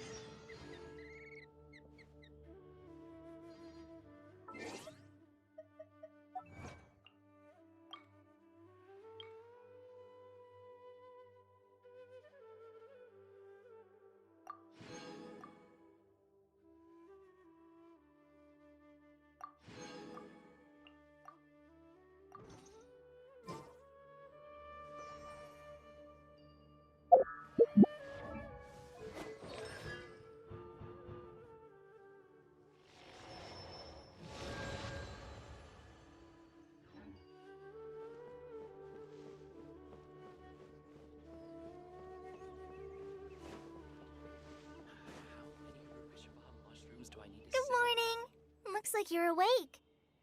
Yep. I prepared some breakfast today. Please have a taste. I hope you'll like it. It's nice to have you here so we can eat something yummy. Well, now that I've recovered from Elazar, I'm feeling better than ever. I can even prepare 4 or 5 meals a day now. And Paimon bets they're all delicious. Oh, by the way, someone brought a letter for you after you went to sleep last night. Nope. Paimon wanted to read the letter with you after you woke up, so Paimon didn't open it. All right, let's read it now. Oh, it's from Nilou. Ahem. We're going to hold a feast at the Grand Bazaar and celebrate Cyno's reinstatement as the General Mahamatra. As heroes of Sumeru, please be sure to attend. I'll wait for you. The date of the banquet is written on the back. It's in 2 days. Oh, I've also heard that you've become heroes here as well. That's amazing. Sometimes I'm really envious of strong and confident people like you. Oh, you're embarrassing me. Anyway, let's go to the Grand Bazaar to have a look. Oh, before you leave, be sure to inform Master Tighnari. Yesterday, a total of 5 dusk birds flew by. Everything has been getting better lately, and my mood has been improving as well. You can come find me anytime if you need anything. You're welcome.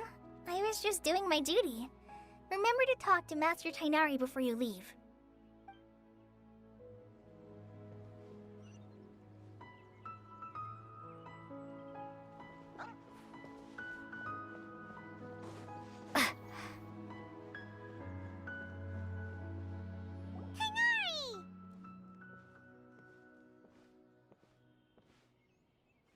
Ah, good morning.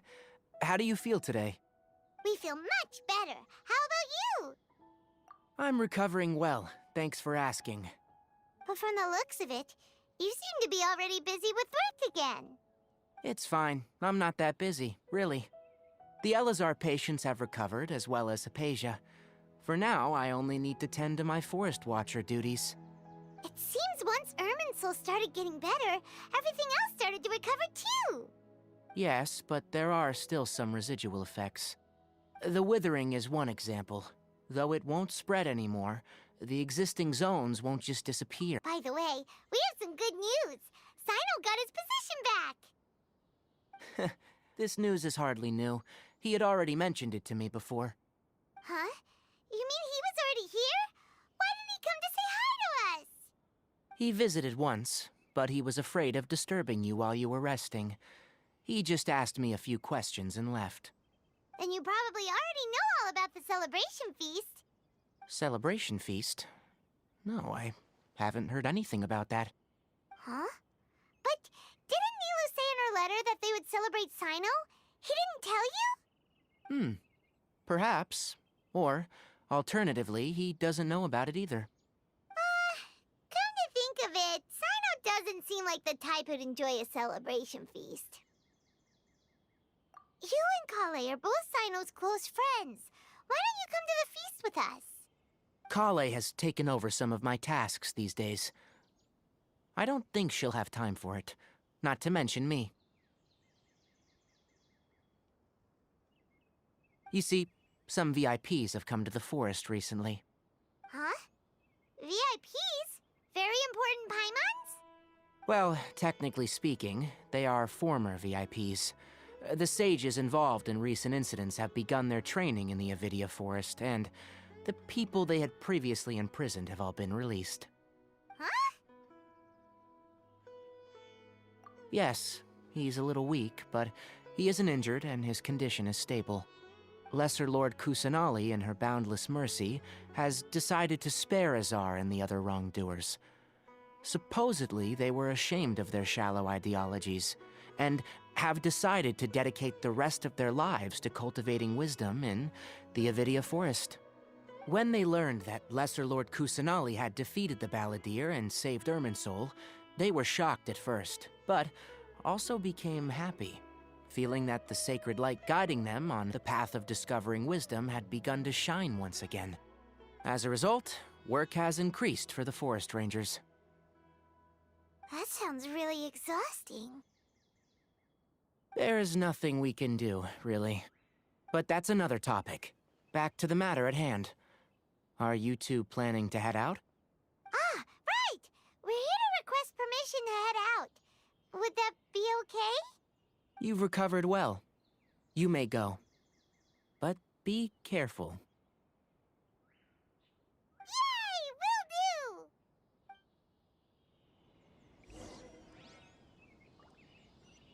do! Is there anything else you'd like to ask about?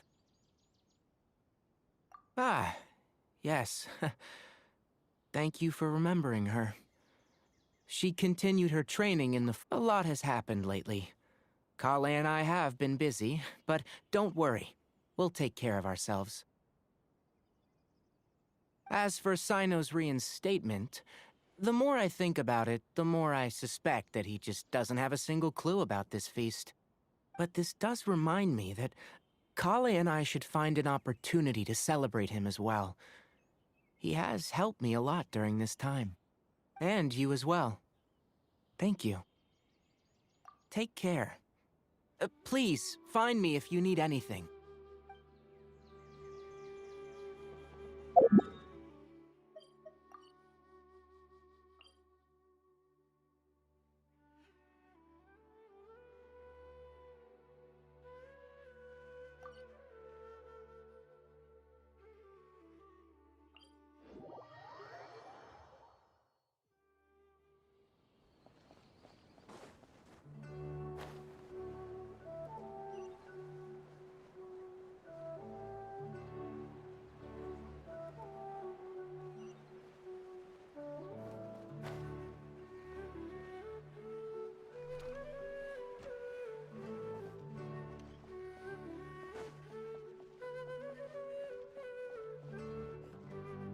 Well, there won't be any problems if the feast starts at that time.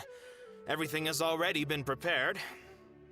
Mr. Zubair, I finished telling things up here. Well, except for the guests. Is a simple reply really that much to ask of our guests? It's affecting our arrangements! Oh, it'll be fine. Besides, it never hurts to get things ready in advance. I was thinking the same thing. The feast will be held sooner or later, right? Hey, Nilou! Traveler, Paimon! We got your letters, so here we are! You're the best! The other guests haven't even replied yet. Huh? Are we the only ones that have arrived? Yeah, I had someone deliver letters to all of our guests. But maybe everyone is still busy with other things. Look, I get it. Sumeru is in an extremely important period of transition right now, but even if your friends are important figures, they shouldn't just ignore your request like this. Nilou is Sumeru's #1 celebrity, after all. You have no idea how happy I am to talk to people with good taste. If you consider enjoying Nilou's dances having good taste, then almost everybody has good taste. Because Paimon thinks everybody will love her performance. That's right. We all think she's amazing too. Nilou is an absolute favorite among those of us who frequent the Grand Bazaar. For Outlanders, you have a great eye. Master Zubair, let's have a vote for the most outstanding audience members next time. I think these two may win. Nonsense! It is not for us to determine the value of an audience. But indeed, we could try giving gifts to people with particularly good taste. I heard there's a device in Fontaine called a camera that can record people's appearances as pictures. Such pictures would make superb gifts. Ooh, good idea. I wonder where we can find one. You guys are so funny. There's really no need for that. I'm satisfied just being able to perform here. There's always a lot going on at the Grand Bazaar. Yeah, And that's why I love it here. Traveler and Paimon, could you help confirm if the letters were actually delivered? If for some reason they didn't receive the letters, then please tell everyone that there will be a— Yeah, we can also check out how everything in Sumeru is going now. When I wrote the letters, I heard that Dehya was in Port Ormos, and Alhaitham was at the Academia. As for Cyno, we've only heard that he appears at the Academia from time to time. I'm not too sure about Ramon's whereabouts. My guess is that he's with Dehya. As for Dunyarzad, I just hope she's feeling better. I sent her a letter, but I was afraid of disturbing her. If you have time, please ask about her for me. Okay, got it. Let's go, Traveler.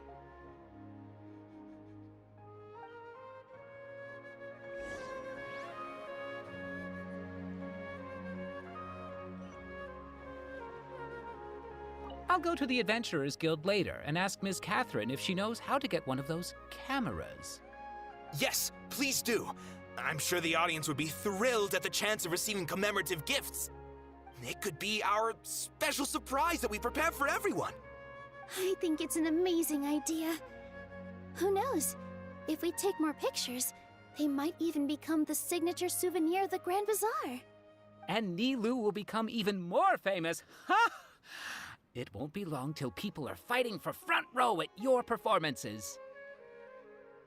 I've heard that this camera is not just something anyone can use as they please. It must be aimed properly, and subjects should pose for the best results. Oh, should we get ready then? Perhaps we should wear something a little more appropriate. No. I think we look absolutely fine. If anything, when we pose for this, clever invention, we should just be ourselves, You really think so?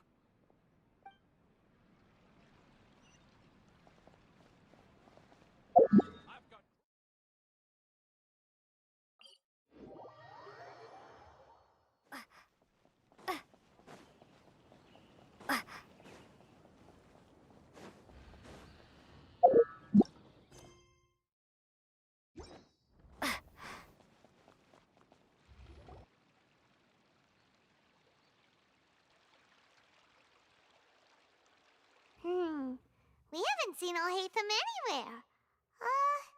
Let's ask that person over there.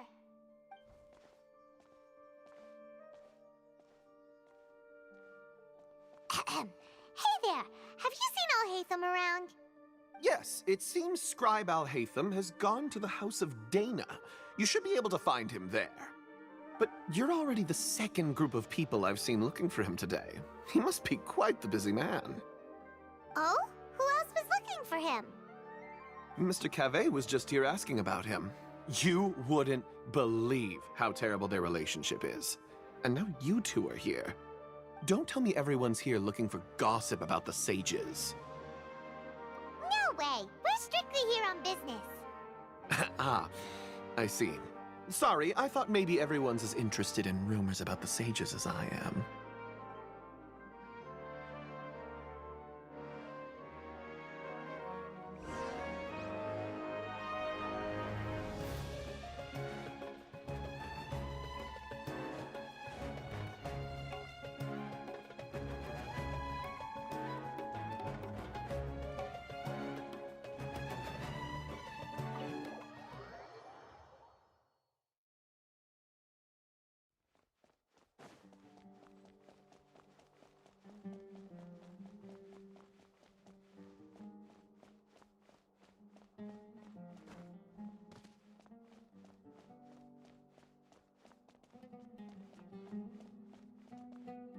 Alhaitham should be around here somewhere, right?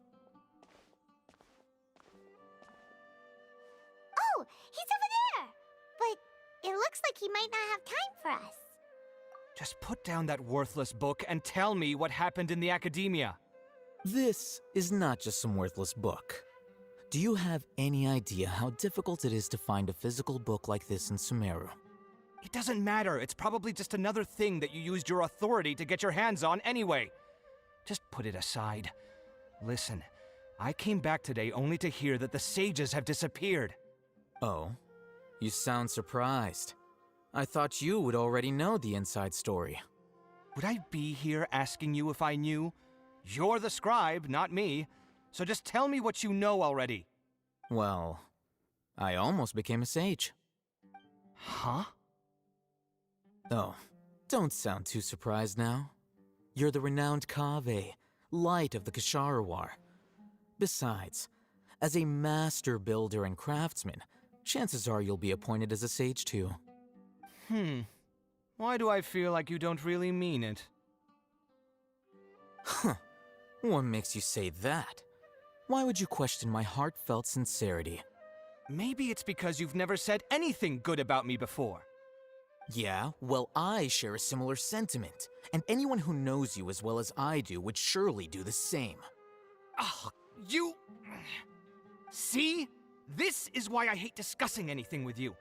Your ridiculous and arrogant attitude always gets in the way. It seems that you really can't stand my personality. Ha! What was your first clue? Well, then you might as well move out of my house. Are you threatening me? Stooping to a new low, I see. Ugh, and don't change the subject. You, a sage? What a joke. The academia might as well just close tomorrow. Are they having a fight? Forget what's going on with the academia. Haven't you been busy with your construction project? Tell me, when are you going to build yourself a mansion? Don't get me started. I get angry just thinking about it. So, what great building did our master architect work on this time? Like I need to tell you. Keep your nose out of my business. No, I think we deserve to know. Where were you when Sumeru needed you most? I was in the desert for a large project, but considering Haravatat's utter ignorance of architectural and aesthetic matters, you probably wouldn't understand. Which is truly unfortunate. I can only pity the man who doesn't understand the first thing about beauty and romance. Unlike a true... Hold on, wait a second. What do you mean by when Sumeru needed me most? Well, while you were out fiddling around in the desert, many people came together to save Sumeru from a crisis. Ha! And you think I'd believe that? Look, all you really need to know is that Azar and all his accomplices have all been overthrown. Huh? What nonsense are you talking about? It's no skin off my nose if you don't believe me. It's not like my Darshan was the one trying to apply for funding from the Grand Sage. Yours, though, on the other hand... You know what? I'll ask around. I'm sure someone knows what's going on here. You're dead if I find out you're lying to me.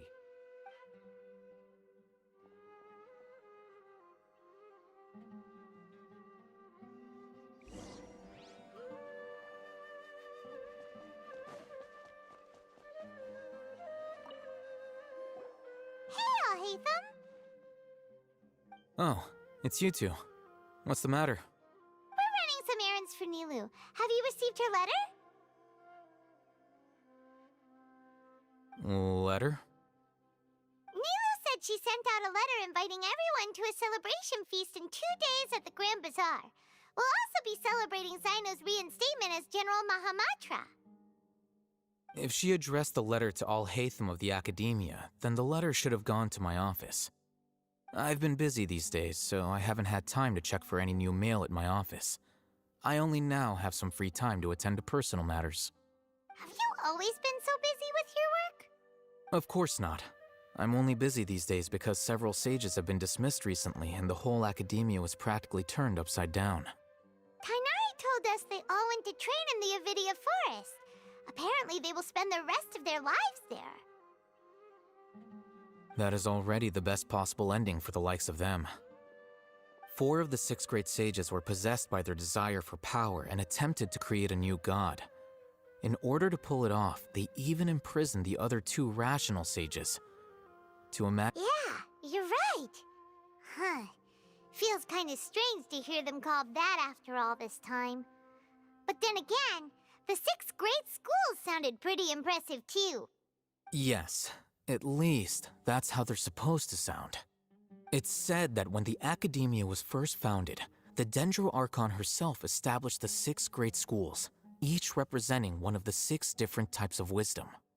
Numerous Darshans have sprung up and faded. Only the 6 Darshans attaching themselves to the 6 great schools have stood the test of time and obtained permanent seats in the Academia. Now, the 6 Darshans are nearly synonymous with the 6 great schools, and the leaders selected for the schools are the 6 great sages. Among the 6 great sages, there is one central leader, the Grand Sage. Unfortunately, only the sages from Vahumana and Amorta remain now. They were imprisoned for opposing Azar and were only rescued after Azar's downfall. So who's managing things in the other 4 schools now? Do they need to find someone new? Yes. Normally, new sages are selected based on a strict set of criteria. Oh, didn't you just say something about becoming a sage? If they pick you, then we'd have a huge connection in Sumeru. Yes, about that. You didn't let me finish my sentence. The person in charge of personnel affairs nominated me to be the Grand Sage in place of Azar and help Lesser Lord Kusanali manage the Academia. But I refused. Huh? But why? Can't you be a little more ambitious? I'm not even interested in being one of the 6 great sages. Like I said before, I don't like being a leader. Oh, all right. So are you busy these days trying to find others to take the job? That's not my job either. I'm only responsible for handling important affairs within the Academia before the new sages take office. And the first thing I'll do is reject Kasharawar's application for funding. By the way, who was that other person just now? Is he your friend? Do we look like friends? Paimon doesn't know. That's why Paimon's asking. His name is Kaveh, my roommate. You could say he's the representative for Ksharawar scholars. Which is exactly why he always has so many problems.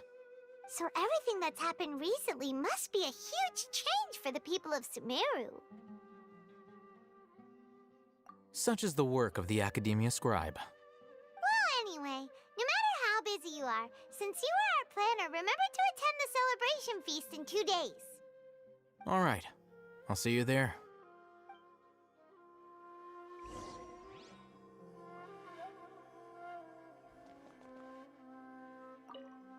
The House of Dana is the last quiet place in the whole Academia now.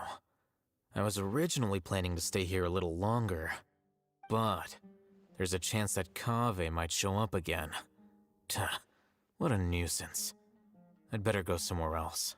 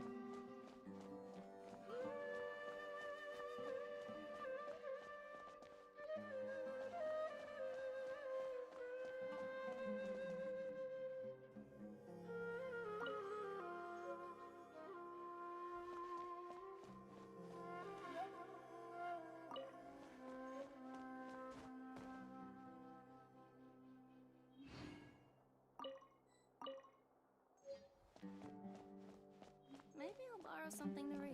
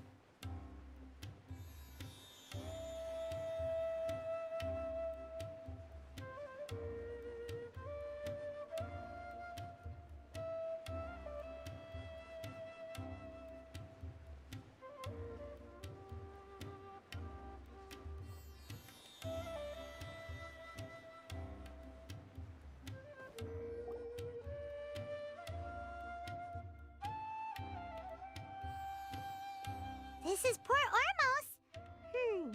Now where could... Is that Paimon I hear?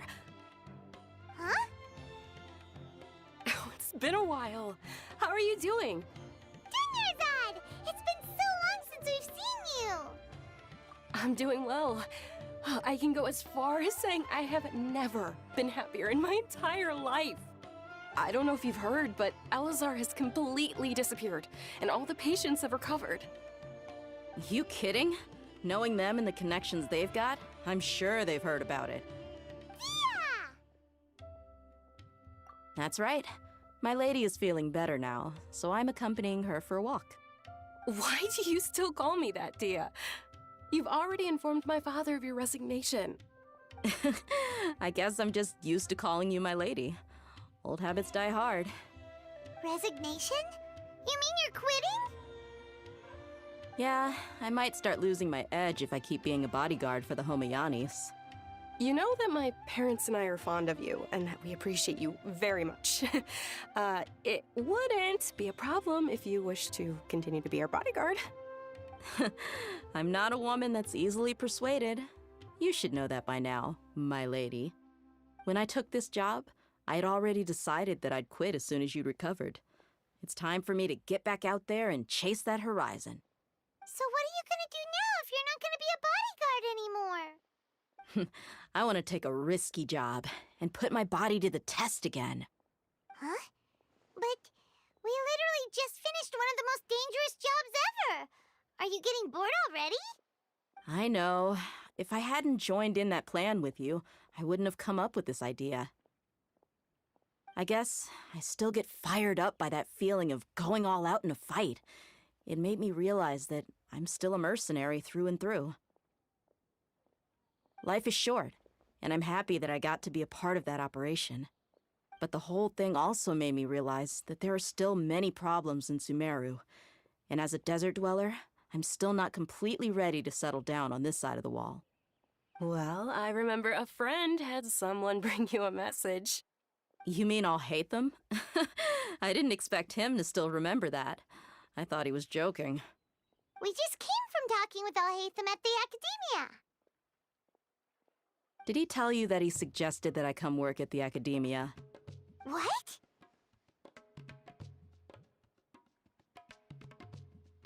I heard that Azar and his cronies fell from power, and Alhaitham told me that now was a good time to find a job in the Academia. but only if I wanted to. Whoa. Paimon can't see you being anything other than a mercenary. Me neither. But I think Dehya would look great dressed up as a scholar. Ugh, forget about it. I wouldn't last 10 seconds in there. I'll hate them probably just like the way I worked and knew I'm good in a fight. So he suggested I find some work in the academia. But you know, if you take him up on the offer, Cyno might actually agree and let you become a Matra. Because you're super amazing! The Matra have all the talent they need as long as they have Cyno. I prefer to be free to live however I choose. In fact, I chose this job from the very start because I knew it'd be right up my alley. Even if being a mercenary means facing all kinds of danger. A lion has to return to the wild sooner or later. If anything, being your bodyguard has been unfamiliar territory for me. I don't want to see you go, but I'll respect your decision. I'm glad to hear you say that. Come on, no need for the sad face. It's not like we'll never meet again. Once the whole Dendro Archon thing is settled, everything in Sumeru will take a turn for the better. That makes me happy too. But a peaceful society will probably mean less demand for mercenaries like me. Before long, we'll be a dying breed. So I'd better get to work while I still can. Huh? But wait a second! You make it sound like you're leaving now! Well, no, not yet at least. I promised my lady I'd stick around until next week. So, have you been in Port Ormos this entire time? We were wondering if you had received a letter from Nilou. Oh, did Nilou write to us? She heard that you were seen in Port Ormos, so she sent the letter here. Huh. It was probably sent to the inn that we're staying at. My lady has been very energetic lately and keeps taking me on hikes, staying out even into the night. By the time we get back, the receptionist is usually off napping on the job. Right, and we tend to leave quite early in the morning, so the old man on duty is also usually dozing off. So what it really sounds like is that the person on duty is always asleep. I bet the letter's at the reception desk. I'll go check later. No wonder there wasn't a reply. You never received the letter. Good thing Nilou asked us to come and check on that. Sorry to make you two come all the way out here. It must be something important for Nilou to specifically write to us like that. Yes, she said they were preparing a victory feast in the Grand Bazaar, and will also be celebrating Cyno's reinstatement as General Mahamatra. She was hoping you could come. Great! I'll be sure to attend. Count me in too. But is there some sort of dress code or anything for the feast? Can I just show up looking like this? Since it's being organized by Nilou, I don't think she'll be too picky about that. If anything, I think she wants to see us as our most natural selves. All right, then this is how I'll show up. The feast will be held in 2 days, so don't forget. Sure. Thank you so much for letting us know. We'll see you there. Oh, by the way, do you happen to know where Cyno and Raman are? The General Mahamatra always comes and goes without a trace. Normally no one knows it. Oh. But last time we met, he mentioned that he had something to do in Aru Village. You can try your luck there. As for Raman, your guess is as good as mine. I only remember he said that he had something to discuss with Cyno. Don't mention it. You'd better get going.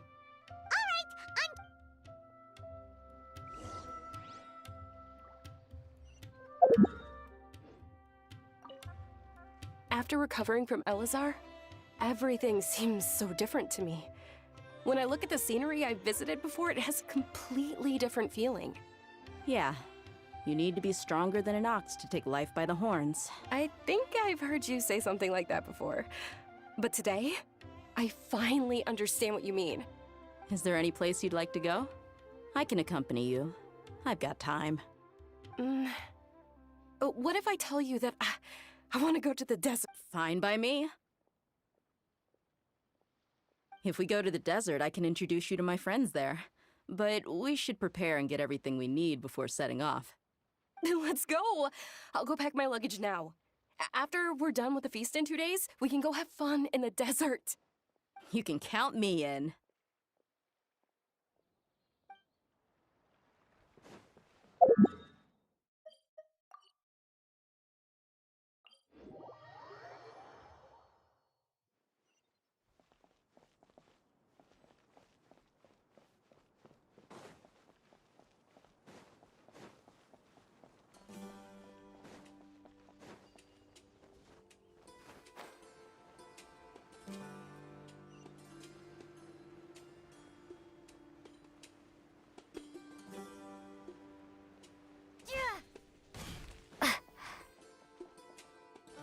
It's been a while since we last visited Aru Village.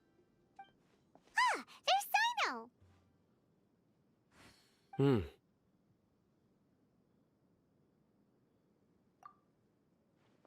What brings you here?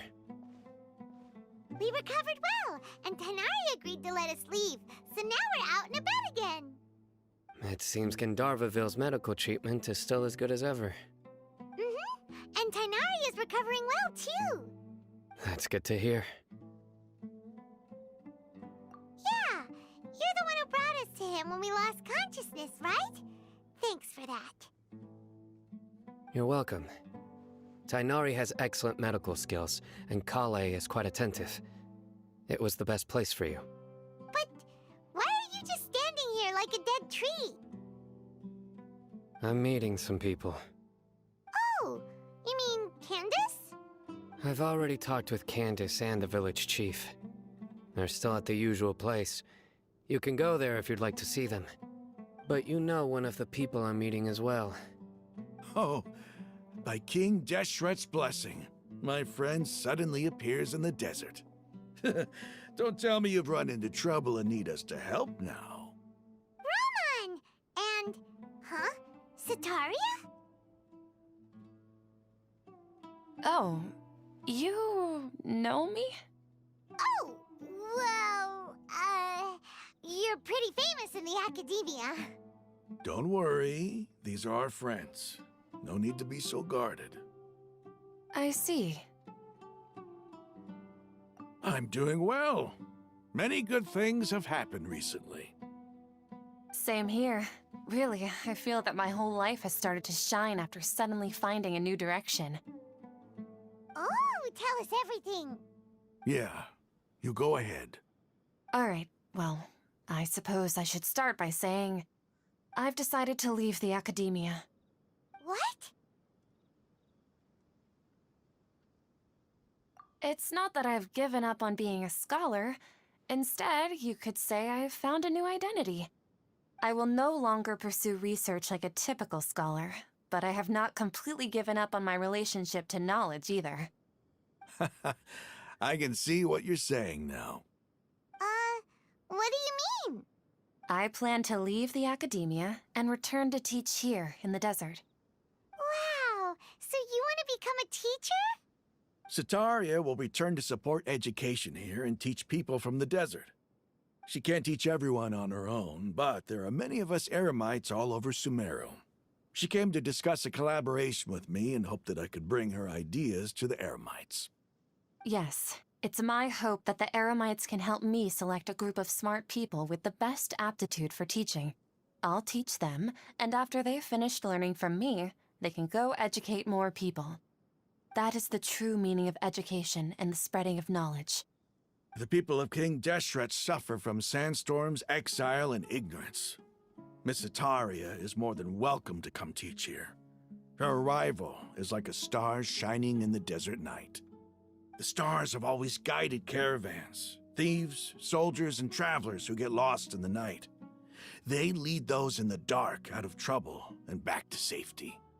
Oh, please. Where's all of this coming from? I'm starting to feel a little embarrassed. You deserve these compliments. Mercenaries are accustomed to danger and don't fear death, which is why we recognize extraordinary actions that common people would easily overlook. Sataria's idea will bring much good to many people. At first, I feared it was destined to fail. Everyone knows that the academia doesn't allow scholars to teach in the desert without permission. As you know, all knowledge is under their surveillance and control, and very few desert dwellers are as lucky as me. But what I heard at that time has been haunting my heart, as if there were lightning bolts constantly bombarding my soul. Sataria, you tread a treacherous path, and the longer you ignore it, the tighter the Academia's grasp on you will become. Sataria, why haven't you gone home? Never forget that the desert that belongs to you lies elsewhere. Miss.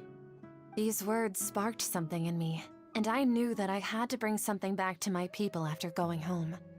I gathered up the courage to approach the Grand Sage, only to find that he was no longer at the Academia. Lord Cyno told me that Azar didn't belong there anymore. Azar has received much-needed punishment. Though, if you ask me, it may have been too light. You probably have already heard.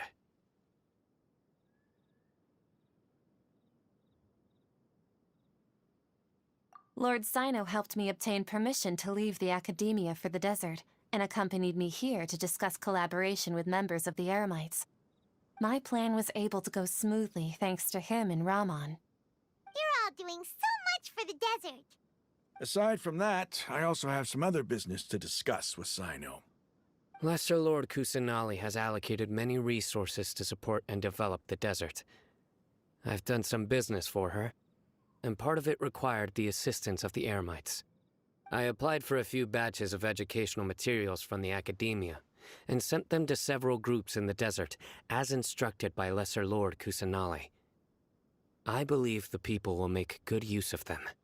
That's exactly what the people here need. Physical books and other related items. If it weren't for Cyno and Lesser Lord Kusanali, I'm afraid we'd never be able to get our hands on them. Apart from this, the Academia is also recruiting scholars that are willing to teach in the desert. I'll let you and Sataria know as soon as I have any more news. We must be persistent about this, and maintain these resources to ensure long-term effectiveness. This is the first time in hundreds of years we've had a glimmer of hope. I think this may be the turning point for the desert. Remember these words. Here lies our faithful priest, Kasala.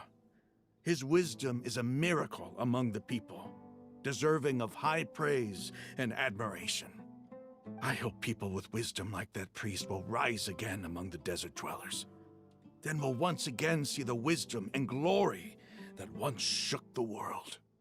Enough about us. Are you here to discuss some business too? No, not at all. We're actually here on behalf of Nilou. Nilou wanted to write to everyone, but she wasn't sure where the letters should be sent, so she asked us to come find everyone personally. A celebration feast will be held in 2 days at the Grand Bazaar. She hopes that all of you will be able to attend. At the feast, we'll also be although... Celebration? It's the first Tighnari was right. He really did... This... It's rare to see that kind of expression from Lord Cyno. No, not really. Well, I still have a lot... I'm afraid I won't be able to join the messages. I'm sorry for how I treated you before, but now I understand. You and the art you symbolize are... Please keep dancing. Okay, we've got all that down. Our job here is complete as well. Got it.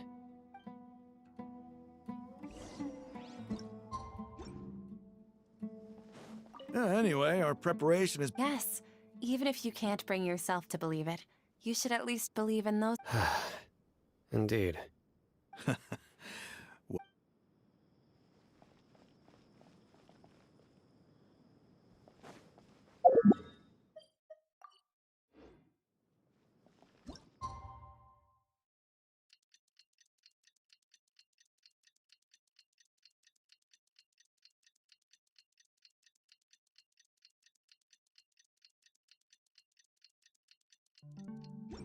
Today's the big day! Let's go to the Grand Bazaar and see how the numbers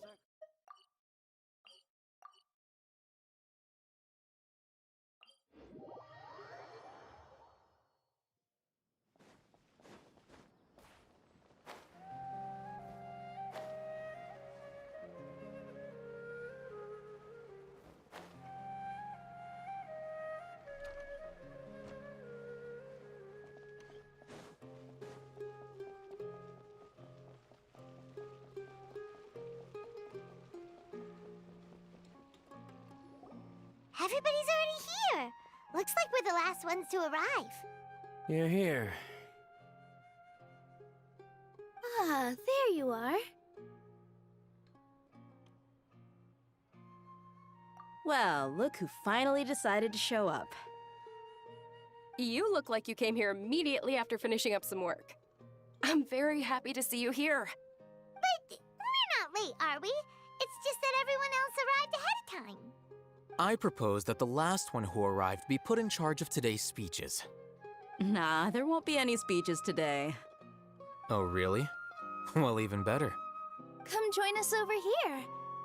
Let's share some great food and drinks, and chat about all sorts of fun things. Everything looks quite good. Wow! Paimon can't wait!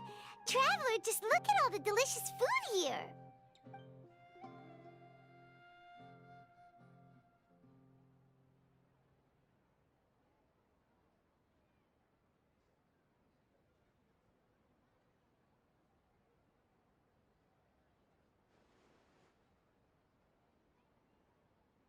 Whoa! It's so delicious! Oh, this grilled meat tastes amazing! The food was specially prepared for you by everyone in the Grand Bazaar.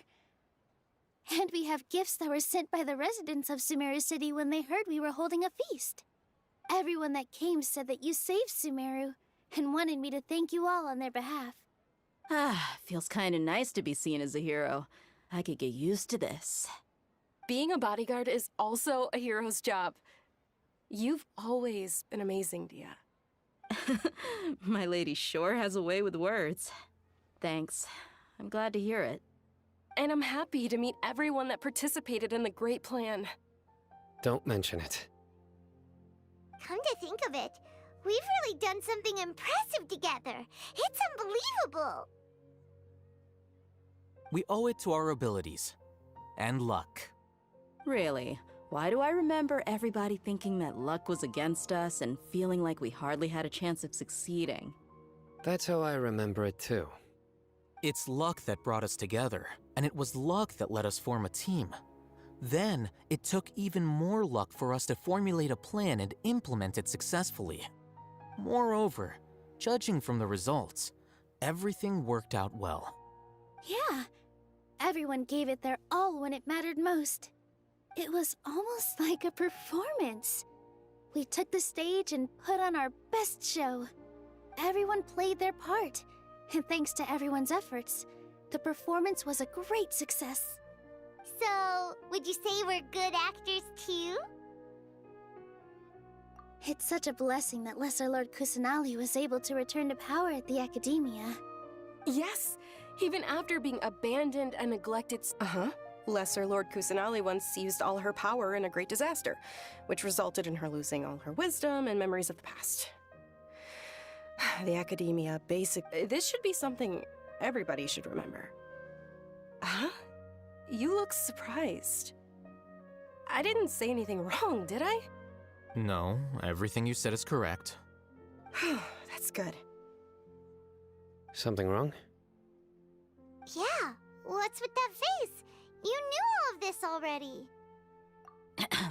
Even if those two giants of the Academia are here, I still have to say it. Those sages really have some nerve. 500 years ago, Lesser Lord Kusanali used all her power for the people of Sumeru, and what did they do in return?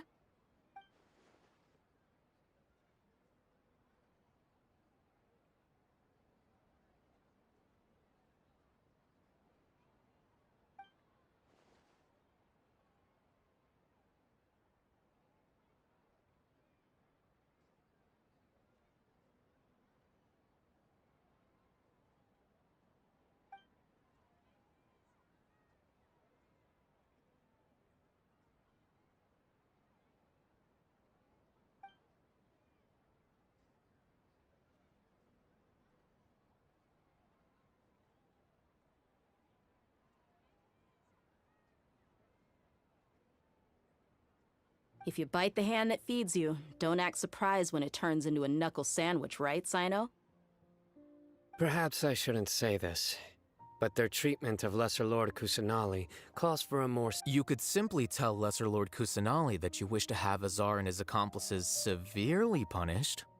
I respect our deity's decision, and won't interfere in any way. While we're on this topic, why didn't you accept the Academia's invitation to become the Grand Sage? Are you trying to say that I'm fit to be a sage? Not at all. But every person handling the selection process has said that you are the most suitable candidate to lead the Academia right now. Why? Because he dethroned Azar from power? Could you try to put it another way? This is a good thing, yet you're making it sound like I overthrew Azar for my own personal gain. But seriously though, I always wondered if you had some personal motives behind it. I did have my own motive, but it had nothing to do with being a sage. If the rules of our nation were suddenly cast by the wayside, then it wouldn't be long until chaos ensued. I had no intention of letting their dreams disrupt my life. By that, you mean your life working as the Academia's scribe. Precisely. Wait, is that all? So, that's the only reason why you joined us and came up with all those plans? It's reason enough. You've certainly got quite the personality. You flatter me. All right then. How about you? You've already resumed work as the General Mahamatra, right? That's right. Will you be happy with that life? It's not about being happy. There are merely a lot of things that I must do. Even so, keep your spirits up and try to be happy, okay? And try to smile more every day, just like I'm doing now. Thank you. I'll keep that in mind.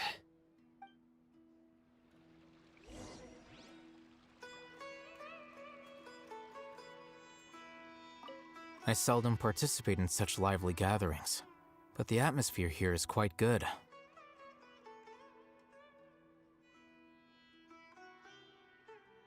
No. This gathering today has a unique meaning. The Grand Bazaar is lively because the people here feel happiness from the bottom of their hearts, unlike the farces at the Academia. That happiness is an emotion that'll be forever alien to those bookworms who have driven themselves insane by studying. I seem to have taken both keys when I left the house. Oh well.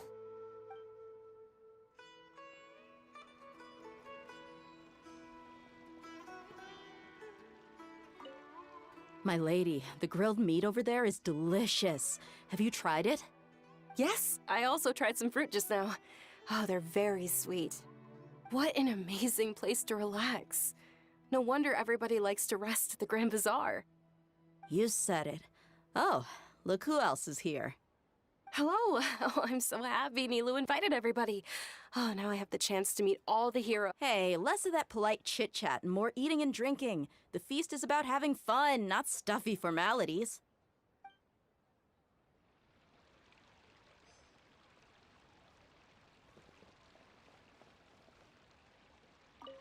There you are, traveler. Well, how is it? Are you enjoying the feast today? If there's anything you're unhappy with, just let me... That's good. It's the first time I've ever invited so many exceptional people to one place. I was a little nervous myself. You see, every guest here is quite extraordinary. It's unbelievable that we've got every... Make sure you live it up tonight. I'll be happy as long as you're enjoying it. I'm honored to have her think of me this way. If I have a chance in the I can't explain why, but...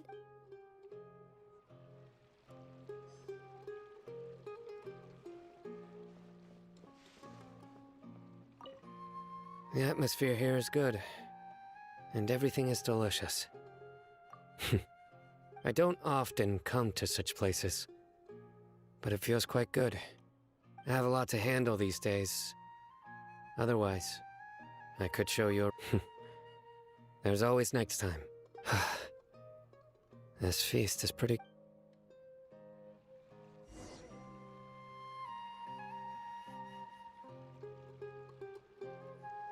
Hey, what's wrong? wrong? Your head is starting to droop.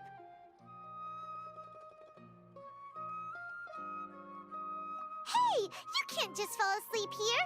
Paimon will go find something delicious for you to eat. You'll wake up once you've put something yum. Of course, just wait here for Paimon.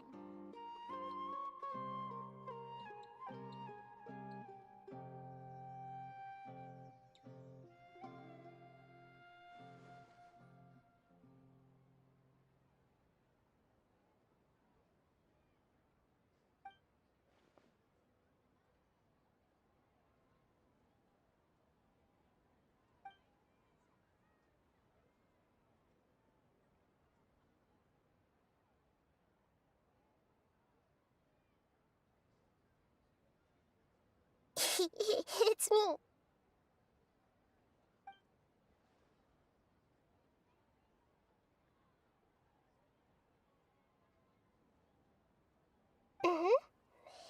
You may blame me for being a bit too self-indulgent. I was thinking about talking with you, and the next thing I knew, the connection between us is amazing. It's like flora and the fence it grows upon. I heard there's an amazing celebration feast today at the Grand Bazaar. I wanted to have a look for myself, so I snuck in. Lately, I've been so busy dealing with all the fallout from recent events, so I really haven't had any free time. Although you've already helped me with a lot, there's still one more thing I hope you can help me with. Please say thank you to everyone for me.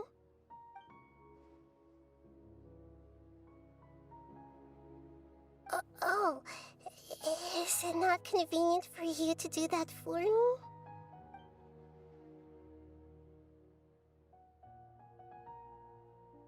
But if I just show up all of a sudden, people will become all quiet and stiff, won't they? What if I end up scaring them and ruining this wonderful feast? That'd be the last thing I want.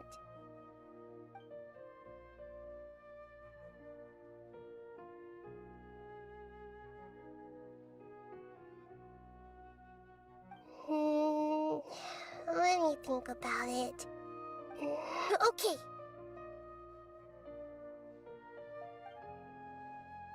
Yes, I have.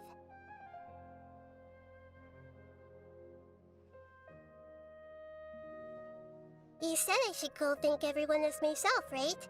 So, I've decided to borrow your body for the time being. Please don't blame me.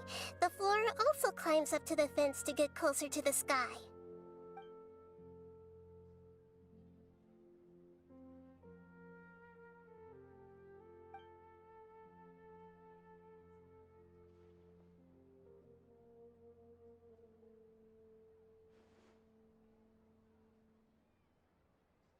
Everyone! Are you awake now? Paimon was just about to bring you the food. It's me. Huh? That voice. Nahida? Hold up. What's going on?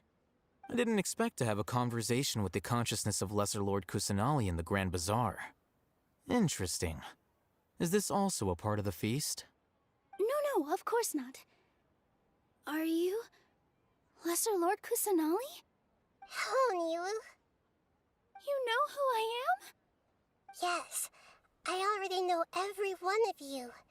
Nilou, Alhaitham, Cyno, Dehya, Paimon, and Dunyarzad.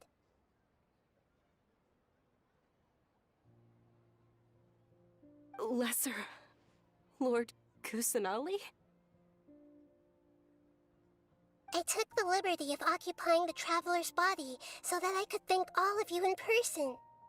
Thank you so much for rescuing me, even if that meant placing your own safety in peril and taking the risk of becoming enemies with the Academia, the sages, the doctor, the balladeer, and even the entirety of Sumeru. Without you, without any of you, I would have been in a much more difficult situation. Had you not helped me to resolve the crisis, not only I, but Sumeru and even the entirety of Teyvat would have suffered great misfortune. People refer to you as the heroes who managed to rescue a god. I'm quite fond of this name. It not only explains your identities, but also bears witness to your relationship with me. Please, allow me to present to you my most sincere gratitude. Lesser Lord Kusanali, you have done so much for Sumeru, and I didn't even have a chance to do anything for you. You don't have to do this. Dinyarzad, the suffering you endured during your illness is also proof of you being with me and praying for me. Thank you. You don't need to be so ceremonious. It's always been my duty to protect you. This is how the relationship between the Academia and Dendro Archon should be. We just did what was necessary and set things back on the right path. You're an Archon, but you act so humble. You really don't need to be so polite with us. I'm honored to have been able to take part in this plan. I hoped you liked the dance I dedicated to you. Thank you, all of you. Thank you so much.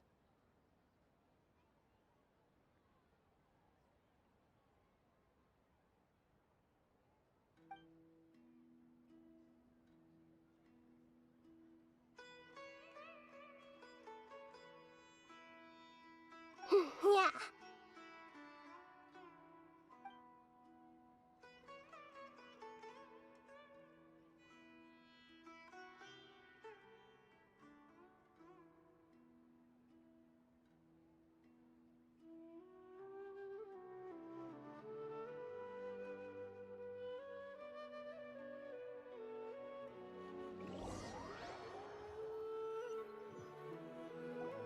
Are you awake?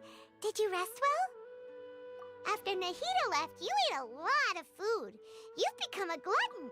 That just means you still have a lot to learn from Master Paimon, the Sage of Gluttony. All right, since you're awake now, should we go and have a chat with Nahida? She should be in the Academia right about now. If you have any questions, now's your chance to ask.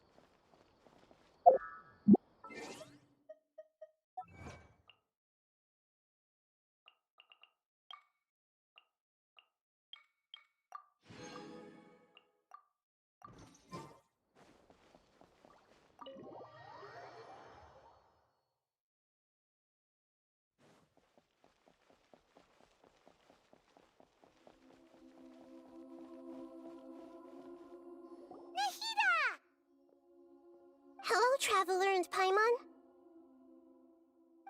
What a fantastic night. I'm still immersed in all the happiness and joy, like a candle floating on water. So are we, and that's why we're here to talk with you. Is there anything you want to know?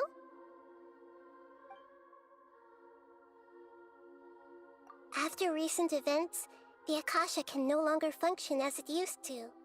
I've given it some thought, and have decided to shut it down permanently. But this is definitely not a bad thing. Even from the beginning, I've been planning to shut it down. The Akasha's centralized administration of knowledge has always restrained people's curiosity and curtailed the number of paths available to them. I don't think this is good for Sumeru. Although people may initially feel a little uncomfortable with the loss of the Akasha, they will soon understand that this life is more suitable for them. And as for the future of Sumeru, I'm preparing to regain control of the Academia. The former sages have received their punishment, but the new sages have yet to be selected. I will oversee the process personally. I hope that the new 6th grade sages will be more focused on academics. Sumeru needs such leaders more than ever. The other big issue is the people of King Deshret. All the residents of the desert, in fact. They have been mistreated for far too long. I've already taken some measures to address this. It will take some time to rebuild everything, but no matter if it's culture, friendship, or trust, we will rebuild it.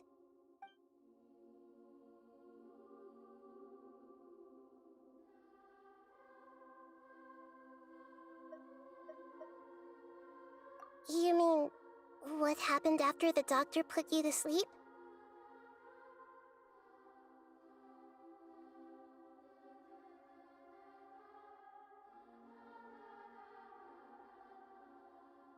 You guessed correctly.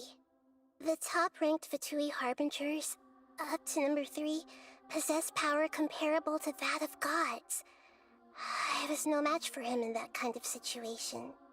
However, in spite of the bad situation, I still managed to make a fair deal with the doctor. I'm sure you remember the entity that changed your fate, the Heavenly Principles. In fact, the Heavenly Principles has been quiet since the Conria disaster 500 years ago. I used this point as leverage against the doctor. I told him that the Heavenly Principles may be awakened if I destroy the Gnosis. Although it's just a bluff, he still fell for it. I assumed that the Heavenly Principles wouldn't just stand by and let such extensive damage to its laws take place. And as for what I exchanged for the Gnosis, the exchange served as both punishment for the doctor, as well as a boon of new knowledge that I couldn't refuse as the God of Wisdom.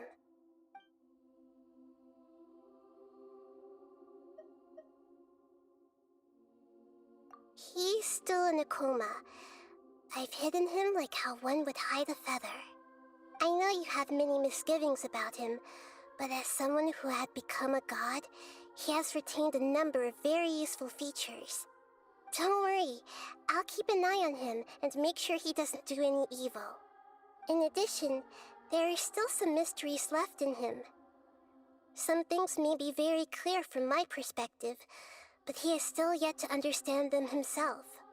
His future will be determined by fate.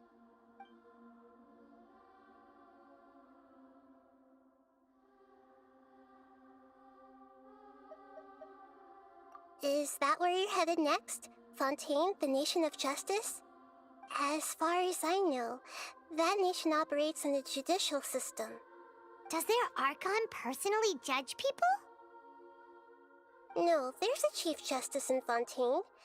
Generally speaking, the Hydra Archon, Focalor, won't preside over individual trials.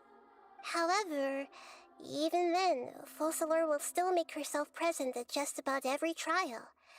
It seems that she just likes to immerse herself in that sort of atmosphere. As Archon, she still reserves the right to influence the final verdict. Anyway, let's just say she's got, a very unique personality.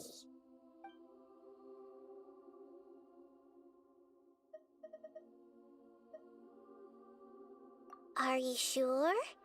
Isn't there something else you haven't asked about yet? Huh? You mean... About your brother. While you were resting at Gandharvaville, I took some time to perform an Irminsul search for information on your brother.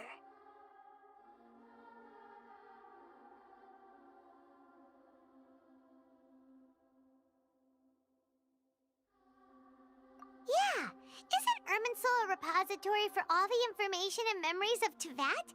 So there shouldn't be anything on her or her brother. This is true in your case. Irminsul indeed does not have any information on you. However, there must be something different about your brother. Because as it turns out, the world has recorded information on him after all. What?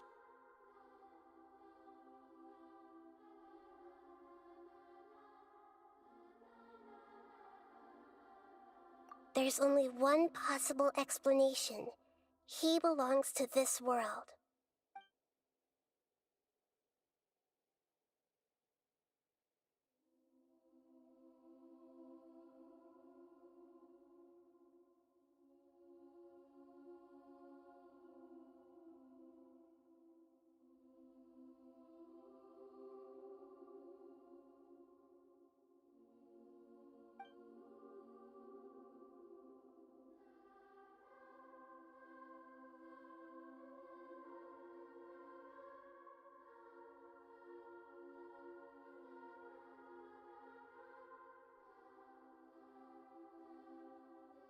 But nothing about this makes any sense! Wasn't this your first trip to Teyvat?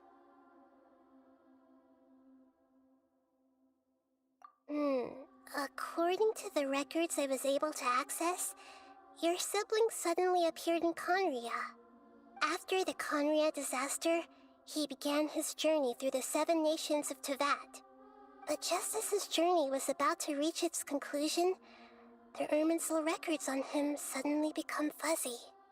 What do you mean, fuzzy? Did something happen to him? All I know for sure is that somebody, for reasons only they can know, is deliberately obfuscating his fate. And whoever it is, if they can do that... But even that wouldn't explain how he somehow comes from this world. Something else I noticed was that according to these records, the Fatui... What's a descender? Paimon's never heard of it. Look, I'm sure you must be curious about the information I received from the Fatui in return for my gnosis, right? A very important part of the intel was about this world's descenders. External beings, ones that don't belong to this world. Traveler, you are Teyvat's 4th descent. Huh? So the Fatui count 3 other descenders before the Traveler, and her brother isn't even one of them? That's right. My current hypothesis is that the first descender was likely what we now call the Heavenly Principles. As for the other descenders, I still need to verify their existence. It could take me some time. Paimon's head's about to burst from all this crazy new information. And yet, even knowing all this, I'm sure you must still have a lot of unanswered questions. I must say, I truly regret that I can't help you more as the God of Wisdom. There are many questions in my heart as well. I will need some time to go through each one of them. And soon, you'll also begin your journey anew and depart from Sumeru. I'm very interested in your future. It's a journey that can't be observed or recorded by this world. If fate is the ultimate knowledge, then your future will be the ultimate fate. Paimon's sure glad we got to meet you, Nahida. The pleasure is all mine. I can't thank you enough. Alright, that's enough talk for today. If you ever miss me, just close your eyes, and maybe I'll appear in your dreams.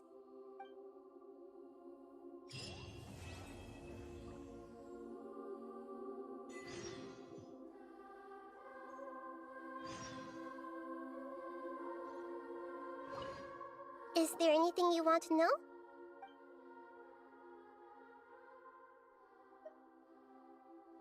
And soon, you'll also begin your journey anew and depart from Sumeru. I'm very interested in your future. If fate is the ultimate knowledge, then your future will... Paimon's sure glad we got to... The pleasure is all mine. Alright, that's enough talk for today. If you...